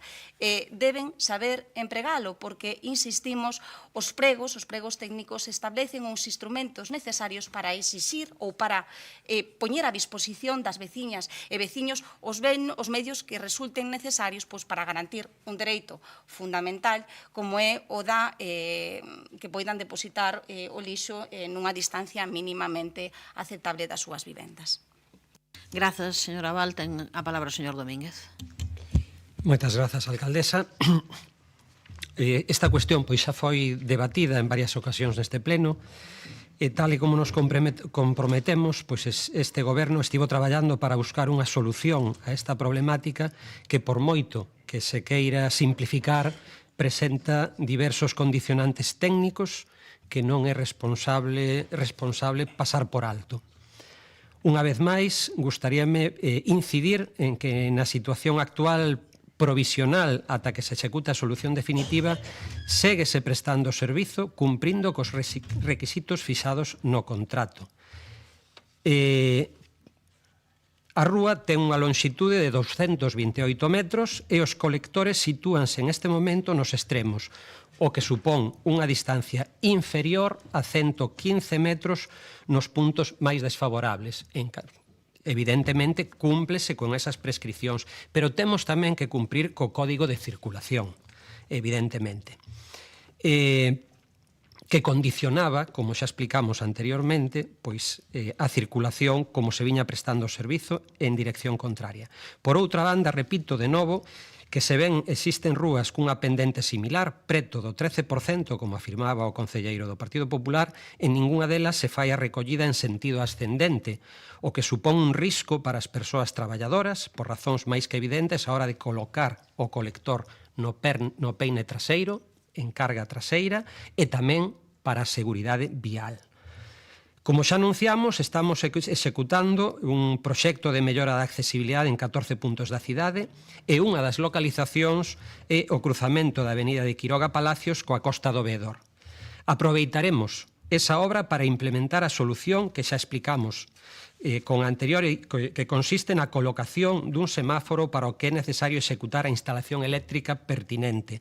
O persoal que presta o servizo da recollida de lixo poderá activalo para evitar o tráfico ascendente, o que lle permitirá circular en sentido de baixada ao camión de carga traseira e facer así a recollida do colector co peine de carga traseira sen risco. Por tanto, melloraremos, por un lado, a accesibilidade e a seguranza viaria na Costa do Vedor, ao mesmo tempo que resolveremos a situación cumprindo coas determinacións de todo o personal técnico implicado.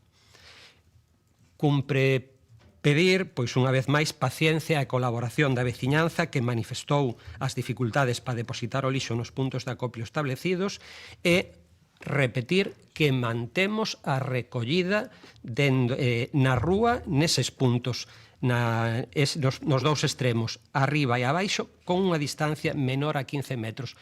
En próximas datas, pois procederemos precisamente a colocar ese semáforo do que falábamos que sería a solución que permitiría cumplir non só coa ordenanza de recollida de residuos, sino tamén co código de circulación.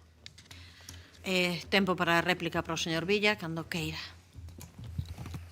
Despois de escoitalo é que teño bastante pouca esperanza, hei de dicilo, moi pouca esperanza. De feito, xa que hai aquí 3 grupos e 4 individuales, pois eu creo que hasta estou xa tan desesperado por esta veciñanza que estou por pedirlles que fagan unha emenda in boche e que lle instemos á Xunta que arranxe o problema, igual que todo o que teñen vostedes en riba da mesa, que é culpa da Xunta, ten que vir a Xunta a arranxalo. Pois isto igual, vamos ter que facer o mismo, porque visto que son uns incompetentes en todo, pois, isto non a máis. Dime vostede do semáforo, digolle, é que non confío, señor Domínguez, non confío, porque xa fixo a instalación hai meses dese semáforo. Entón, por que non está o semáforo colocado e está o camión pasando por ali? Contame que ten o servicio garantizado, que quere que quede claro. Non, o servizo estáse garantizando en Quiroga Palacios, en Corredoira das Fraguas, pero non en Costa do Vedor, que é o que lle estamos preguntando. Estame mezclando cuestións. Pola Costa do Vedor non pasa o camión, se o dixo vostede. Di vostede que é o único punto na cidade no que o camión non pode subir porque sube en sentido ascendente. Sabe vostede que iso é mentira. Hai o camión da basura, transita por outras moitas costas desta cidade con pendentes similares, como pode ser Batalla de Clavijo, a Rúa da Conga, non sei, podría pensar aquí moitísimas máis, non me veñen agora a cabeza. O escultor Asorei, pasan por costas igual de pronunciadas e estáse dando o servizo. En Costa do Vedor, non.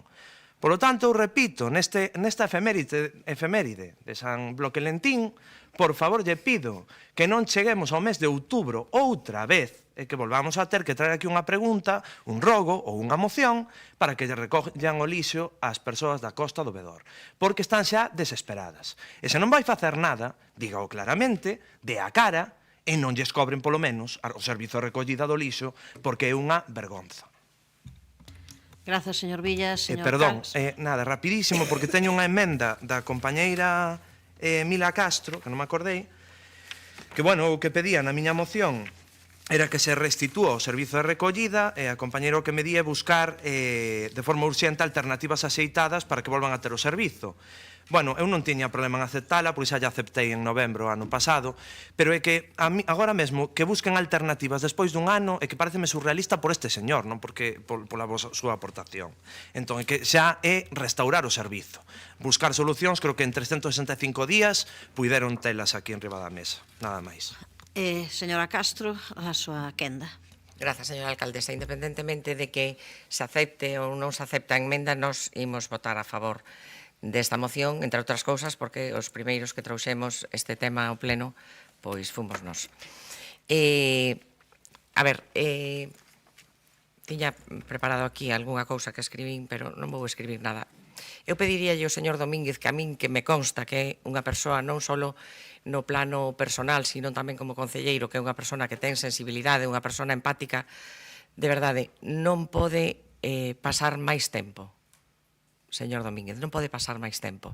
Levamos casi un ano con este tema, o de 200 metros xa o sabemos todos de memoria. Eu o que lle digo é que aí hai xente que está esperando a que vostede poña unha solución e que a poña xa, a que sea de aí a nosa enmenda cando decimos de que calquera solución, sea técnica ou non técnica, que lle solucionen o problema. Non pode ser que vostede diga hoxe aquí o do semáforo e que, efectivamente, que levamos máis de 10 meses esperando polo semáforo. Eu, ao contrario do compañeiro Adrián Villa, vou confiar en que hoxe será a última vez que traemos este tema ao pleno e que vostede vai facer todo a partir de xa para que ese tema quede solucionado. Mais nada, grazas. Señora Abal, cando queira. Sí, moi brevemente. A ver, vamos a votar a favor da moción presentada polo Partido Popular e simplemente reiterar o que estamos dicindo. Exixan o cumprimento dos pregos. Vostedes fai un mes ou un par de meses, ahora mismo non sei exactamente, aprobaron vostede a ordenanza de prestación do servicio de recollida de lixo. É dicir, como se prestaba ese servicio. E esa ordenanza está plagada de instruccións e ordes de servicio, pero plagada, literalmente. Esta é precisamente unha ferramenta que poden aplicar neste caso, unha instrucción dentro do marco de execución do contrato para dar a solución que precisamente puxo de manifesto a alcaldesa en xullo de 2024, que se faga a recollida porta a porta para garantir a prestación do servicio en canto, pois, bueno, non se resolva ou non se conclúa esa solución que está facendo o concelleiro Xesús Domínguez. Nada máis. Grazas, señor Domínguez, a súa quenda. Sí, brevemente, como xa dixen, garántese a prestación do servicio, está a menos de 200 metros, 115 no punto máis distante.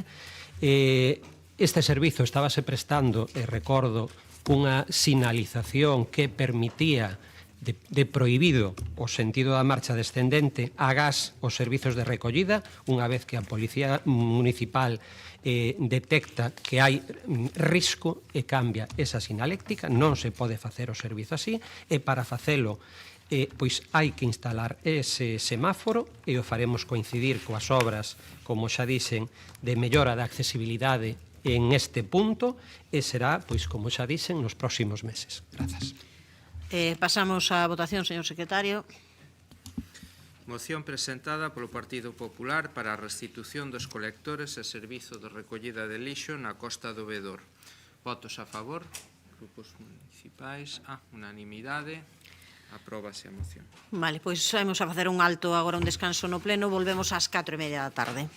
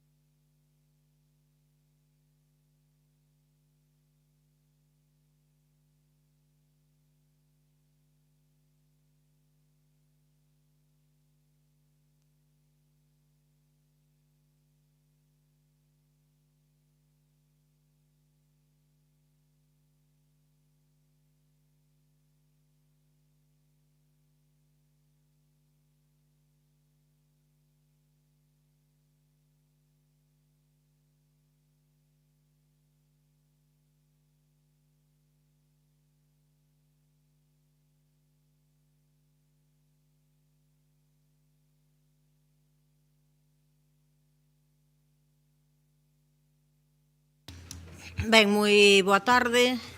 Imos dar comezo a esta sesión. Vais incorporar agora xa o concelleiro Xanduro e desculpamos a Evaristo Ben que non se encontraba ben pola mañá para continuar pola tarde.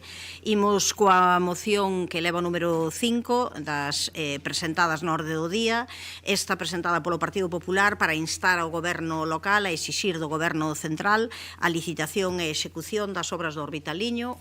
Quen a defende? Señora Otero, cando queira. Boa tarde. Vou a ser moi breve porque entendo que o que se propón nesta moción se considerará por todos os grupos unha cuestión de interese xeral para Santiago e confío así mesmo en que contará co apoio de todos. Dispor de infraestructuras axeitadas e ben conectadas é fundamental para atraer a inversión e fomentar o desenvolvemento industrial, ofrecendo ás empresas a base necesaria para operar de xeito eficaz e competitivo. É algo sabido e que se apunta de xeito reiterado ao falar de economía en Santiago que esta ten unha excesiva dependencia do sector servizos. Así como se repite tamén o obxectivo de reducir dita dependencia e acadar a diversificación económica potenciando o sector industrial. Un obxectivo que se repite, pero cuxa consecución parece terse convertido en utopía, algo que podería conducirnos a certo conformismo o que neste eido Santiago, como capital de Galicia, non pode chegar. Como dicía, o desenvolvemento industrial non é posible sen avances en infraestructuras. No caso concreto dos polígonos industriais do noso concello, e agora que por fin está en funcionamento Orbital, resulta importante e urxente, dado o importante retraso acumulado, que se avance na construción dunha destas infraestructuras fundamentais, o Orbitaliño. Un vial de apenas 200 metros que na actualidade constitúe a peza clave para a conexión dos polígonos da Sionlla e da Costa Bella coa estrada N550 da Coruña a Vigo e que facilitará o acceso á variante de Aradas e á estrada de Carballo. A piques de cumprirse un ano dende que en xuño do 2024 o Ministerio de Transportes e Mobilidade Sostible anunciase que a obra sería licitada, en palabras do secretario de Estado, en poucos meses, o proxecto atópase nun estado de parálise administrativa e nada se ten avanzado ao respecto do mesmo. O Orbitaliño é unha necesidade para o tecido empresarial e o crecemento industrial compostelán, e, polo tanto, o BNG debe asumir a súa responsabilidade e defender os intereses do conxunto dos composteláns e as compostelás. O que o mesmo ten a obriga de mediar fronte ao Ministerio para que esta obra deixe de ser unha promesa incumplida e se converta nunha realidade. A vista do anterior, propoñemos ao Pleno Municipal a adopción do seguinte acordo, que o Goberno local do Concello de Santiago exixa ao Goberno central a licitación inmediata das obras do Orbitaliño conforme o compromiso anunciado polo Ministerio de Transportes e Mobilidade Sostible en xuño de 2024. Grazas, señora Otero, señor Muiños, cando queira. Boa tarde. Como representantes da cidadanía de Santiago non cabe outra cousa pois que apoiar pois esta demanda ao Goberno do Estado para que axilice pois esa licitación inmediata destas obras. Como ben decía a compañeira Olalla, en xuño de 2024, cando se inaugurou o Orbital, falábase de que o proxecto do Orbitaliño estaba en redacción. máis dun ano despois non hai licitación deste proxecto, a pesar desas boas palabras do secretario do Estado ou do delegado de Goberno. E quero facer miñas unhas palabras do presidente da Asociación de Empresarios do Tambre, de José Fernández Alborés, que dicía aos medios hai unhas semanas: vivimos en tempos de vértixe, polo que non podemos ir a paso lento, nin que as demandas razoables e necesarias que facemos se eternicen cada vez que as presentamos reiteradamente ante as administracións. En fin, creo que é máis que razoable que un ano despois de inaugurar Orbital se licite Orbitaliño para completar esta infraestructura clave para a mobilidade, pero sobre todo para impulsar o crecemento industrial de Santiago. O noso voto, como non pode ser de outro xeito, vai ser favorable. Grazas, señor Muiños. Polo Partido Socialista, señor Rinarte, cando queira. Boa tarde a todos e todas. Bueno, o Orbitaliño, o chamado Orbitaliño, é unha infraestructura fundamental para a conexión viaria dos polígonos, e entre os polígonos é a Nacional 550, a P9, a A54 e o aeroporto, non? Como xa se dixo, o proxecto foi aprobado polo Ministerio de Transportes, Mobilidade e Axenda Urbana no ano 23 e logo sometido a exposición pública, aceptáronse algunhas das alegacións e, respecto de outras, comunicouse que serían estudiadas no proceso de execución. A data de hoxe, o que podo decir, sen dúbida, é que o Ministerio mantén a idea de executar no prazo máis breve posible o proxecto, licitando, por tanto, e facendo efectiva a súa realización. É unha obra que, ademais, ten en espera ou provoca a espera na mellora do saneamento de Formarins, que non se vai a cometer antes da realización desa obra para non ter que romper despois o que se faga antes, non? O compromiso do Goberno de España con Santiago en investimentos é incuestionable. Non quero facer unha relación exhaustiva de investimentos, pero hai que lembrar que os 25 millóns previstos para o Orbitaliño hai que engadir ou xa se poden engadir os máis de 30 millóns da estación de tren, o que se investiu non hai moito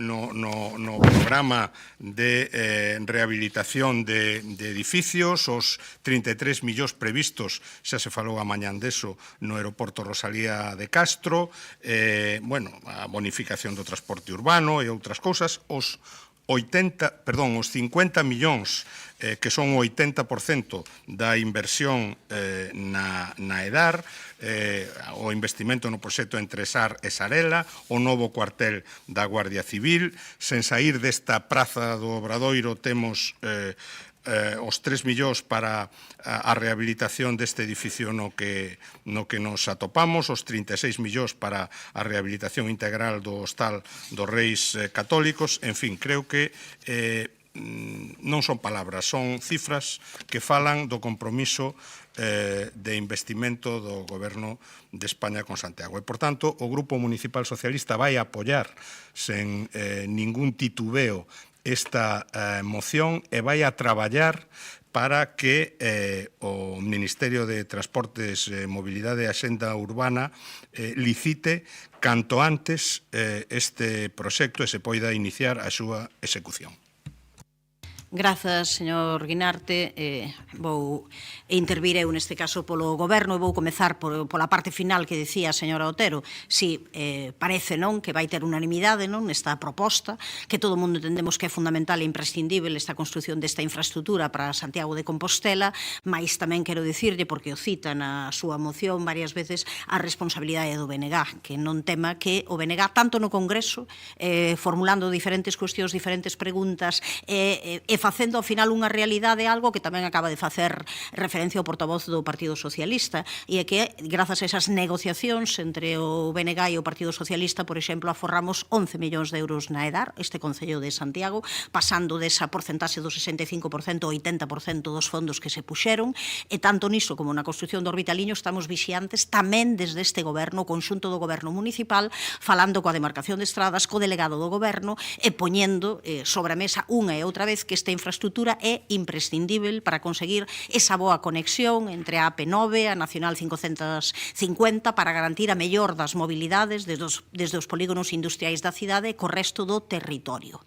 Levanos en debate, é certo, pero eu tamén quero lembrar un pouco a súa historia, porque é importante saber que houbo intentos de que fose consensuado tamén ese seu trazado coas distintas administracións e coa veciñanza, para garantir algo que na moción non fan referencia, que non se fragmente a poboación, que se garanta a cohesión territorial, que se reduza o número de expropiación, que teña un menor impacto visual, que se minore a contaminación acústica, sobre todo que se reduza a afectación ao núcleo de Formarís, reducindo que era o diámetro da rotonda prevista ou procurando alternativas. Xa fixo referencia tamén o portavoz do Partido Socialista a que algunhas destas cuestións foron aceptadas basadas nas distintas alegacións que formulou o Concello, que formulou tamén a veciñanza, que en distintos momentos se valoraron, se falaron neste pleno, e outras que se falou de que se poderían facer durante o proceso de construción, que poderían ser enmendáveis aí.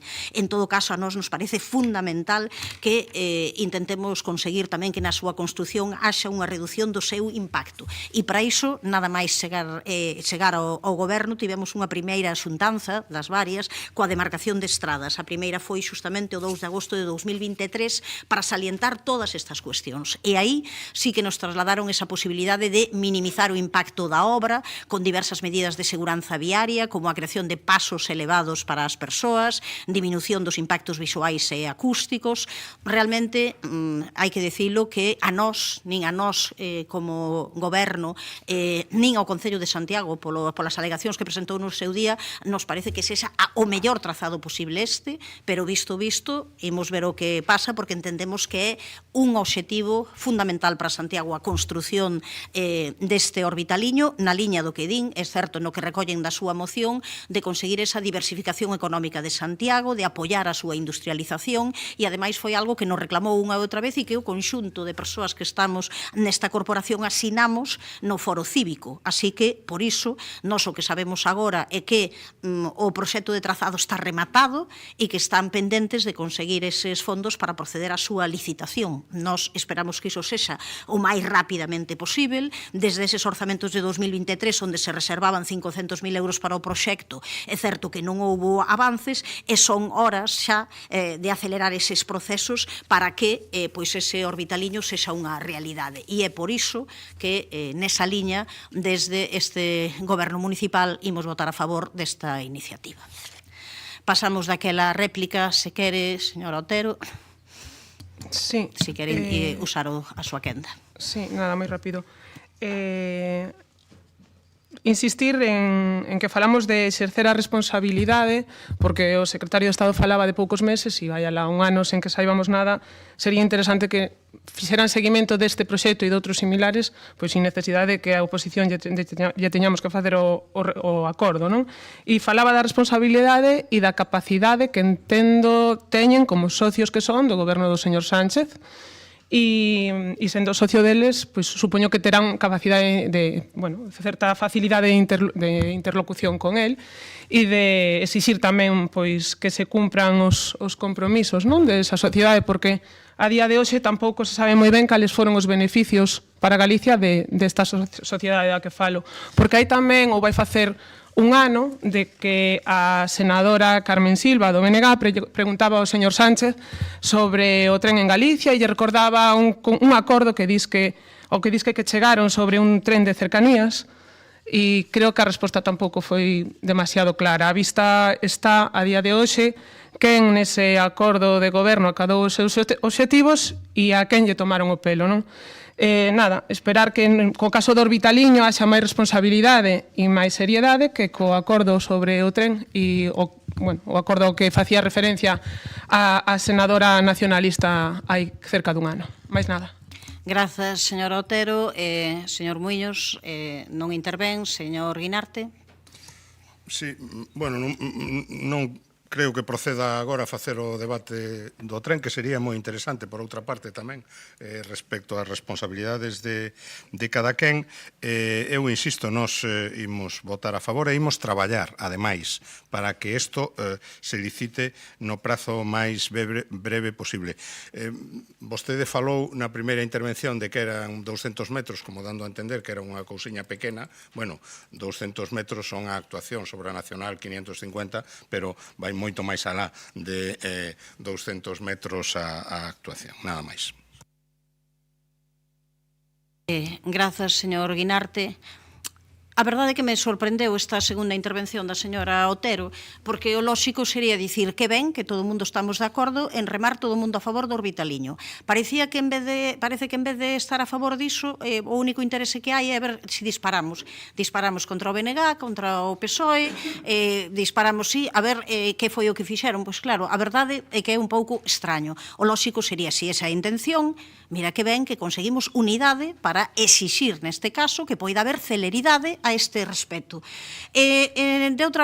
Sobre outras cuestións que di, nós xa facemos o noso traballo, xa o dixen desde o comezo, tanto no Congreso, como facemos como este goberno local. Desde o primeiro momento reunímonos ca demarcación de estradas, puxen exemplos ben claros, pois justamente dese acordo de investidura, Santiago de Compostela pasou e aforrou 11 millóns de euros na construción da EDAR, que non é unha cuestión pequena, incrementou a cantidade consignada ao consorcio por primeira vez en moitos anos, despois de que houvese pois algunha escenificación non de que iso ia significar unha choiva de millóns, e esa choiva de millóns non veu, pois por primeira vez conseguimos que houvese ese incremento, ou conseguimos ese acordo coa Sareb para que ao final se desbloquease a operación da parcela Peleteiro, por poñer algúns casos, simplemente. Evidentemente queda moito por facer, moito por remar, e desde logo, como este goberno local, cumpriremos as nosas funcións na defensa dos intereses da veciñanza de Santiago. Farémolo a través desa petición de que se asiliza a construción do orbitaliño e que se doten os fondos para facelo, tamén revisando e exixindo que esa construción se faga coa menor afectación posible ao territorio,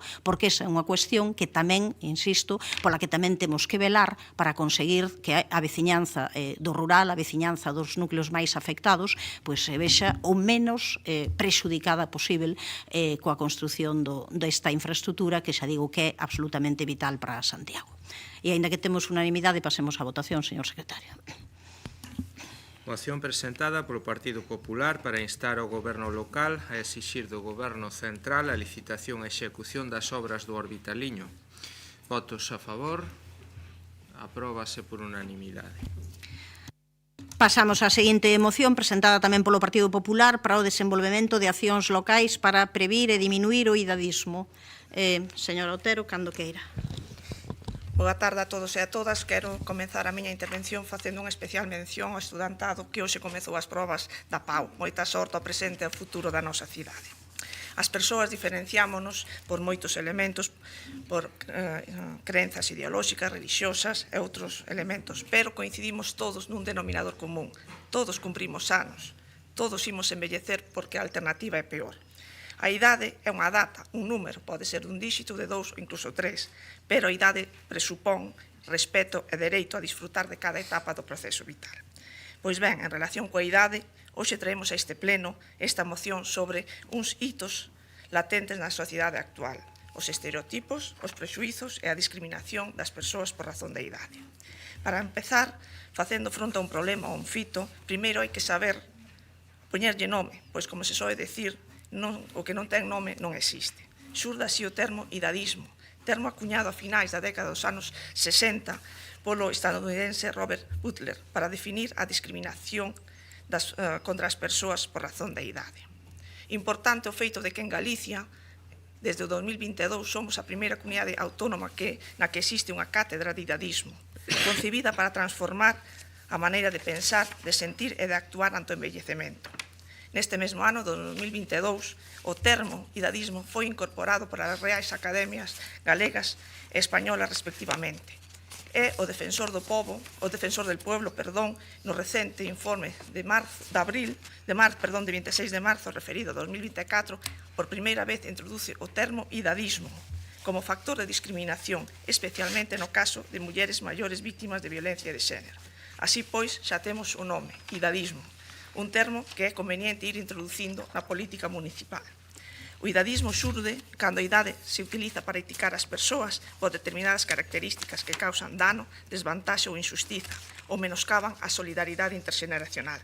É a terceira causa de discriminación despois do racismo e o sexismo, e pode afectar a calquer individuo, pois o termo non establece nunha franxa de idade, pero o máis coñecido de maior impacto social é o que se refire ás persoas de maior idade. E, ademais, outro elemento a ter en conta é que as mulleres sofren máis o idadismo fundamentalmente porque somos máis lonxevas. En definitiva, o idadismo é un sesgo contra unha diana móvil. O idadismo materialízase na linguaxe coloquial, por exemplo, con términos como vello, vella, chaval ou chavala, que a miúdo se usan nun sentido peyorativo, etiquetando as persoas maiores como persoas dependentes, fráxiles, pouco competentes, ou as persoas mozas como inexpertas, materialistas, impacientes. Segundo o Informe Mundial de Idadismo do 2021 da OMS, o idadismo iníciase na infancia e refórzase co tempo. Ten consecuencias graves e de grande alcance tanto para a saúde, o benestar e os dereitos humanos das persoas. Presentamos esta moción para que se leven a cabo actuacións locais para prever e diminuir o idadismo como intervencións didácticas e educativas dirixidas a crear conciencia sobre o respeto cara ás persoas pola súa idade, campañas de sensibilización, eventos comunitarios e actividades interxeracionais. En todos estes meses o termo idadismo apenas se referenciou neste espazo plenario, pero o feito de que non se faga referencia a él non significa que non exista. Así pois, tomemos conciencia e poñamos na axenda municipal a temática do idadismo. Remato como empecei, todos cumprimos anos, todos envellecemos, pero como dixo recentemente un alcalde dunha cidade galega non militante do Partido Popular, a idade non é unha limitación. Moitas gracias. Grazas, señora Otero. Polas concelleras non adscritas, quen intervén? Alguén? Señora Álvarez, cando queira. Que tal? Boa tarde de novo. Pois queremos mostrar o noso respaldo a esta moción que propón a implementación de medidas locais para previr, para combater tamén o de idadismo. Consideramos que o idadismo, que está como entendido como calquera forma de discriminación, presuicio ou exclusión que está fundamentada na idade, pois representa unha ameaza para a cohesión e dignidade como sociedade. E aínda que o idadismo afecta a calquera franxa de idade, as persoas maiores son especialmente vulnerables. Ollo tamén aos máis adolescentes que se atribúen moitas veces pois unha serie de pensamentos ou criterios simplemente tamén por ser xóvenes ou adolescentes. A discriminación por idade pode ter consecuencias negativas tanto para a saúde física como para a saúde mental, así como limita pois acceso a servicios e a participación social. Pois apoiamos esta moción tamén porque isto supón dar un paso importante cara a un concello máis inclusivo. E aínda que os maiores de 64 anos non representan a maioría da poboación do noso concello, si son especialmente sensibles ou vulnerables pois por eso mismo, por ser maiores. O apoio a esta moción, como decía, pois tamén significa impulsar ferramentas, como aquí se mencionan, as campañas de sensibilización, actividades interxeracionais, etc., que son necesarias todas estas ferramentas e máis para erradicar estereotipos e contribuir a construir unha sociedade onde todas as persoas, independentemente da súa idade, se sean recoñecidas e valoradas. Moitas grazas. Grazas, señora Álvarez. Ten a palabra a señora Rozas, cando queira. Moi boa tarde a todas e a todos. Perdón. Bueno, eu adianto que o noso voto vai a ser a favor desta moción. Compartimos, por suposto, expresado na exposición de motivos a preocupación pola discriminación e a invisibilización de determinados grupos por mor da súa idade e, sobre todo, das persoas maiores. Non me dou quitado este catarro en riba. Aínda que tamén comparto, como comentaba a concelleira Marta Álvarez, que o idadismo tamén é moi preocupante non só no colectivo de persoas maiores, como se expón na moción, senón tamén en outras franxas de idade, como pode ser a xuventude, chea de estereotipos e chea de presuizos tamén relacionados con esa franxa de idade.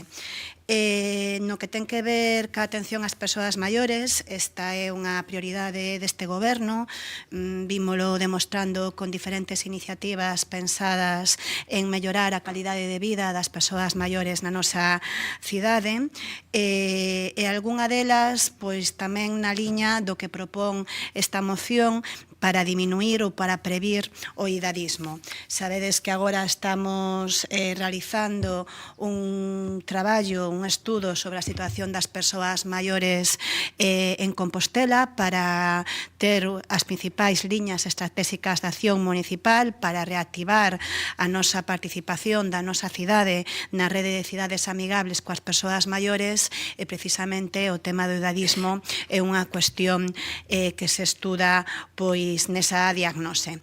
Tamén posemos en marcha recentemente outro tipo de iniciativas que van na liña do recollido nesta moción, como é o programa de voluntariado interxeracional que poñemos en marcha en colaboración con Itinera, ou tamén o reforzo das escolas de segunda oportunidade. Dito isto, eu creo que é interesante a moción presentada, que pódense facer moitas cuestións desde a área municipal para sensibilizar e para visibilizar o problema do idadismo e, por tanto, pois, o noso voto será a favor desta moción. Grazas, señora Rozas, polo Partido Socialista. Señora Abal.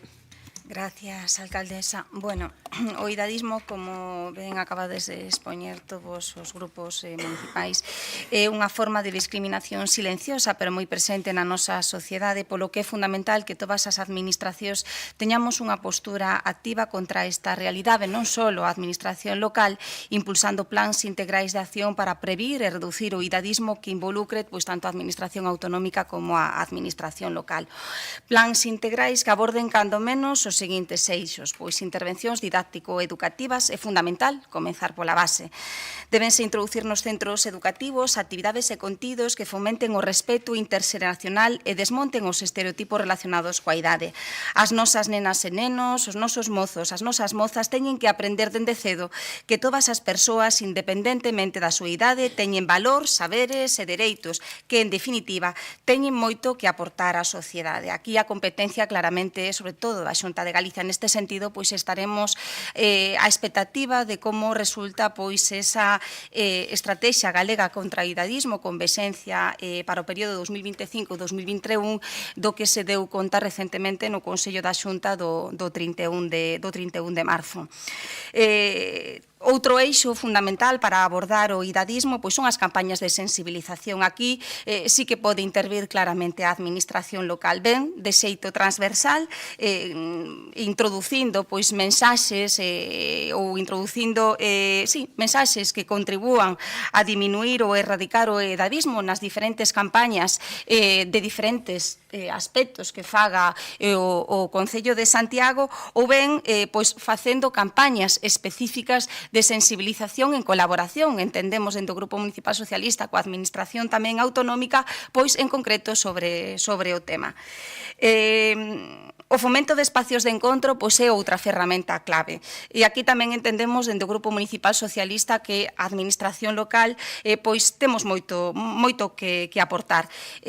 Para isto contamos con unha fantástica rede de centros socioculturais, nada máis e nada menos que máis de 40 centros socioculturais, polo que é indispensable que na programación que se vaya a facer no marco da nova licitación se teña en conta precisamente programas de actividades pois para afrontar precisamente esta forma de discriminación. É un reto dende logo moi importante que insistimos pois se debería de abordar no marco da nova licitación do contrato de centros socioculturais.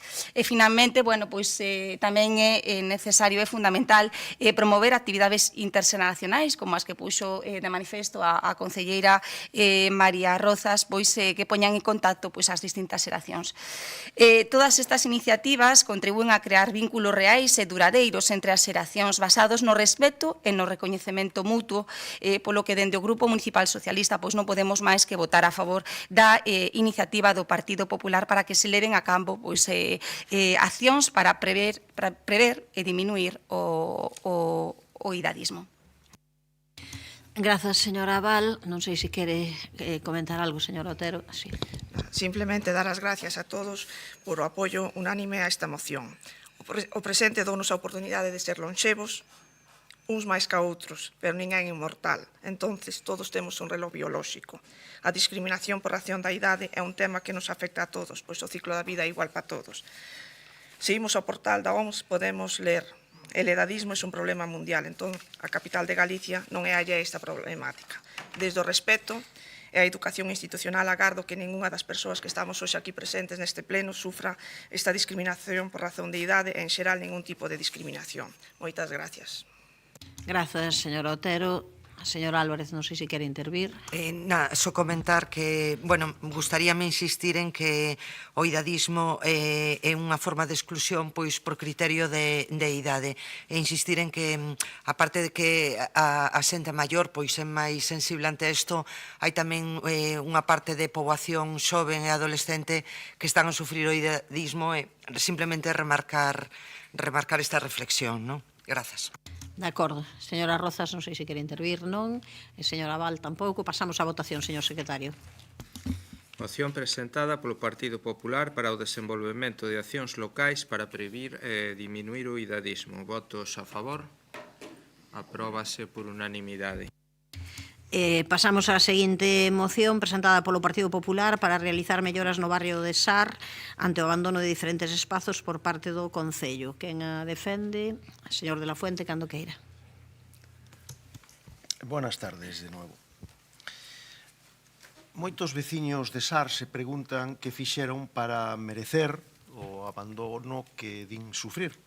Falamos con eles recientemente e séntense esquecidos e abandonados.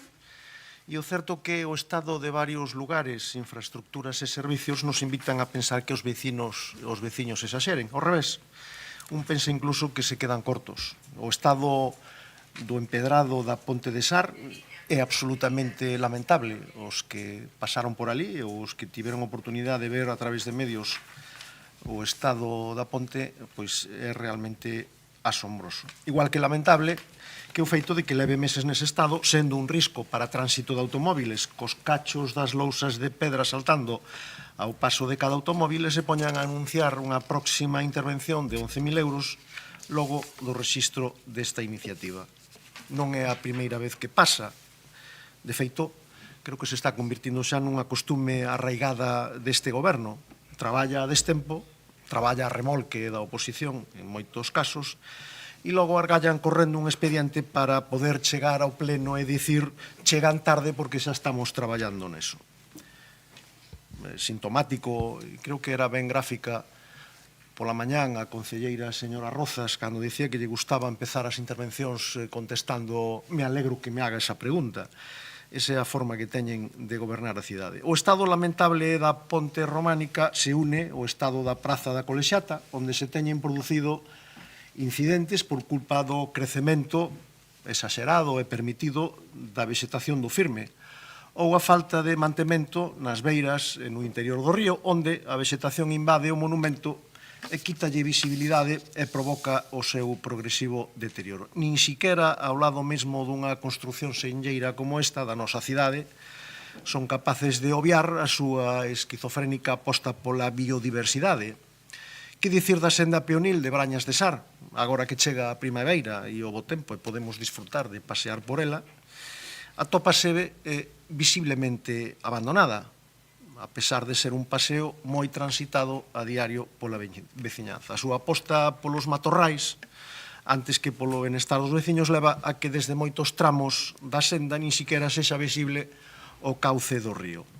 A pouca preocupación pola contorna salta a vista. Non é difícil atoparse no percorrido polo barrio con vehículos abandonados desde xa fai tempo, sin que o Concello sexa quen de dar a simple orde de retiralo da vía pública. O estado xeral do barrio pois é de abandono, de falta de limpeza, mantemento e atención. Hai lugares onde os contenedores do lixo impiden o tránsito de persoas con mobilidade reducida, pero o Concello parece que lle dá igual. Sabedor, como é desta circunstancia, que me consta, debe pensar que é máis fácil que os veciños en cadeira de rodas dean unha volta que dicirlle aos servicios municipais que sexan coidadosos coa colocación dos contenedores.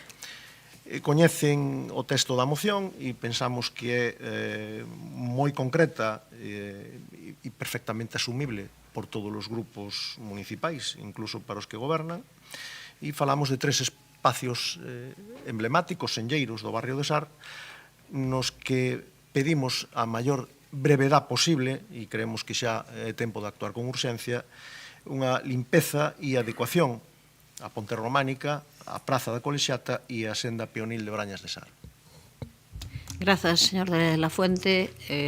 Polas concelleiras non escritas, que señor Muiños, que ando... Sí, boa tarde de novo. Suscribir todo o que di pois a moción, non? Tanto exposición de motivos como que existe pois o goberno, e soamente pois pedirlles a quen defenda pois esta moción por parte do goberno que nos indique pois os prazos en sí de execución cando vai facer, non? Porque hai certas cousas que son de fácil pois arranxo. E logo pois que non nos veñan aquí a falar pois da polinización, non? Porque estamos a falar da Ponte de Sar, onde xa as ortigas e silvas xa chegan pois a carretera, non? Entonces aí non toca. Penso que nas ortigas e nas silvas non hai polinización posible. Mas que nada de eso, sin incidir que nos digan aquí cando van a ser os prazos de execución. Grazas, señor Muiños, polo Partido Socialista, señora Val. Gracias. Bueno, nada, un exemplo máis de un goberno que conta con absolutamente todas as ferramentas para actuar. Temos o contrato de mantemento de vías urbanas máis claro da historia, temos o contrato de mantemento de zonas verdes máis caro da historia, temos o contrato de limpieza viaria máis caro da historia, pero o goberno faltalle planificación, e un exemplo de planificación pois é o estado no que se atopa claramente o firme da ponte de estilo románico, que están no que as pedras están total e absolutamente reventadas. O sea, é evidente que se o goberno houvese actuado con tempo, tendo en conta que, insistimos, conta con instrumentos para elo, pois seguro que a intervención sería menos costosa para as arcas municipais, pero non.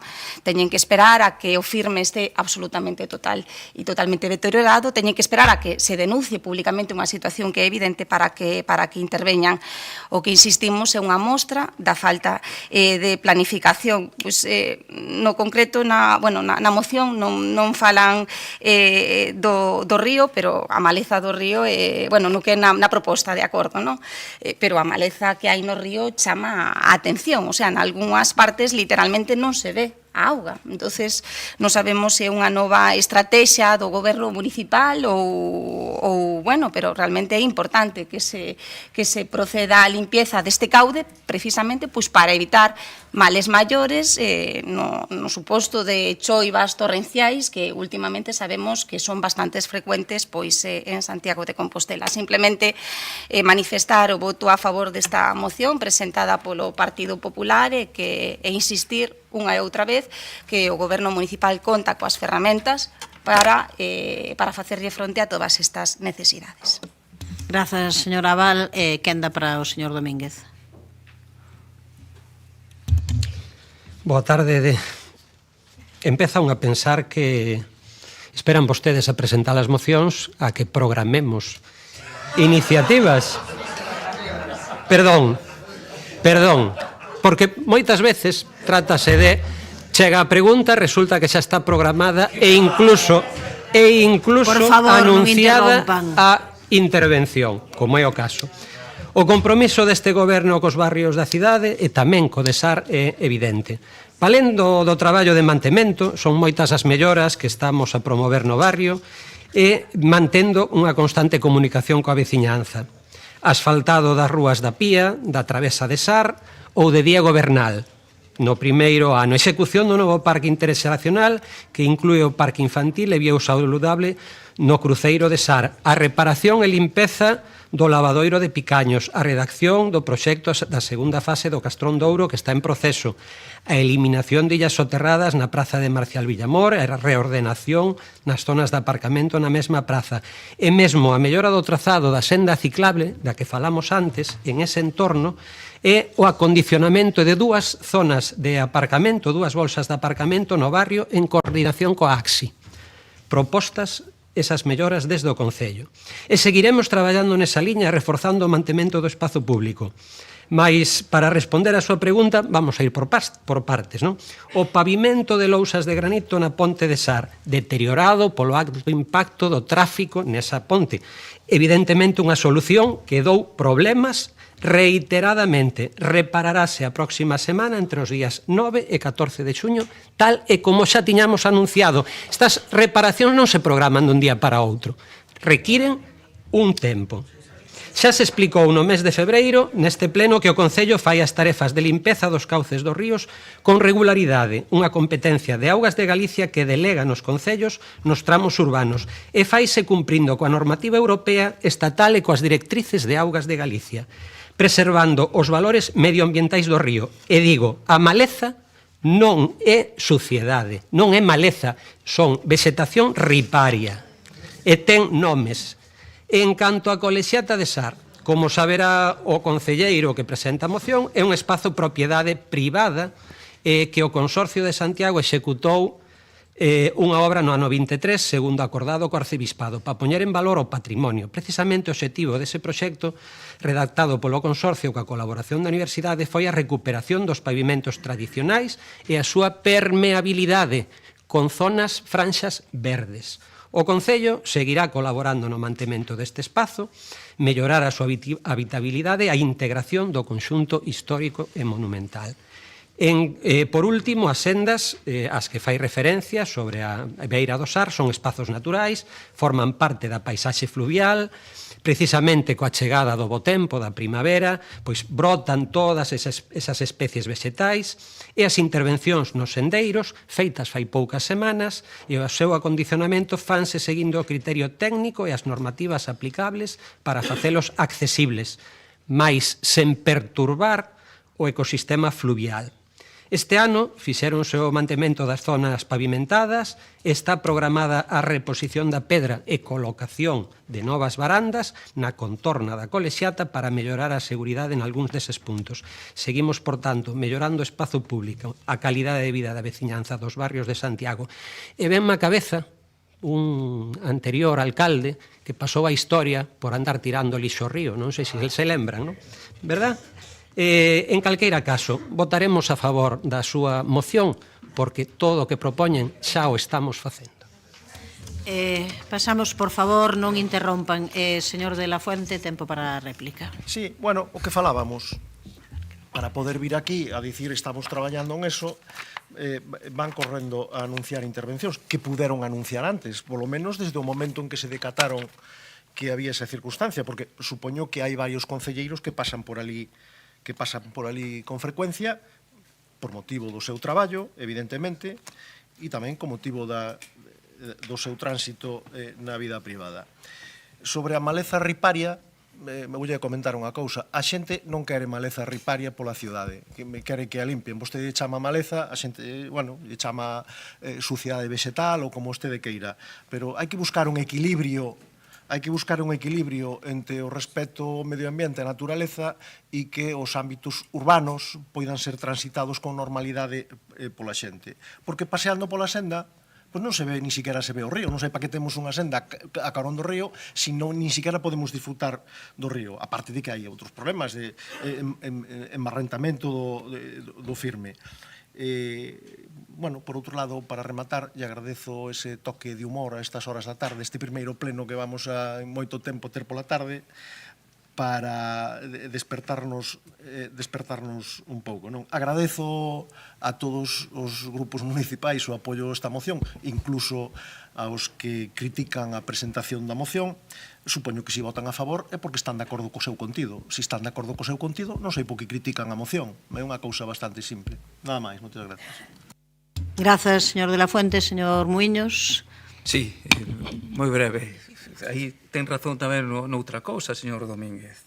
A maleza non é suciedade, pero cando alcanza unha altura intratable, como é o caso, aí me parece que Augas de Galiza sí que permite segala. Coido que sí, como facíamos nós, porque a última vez que se fixo aí unha limpeza nos marxes do río foi na nosa etapa. O que non pode ser, eu volvo a dicir, que as ortigas e as silvas pois cheguen neste intre pois a carretera, igual que os distintos marxes pois da senda, ou que vostede fai tempo que non foi por aí, pois realmente se necesita pois unha actuación pero inmediata. Eso ten moi fácil, é chamada de teléfono aos distintos encargados e non hai que planificar nin nada. Por iso eu antes lle pedín que nos dixera o plazo cando iba a executar. Nos falou das lousas de pedra que vai facer na ponte, pero nos pode dicir tamén cando vai executar a limpeza das distintas sendas. O ten moi fácil, vostede é o responsable.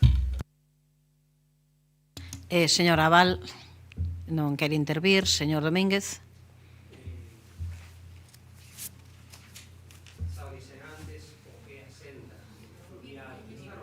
Perdón, pon o micro.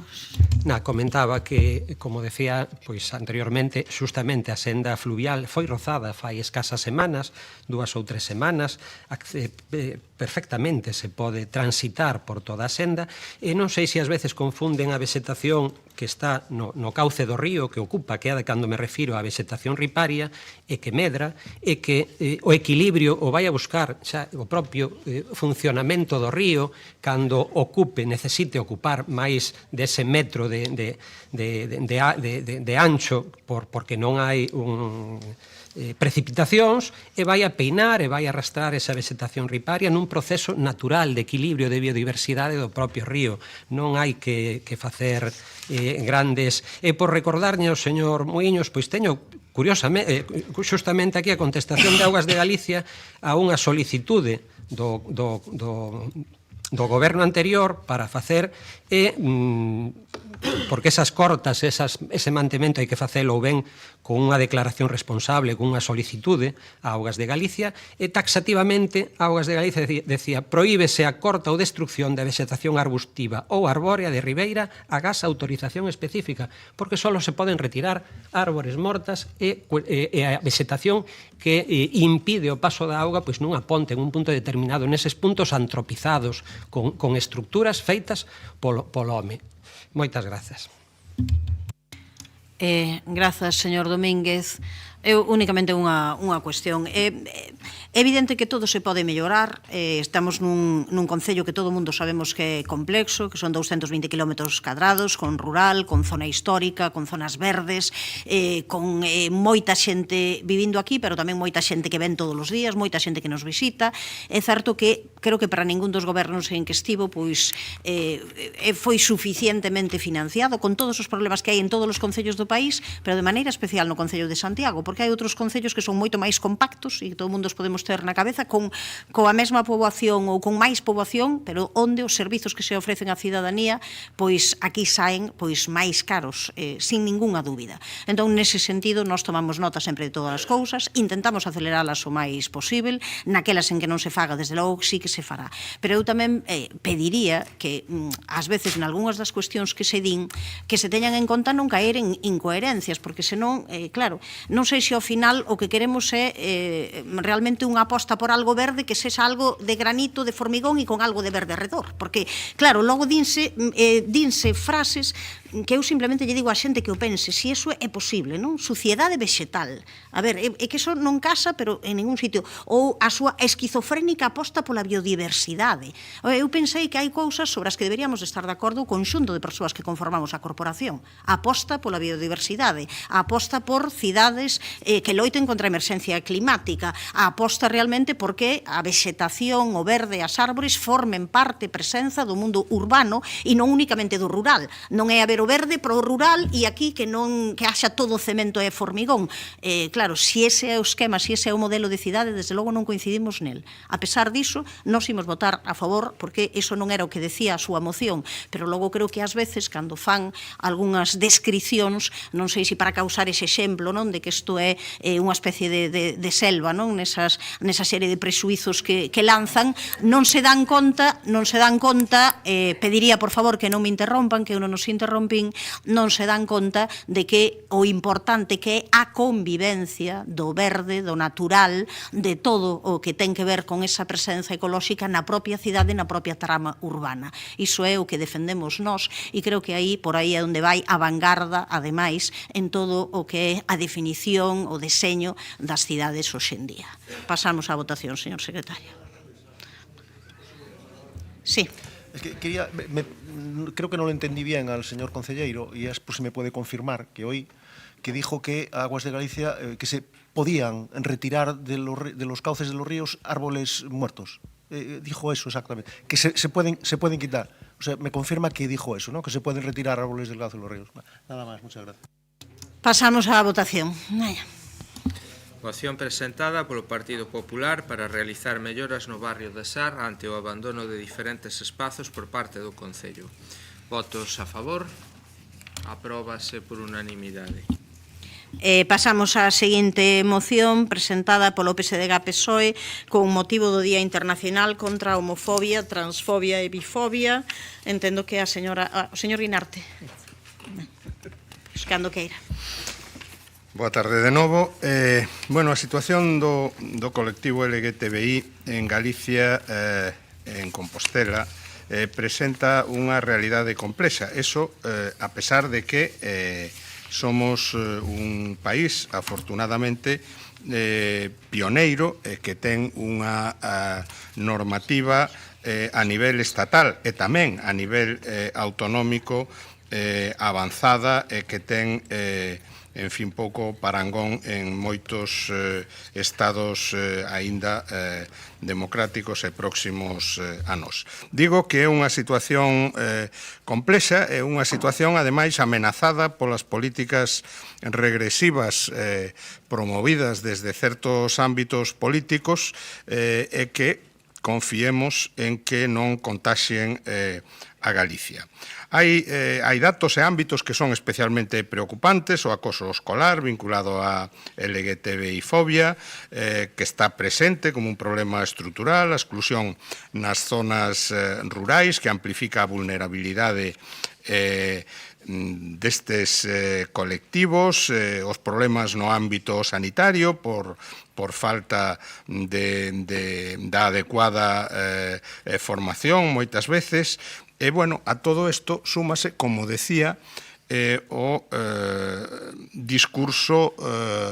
os discursos de odio, que son unha realidade moitas veces enmascarado ou non nas redes sociais, pero que é incuestionable e que, por desgracia, ás veces se materializan en gravísimas actuacións que pois incluso chegan a costar a vida a persoas non moi lonxe de onde nos atopamos.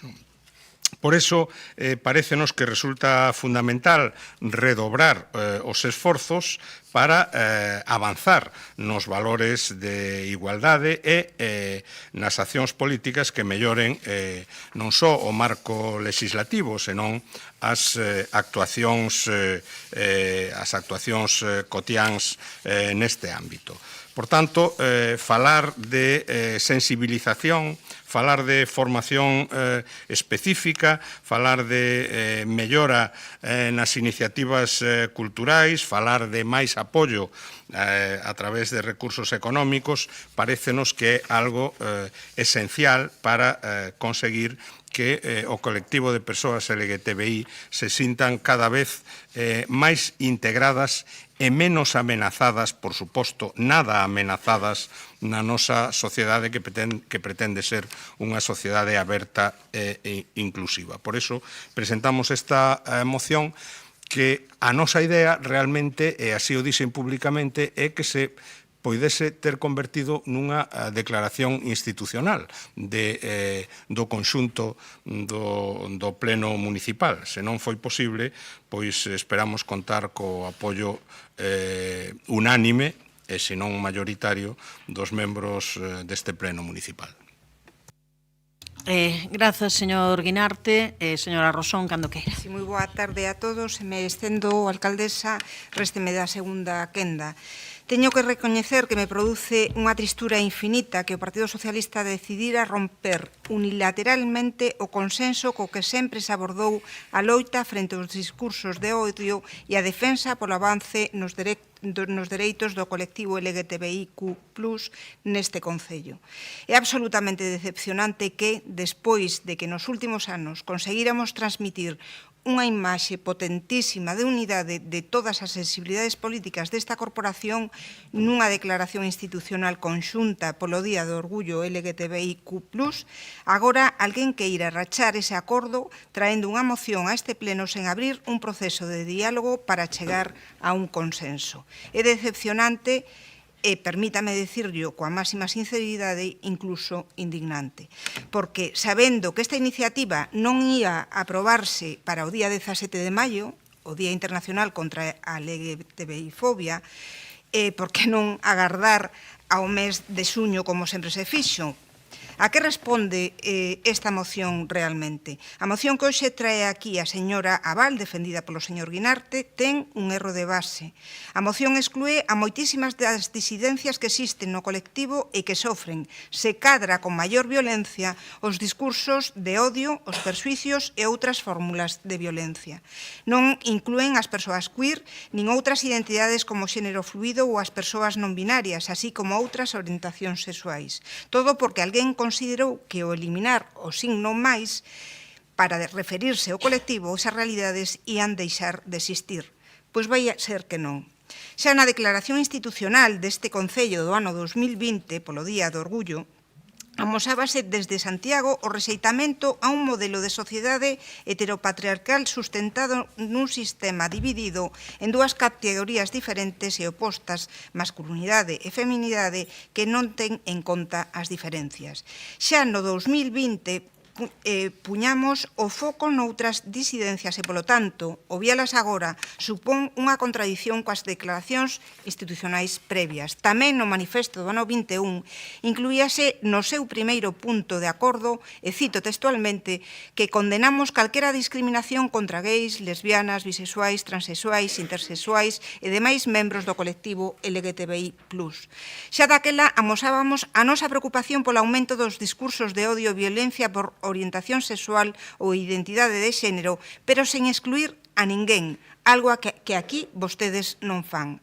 Ademais, a moción que presenta o Grupo Socialista semella descoñecer completamente a realidade de Santiago de Compostela. Falar de establecer redes de colaboración coas asociacións LGTBIQ+, sen citar a Comisión de Traballo que se ten creado dentro do Consello Municipal de Igualdade, integrada por novas entidades, é realmente moi preocupante, sobre todo porque, tras a miña expulsión do Grupo Socialista, tamén se me excluiu dese Consello, polo que algún de vostedes tería que interesarse por ese órgano de participación, máis aínda cando se trae unha proposta deste tipo ao pleno. O mesmo ocurre cando falan da formación específica da Policía Local sen citar o protocolo fronte ás violencias sexuais e LGTBofóbicas no ocio nocturno, por exemplo, ou os numerosos cursos impartidos por asociacións LGTBI o corpo da Policía Municipal. Por suposto, concordamos en algunhas das cuestións que se inclúen, pero tampouco aportan nada novo con respecto ao manifesto de 2024. E por non facelo, non entendo cal é a oportunidade política de traer unha moción que rompa o consenso, un consenso tan necesario nos momentos nos que estamos. Precisamente porque ese consenso é a mellor imaxe que podíamos proxectar ante o incremento dos discursos de odio. Poderían incluir, como puxemos nos de feito, que se contemple habilitar vivendas para persoas LGTBI expulsadas dos seus fogares, pero preferiron seguir adiante cunha moción que non permite que as demais persoas desta corporación poidamos aportar para chegar a un consenso de novo. Eu reclamaríalles que retirasen esta moción, están a tempo. Retínera e acordaremos hoxe aquí que a Concellería de Igualdade inicie, como fixo sempre, e estou segura de que o está a facer, un proceso de diálogo para acordar unha declaración institucional que volva de forma unánime ao pleno no mes de xuño, antes do Día do Orgullo LGTBI+. Porque a min gustaríame repetir esta imaxe de toda a corporación detrás das asociacións LGTBI+, apoiando, porque ese debe ser o noso traballo, apoiar a loita do colectivo, non presentar iniciativas co fin de ser nós mesmos os protagonistas da loita social. Isto, señora Marta Val, asinante desta proposta, non vai de galóns nin de eu cheguei primeiro. Este tipo de actitudes dividen e fannos claramente perder moita forza. Nada máis. Grazas, señora Rosón. Agora a miña quenda, vou comezar por facer referencia a isto último. O Grupo de Goberno e directamente a Consellería de Igualdade ten preparado xa unha proposta de texto de declaración institucional para o Día do Orgullo, para o Día LGBTIQ+, pero que faremos chegar de cara ao pleno do mes de xuño. En todo caso, esta é unha moción que trata outras cuestións, aínda que toque tamén estes temas. unha moción en que sí eu tamén coincido que ven sendo unha moción tipo. É unha moción que igual se podería presentar aquí, que en Lugo, que en Vilagarcía, e onde lle faltan referencias claras ao Concello de Santiago. Creo que nos pasa moitas veces, non é a primeira vez que recibimos unha moción tipo, e eu creo que o bo é adecuala á realidade de Santiago de Compostela. Santiago de Compostela ten nestes momentos unha serie de cuestións que eu creo que non poden faltar aí. A referencia a que, por primeira vez, conseguimos que haxa un servizo de asesoramento LGBTIQ+, justamente vinculado á Casa Xoana Torres, que acabamos de poñer en marcha, e que non se puido desenvolver co anterior goberno. Temos tamén ese Consello Municipal de Igualdade onde se fixo un subgrupo de traballo LGBTIQ+, que iniciou xa a súa andadura, e temos o protocolo Troula Segura, que é certo que empezou xa co anterior goberno, e que ten continuidade agora para previr, detectar e poder actuar ante situacións de violencia sexual LGBTIQ+ fóbica. Entón, nesta serie de cuestións tamén é certo que hai unha serie de actividades que este Concello ven organizando arredor do mes de xuño no programa Compostela Diversa, un programa ademais onde na Casa Xoana Torres se desenvolve e xa está publicitada unha importante serie de actividades e de traballos vinculados. Pero eu creo que nunca está de máis que poida haber unha moción que fale xustamente da reacción contra esa ultradereita que quere, ademais, incitar ao odio e que está buscando, ademais, en numerosos lugares que poida haber conflitos. De maneira moi especial, eu creo que a todo mundo nos debería preocupar no mundo do ensino, no mundo da educación, onde realmente hai unha cantidade de casos de acoso que están sendo denunciados, que están sendo problemáticos, que están causando situacións terríveis nos adolescentes e que chegan ao extremo máis tráxico en casos claros de suicidio escolar justamente por este acoso LGBTI fóbico. Así que eu creo que non está de máis dicir que nos concordamos en xeral co que é o espírito, xa digo, dunha moción a que lle falta centrarse en Santiago de Compostela, e por iso nos fixemos como goberno unha emenda que vai na liña daquelas cuestións que miramos no intento de facer unha moción que puidese ser unitaria, que puidese ser unha moción conxunta, unha declaración institucional, e sobre a que o portavoz do Partido Socialista agora non fixo referencia se aceptaban. Nese caso, facendo referencia ás cuestións de seguir reforzando eses servizos de atención vinculados ao servizo de asesoramento na Casa Xoana Torres e na aplicación e seguimento do protocolo de Troula Segura, a todo o que son campañas municipais de impulso contra a LGBTIQ+ fobia, a dar continuidade a accións formativas, a potenciar ese fondo bibliográfico, mais tamén, como non pode ser de outra maneira, a intentar conseguir que a Xunta de Galicia dote de maiores recursos económicos e humanos a aplicación da lei justamente LGBTIQ+ en Galiza, elaborar estudos sobre os discursos de odio, presentarse como acusación en casos graves de agresións, incorporar materiais educativos e informativos, e tamén na liña do que solicitaba agora a señora Rosón, prever a habilitación de vivendas para as persoas LGBTIQ+ expulsadas dos seus fogares. Nós creemos que a aceptación desta emenda o que faría sería enriquecer un texto en que eu digo que coincidimos en liñas xerais co que se ven presentar. Ten a palabra polo Partido Popular o señor Rubio, cando queira. Vaya papelón, non? É complicado decir que querían unha declaración institucional cando se negaron a calqueira tipo de cambio ou de modificación no texto que propuxeron. Ou iso é o que a mí me consta. Non se aceptaba ningún cambio no texto proposto. E é verdade que vendo a moción que presentan e vendo os puntos parece que a presenta alguén de Albacete, non alguén de Santiago de Compostela. E o digo porque prácticamente todos os puntos que se reflectan no acordo se tratan na comisión que mencionou antes a compañeira Mercedes Rosón. A realidade é que hoxe abordamos un tema que non admite matices, o dereito de toda persoa a vivir con liberdade, dignidade e sen medo, independentemente da súa orientación sexual ou identidade de xénero. Cada 17 de maio lembramos este fito na defensa dos colectivos, pero non podemos quedar só na conmemoración, porque aínda hoxe existen persoas que sofren agresións, exclusión ou discriminación polo simple feito de ser quenes son. E iso, nunha sociedade que se quere xusta e democrática, é inasumible. Por iso, dende o noso grupo, queremos deixar algo moi claro. A loita contra a LGBTI-fobia non pertence a ningunha idea política nin a ningunha das partes que queren poñer. É unha causa compartida que debe unirnos a todos, porque non se trata de competir a ver quen fixo máis, como figura en algúns momentos na súa exposición de motivos, non, senón de garantir como institucións que esteamos á altura da nosa responsabilidade. En Galicia contamos cun marco legal pioneiro e cun compromiso firme que dende hai anos se traduce en accións reais, apoio a entidades, recursos especializados, avances en protocolos de atención, traballo en rede, e todo isto é mérito das administracións, pero tamén e sobre todo das persoas e colectivos que empuxaron para que estas conquistas foran posibles. E iso é o que deberíamos facer tamén dende este Concello, sumar, colaborar, priorizar, actuar sen partidismos, como coido que foi, como mencionaba antes a compañera Mercé Rosón, ata o de agora. Eu levo 2 anos nesta corporación municipal e en 2 anos é a primeira vez que para algo que teña que ver con estes temas non se chega a un acordo para sacar unha declaración institucional. E o digo con pena, é a primeira vez dende que eu son concello desta corporación que non se chega a un acordo para unha declaración institucional. Por iso, aínda que compartindo o espírito da moción que hoxe se presenta, lamentamos que se empregue tamén para confrontar con diferentes cousas, pois en textos positivos, en resolucións, con administración autonómica, e deixando ou excluindo a certos colectivos ou non tendo en conta o traballo que se leva facendo pois nestes foros, non? Dende o noso grupo comprometémonos a seguir traballando dende a responsabilidade coa mantendida, porque non hai dereito máis esencial que o de vivir sendo un mesmo. E iso non debería depender nunca de quen goberna, senón de quen somos como sociedade. Moitas grazas. Grazas, señor Rubio. Tempo para a réplica, señor Guinarte.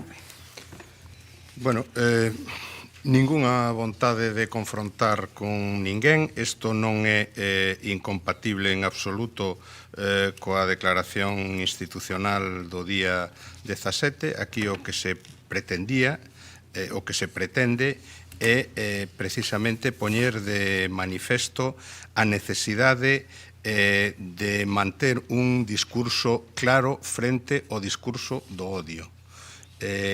Por tanto, que a legislación que temos a nivel estatal, a nivel autonómico, non se quede en papel, senón que se convirta en palanca para as actuacións a todos os niveis, a nivel municipal e a nivel autonómico. Por tanto, ningunha vontade de confrontar con ninguén, ningunha vontade de suplantar a declaración institucional do día 17. Respecto á emenda que presenta o BNG, nos podríamos aceptala. O que pasa é que, claro, pretende sustituir LGTBI por LGTBIQ+, resulta un pouco sorprendente, porque, claro, a ponencia do último congreso do BNG fala de LGTB, a Carta de Principios Políticos e Ideolóxicos do BNG fala de que o BNG asume como propia defensa dos dereitos e liberdades das persoas lesbianas, gays, transexuais, visuais e intersexuais, LGTBI. Por tanto, non parece que se corresponda moito unha cousa coa outra. Nos respetamos, por suposto, todas as situacións e todas as orientacións, pero nos ceñimos o ámbito que recolle a legislación española e a legislación autonómica. Grazas, señor Guinarte. Ten 80 segundos, señora Rosón. Señor Guinarte, sinceramente penso que alguén que descoñece a realidade de Santiago pois está dirixindo o seu discurso e obviamente é moi difícil acertar cando un ou unha vese obrigada a intervir sen criterio propio ou coñecemento. Nada máis e moitas grazas. Grazas. Ben, eu creo que non é unha cuestión aquí de facer cuestión, non, de determinadas cuestións que poden parecer de matiz, pero independentemente de cal sexa o uso que se faga como organización, nos aquí como goberno e na Casa Xoana Torres utilizamos a fórmula completa, LGBTIQ+, entendemos que iso o único que fai é acrecentar. Eu sei que hai xente que considera que LGBTI recolle todo, como como cuestións, como siglas clásicas que o recollían, hai xente que prefire que se vayan acrecentando que plus, e creo que por iso deberían de aceptar a emenda, porque a emenda non únicamente inclúe eso, senón que inclúe esa referencia a todo o traballo que se leva facendo e, por tanto, inclúe na súa proposta pois o servizo de asesoramento, o protocolo Troula Segura, cuestións que se veñen facendo nos últimos días, nos últimos tempos. Entón, eu pediría que reconsiderasen esa posición. Esa parte aceptámola sin problema. Vale, bueno, eu pediría que se aceptase o conxunto da emenda, porque entendo que é emenda única, logo falarán o secretario. Eu creo que deberían de aceptar a emenda, se aceptasen, nós non temos ningún problema en votar a favor, porque insisto en que sí que coincido co que acaban de decir outras persoas na corporación, en que deberíamos de buscar o máximo consenso en temas como estes que son tremendamente sensibles. Señor Rubio, cando queira. Sí, eu preciso saber se se acepta a emenda na totalidade, que como se debe aceptar, ou non se acepta a emenda. Non quedou claro. Non sei se a emenda, eu teño entendido que a emenda ou se acepta ou non se acepta. Non se acepta a primeira frase, a cuarta e a terceira non. Entón, gustaríame que se aclarase isto para poder... gustaríame que estivera aclarado antes de facer esta última intervención. Eu o dito, reitero, na súa primeira intervención, señor Guinarte, decía que vostedes querían unha... que lles quedaba mágoa ou pena porque non foron a declaración institucional. Créame que, e isto vostedes levan máis anos dos que levo eu, unha declaración institucional xeralmente pois é un texto aberto para que entre todos e todas poidamos chegar a un texto no que nos sintamos todos pois cómodos e cómodas, porque o problema disto, ou a mágoa disto, é que no fondo estamos absolutamente de acordo todos, e ao final, por pequenos matices na exposición de motivos ou por matices nun punto dos acordos propostos, pois o mellor túmase algo que non tería sentido porque no fondo estamos todos e todas de acordo. E é importante que poidamos votar a totalidade e saber se estamos convencidos ou convencidas, e reitero, é unha mágoa que non se chegue a ese acordo. Por suposto que non ven a sustituir ninguna declaración institucional polo Día do Orgullo, polo 25N ou por calquera outro motivo de cando se fan declaracións institucionais.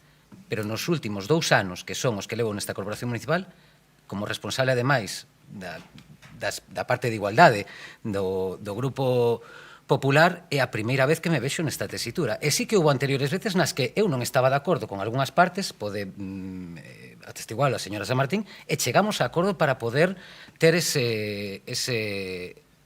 declaración, non, por decirlo así. Moitas grazas. Reitero, gustaríame saber se acepta ou non se acepta a emenda na súa totalidade. Imos que nos aclare o secretario se é que se pode, porque pon emenda 1, emenda 2 tal e como está, pero non sei se iso se entende que realmente forma parte dunha única emenda. Que nos aclare o secretario como é para... A emenda que formularon unha única emenda con dous apartados. Cuestión distinta é que despois se transaccionen e formulen unha emenda transaccional para intentar chegar a un acordo, pero a emenda é única. Si se pode admitir, nos admitimos o que aparece como emenda 1 e non o que aparece como emenda 2. E se non votamos, non pasa nada. O día 17 haberá unha declaración institucional, estou seguro, e cada un que asuma a súa votación e nada máis. Ben, pois pasamos a votación sin aceptación desa emenda logo. Aquela. Moción presentada polo PSDG-PSOE con motivo do Día Internacional contra a Homofobia, Transfobia e Bifobia. Votos a favor. Grupo Municipal Socialista, votos en contra, non hai, abstencións, grupos municipais, BNG, Compostela Aberta, Popular e concelleiros non adscritos. Pasamos á última moción do día de hoxe, presentada polo PSDG-PSOE para integrar o voluntariado do refuxio no órgano do goberno da Fundación. Ten a palabra a señora Abal cando queira. Moi ben, bueno, pois vamos xa á última moción do día e esperemos que salga adiante. Bueno, a Fundación Refuxio de Animais, pois cuyo obxecto principal é pois a xestión do Refuxio de Animais do Concello de Santiago de Compostela pois está rexida polo Padroado, órgano de goberno, control e representación integrado pois pola presidenta, polo vicepresidente, vocais e secretario. De conformidade co disposto nos seus estatutos, poden ser vogais, entre outros, ata 10 persoas elegidas polo Pleno da Corporación do Concello de Santiago, dentre as persoas previamente designadas membros colaboradores definidos. É necesario que empece? No. Si quere volver a empezar para o tema da grabación, eso como queira. Como me Pero, digan. pois siga, entón. Definidos no artigo 9 bis como aquelas persoas físicas ou xurídicas que polas súas aportacións persoais ou económicas ou por razón do seu cargo poden contribuir a unha mellor consecución dos fins fundacionais. Na actualidade integran o padroado, ademais da presidencia, vicepresidente, do secretario e dos vogais, pois representantes dos concellos fundacionais e dos grupos municipais, pois as seguintes asociacións: SOS Animalia, ADEGA, Asociación pola Protección Animal Argo e a Asociación Aveiro pola Protección Animal. Como ben puxo de manifesto pola mañá Miriam Prieto, mediante escrito do 13 de xaneiro de 2025, a Asociación Bolabán, Voluntariado Activo de Bando, solicitou formar parte do padroado do Refuxio. Como se pon de manifesto no escrito, pois a labor da Asociación Bolabán é ampla e variada. Sacan aos cans a pasear, socializan aos gatos e intentan detectar calquera problema de saúde ou comportamento que poidan manifestar tanto uns como outros. Tamén colaboran na limpeza das instalacións e organizan mercadillos para recadar fondos, ademais de outras pequenas tarefas e contribucións para facer fronte ás moitas incidencias que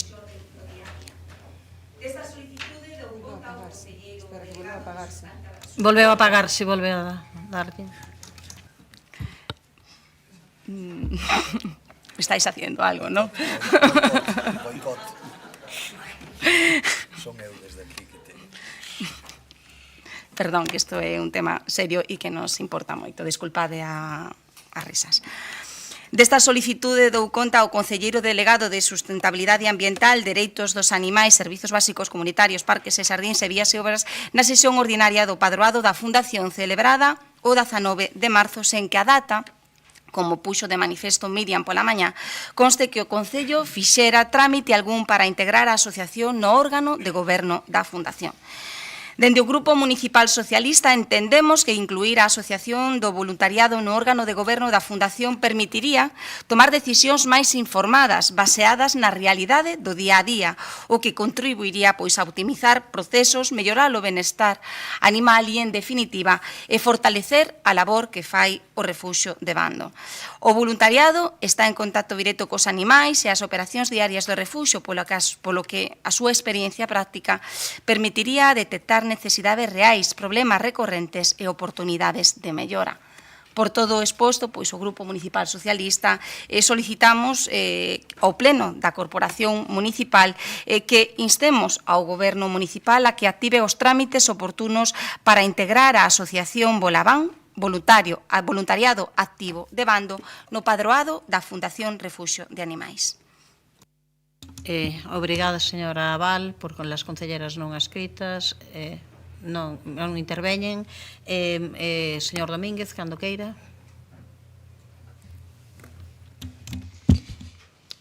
Nada, en primeiro lugar, pois agradecer de novo a presenza da persoa representante da Asociación Bolabán ou Bolabán no pleno de hoxe, Miriam Prieto, poñer tamén en valor o traballo que fan todas as asociacións e persoas voluntarias que colaboran coa Fundación Refuxio de Animais, o Refuxio de Bando, que fan unha labor fundamental pois para o benestar dos animais que ali pois se coidan, tanto cans como gatos, non? Actualmente o padroado pois está integrado por 5 concellos con voz e con voto, outros 5 con voz pero sen voto, a representación da Dirección Xeral de Conservación da Natureza e 4 entidades colaboradoras, que son Aveiro, Argo, SOS Animalia e ADEGA. Todas elas pois xa cunha longa trayectoria e con moitos anos pois dentro do padroado. Na sesión ordinaria do padroado da Fundación do 19 de marzo, a que se fixo referencia, na que tamén estaba presente pois a concelleira propoñente, xa se dou conta do interese desta asociación recén constituída de formar parte pois do órgano de goberno.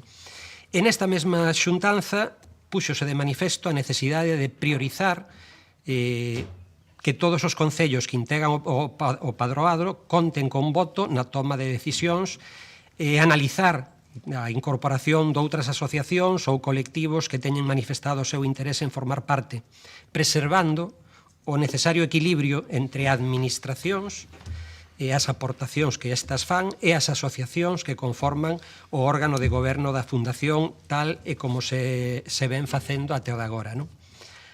É certo que o artigo 9.2, ao que fai referencia na súa exposición, establece efectivamente que o Pleno da Corporación do Concello de Santiago pode designar ata 10 persoas vogais entre as persoas designadas como membros colaboradores, porén entendemos que debemos actuar conforme os acordos adoptados polo padroado, que é o órgano competente para determinar a súa estructura e funcionamento interno dentro do marco estatutario,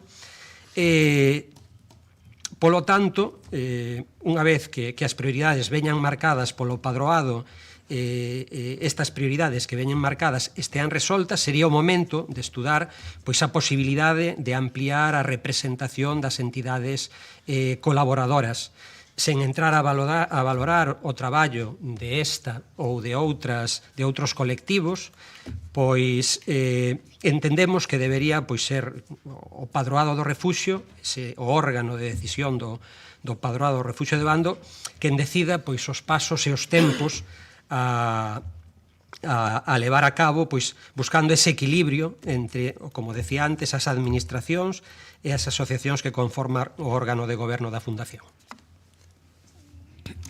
Grazas, señor Domínguez. Polo Partido Popular, señor Villa, cando queira. Boa tarde. Bueno, en primeiro lugar, quixera saludar que xa non nos acompaña, pero estou seguro que nos está escoitando, a Miriam e aos demais persoas que integran a Asociación Bolaván, que, o único que fan hoxe aquí, eu creo que quedou claro cando falaron a primeira hora, pois é manifestar que eles, elas teñen un gran coñecemento do funcionamento do refuxio de Bando, porque están ali moitas horas, colaboran de forma totalmente altruísta, axudan no cuidado dos animais que están ali, e polo tanto, para mí son merecedoras de toda a atención posible e de que formen parte do padroado, que ao fin e ao cabo é o que solicitan hoxe aquí. E a verdade é que é unha mágoa escoitarlle, porque despois da súa intervención filosófica, como ven sendo habitual, viunos a decir que non había ese equilibrio, ou vostede entende que non hai ese equilibrio, e que o órgano non é este, senón que é a fundación ou o padroado, segundo acaba de dicir. Eu non estou de acordo, porque ademais é que está botando incongruencias varias. Se me está dicindo que vai integrar a máis concellos, xa crece a representación institucional.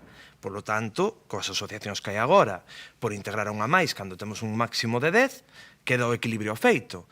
E segundo os estatutos, o órgano que regula quen forma parte do padroado da Fundación, tal e como a compañeira Marta Abal pon na súa moción, nos relatou antes, pois é este pleno o quen decide quen forma parte. Por lo tanto, eu creo que é unha decisión que simplemente terá que vir a este pleno e pode vir de dúas maneiras, poñendo usted a súa vontade de traelo a este pleno, ou senón, iremos pola forza por detrás para que se mude a composición do padroado, porque ademais leva moitos anos en pasar por aquí. Por lo tanto, eu recoméndolle que no seguinte padroado, de entrada a esta asociación, se faga a modificación oportuna neste salón de plenos e que vostede intente quedar algo ben dentro do que cabe. E xa postos, eu creo que tamén hai un consenso no padroado, faga unha modificación estatutaria, porque, como ben sabe, é unha queixa xa recurrente en todas as reunións, e que forme parte a asociación e, polo tanto, calquera directivo desa asociación o que poida vir ao padroado, non de forma nominativa, o cal impide que moitas veces poidan estar representados nas reunións que celebramos. Eu creo que de xustiza que estes voluntarios ou voluntarias formen parte do padroado porque é unha voz que debemos escoitar. Eu creo que se vostedes, o BNG, realmente tanto interese teñen no benestar animal, que demostraron pouco, e o que empezaron a demostrar foi despois de que tivemos que expor a situación do refuxio, así como das colonias de gatos da cidade, porque vostedes vivían nunha dimensión paralela, e logo de diversas queixas da veciñanza e dando voz a través dos grupos da oposición, pois puxéronse un pouco vostedes as pilas. Por lo tanto, demostren realmente ese interese coas accións que anunciaron, pero que todavía non comezaron a andar, e demostrenlo tamén dando voz a quen a merece dentro dese padroado.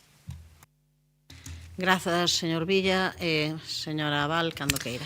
Gracias, alcaldesa. A ver, o certo é que levamos xa bastante tempo, dende que se iniciou a legislatura, buscando a maneira de que a asociación do voluntariado, que o voluntariado, máis ben dito, do refuxio de Bando se integrara no padroado. A primeira vez que comentamos isto, co goberno municipal indicóusenos que o ideal sería que se constituíran en asociación para poder integrarse como membros de pleno dereito. Bueno, pois este voluntariado realizou o esforzo de convertirse en asociación para, unha vez que se convertiu en asociación, solicitar ao pleno da corporación, solicitar ao goberno municipal que se levase ao pleno da corporación municipal único competente para decidir a súa inclusión no padroado da Fundación Refuxio de Animais, pois a súa incorporación. A competencia, concelleiro Xesús Domínguez, é exclusivamente do goberno municipal. A competencia, máis bendito, é do pleno do Concello de Santiago de Compostela, a iniciativa do goberno municipal. De feito, se revisa vostede a documentación, sen ir máis lonxe, bueno, as actas, os diferentes documentos fundacionais da Fundación Refuxio, bueno, iniciais da Fundación Refuxio de Animais, verá que o pleno da corporación pois é quen decide pois a inclusión destas asociacións no padroado da fundación, e sen ir máis lonxe, pois inicialmente formaban parte do padroado pois voluntarios do refuxio de Bando. Dende o Grupo Municipal Socialista entendemos que os voluntariados, e iso é evidente, non é que o entendamos nós, realizan unha labor totalmente altruísta, polo que solicitamos do Goberno Municipal que poña en práctica esa famosa escoita activa e se anime a integrar, porque teñen plena dereito Rematou o tempo, señora Val. a isto, pois aos voluntariados no órgano de goberno da Fundación. Grazas. Ten a palabra o señor Domínguez cando queira. Por si non quedou suficientemente claro, poñemos en valor o traballo de todo o voluntariado, de todas as asociacións.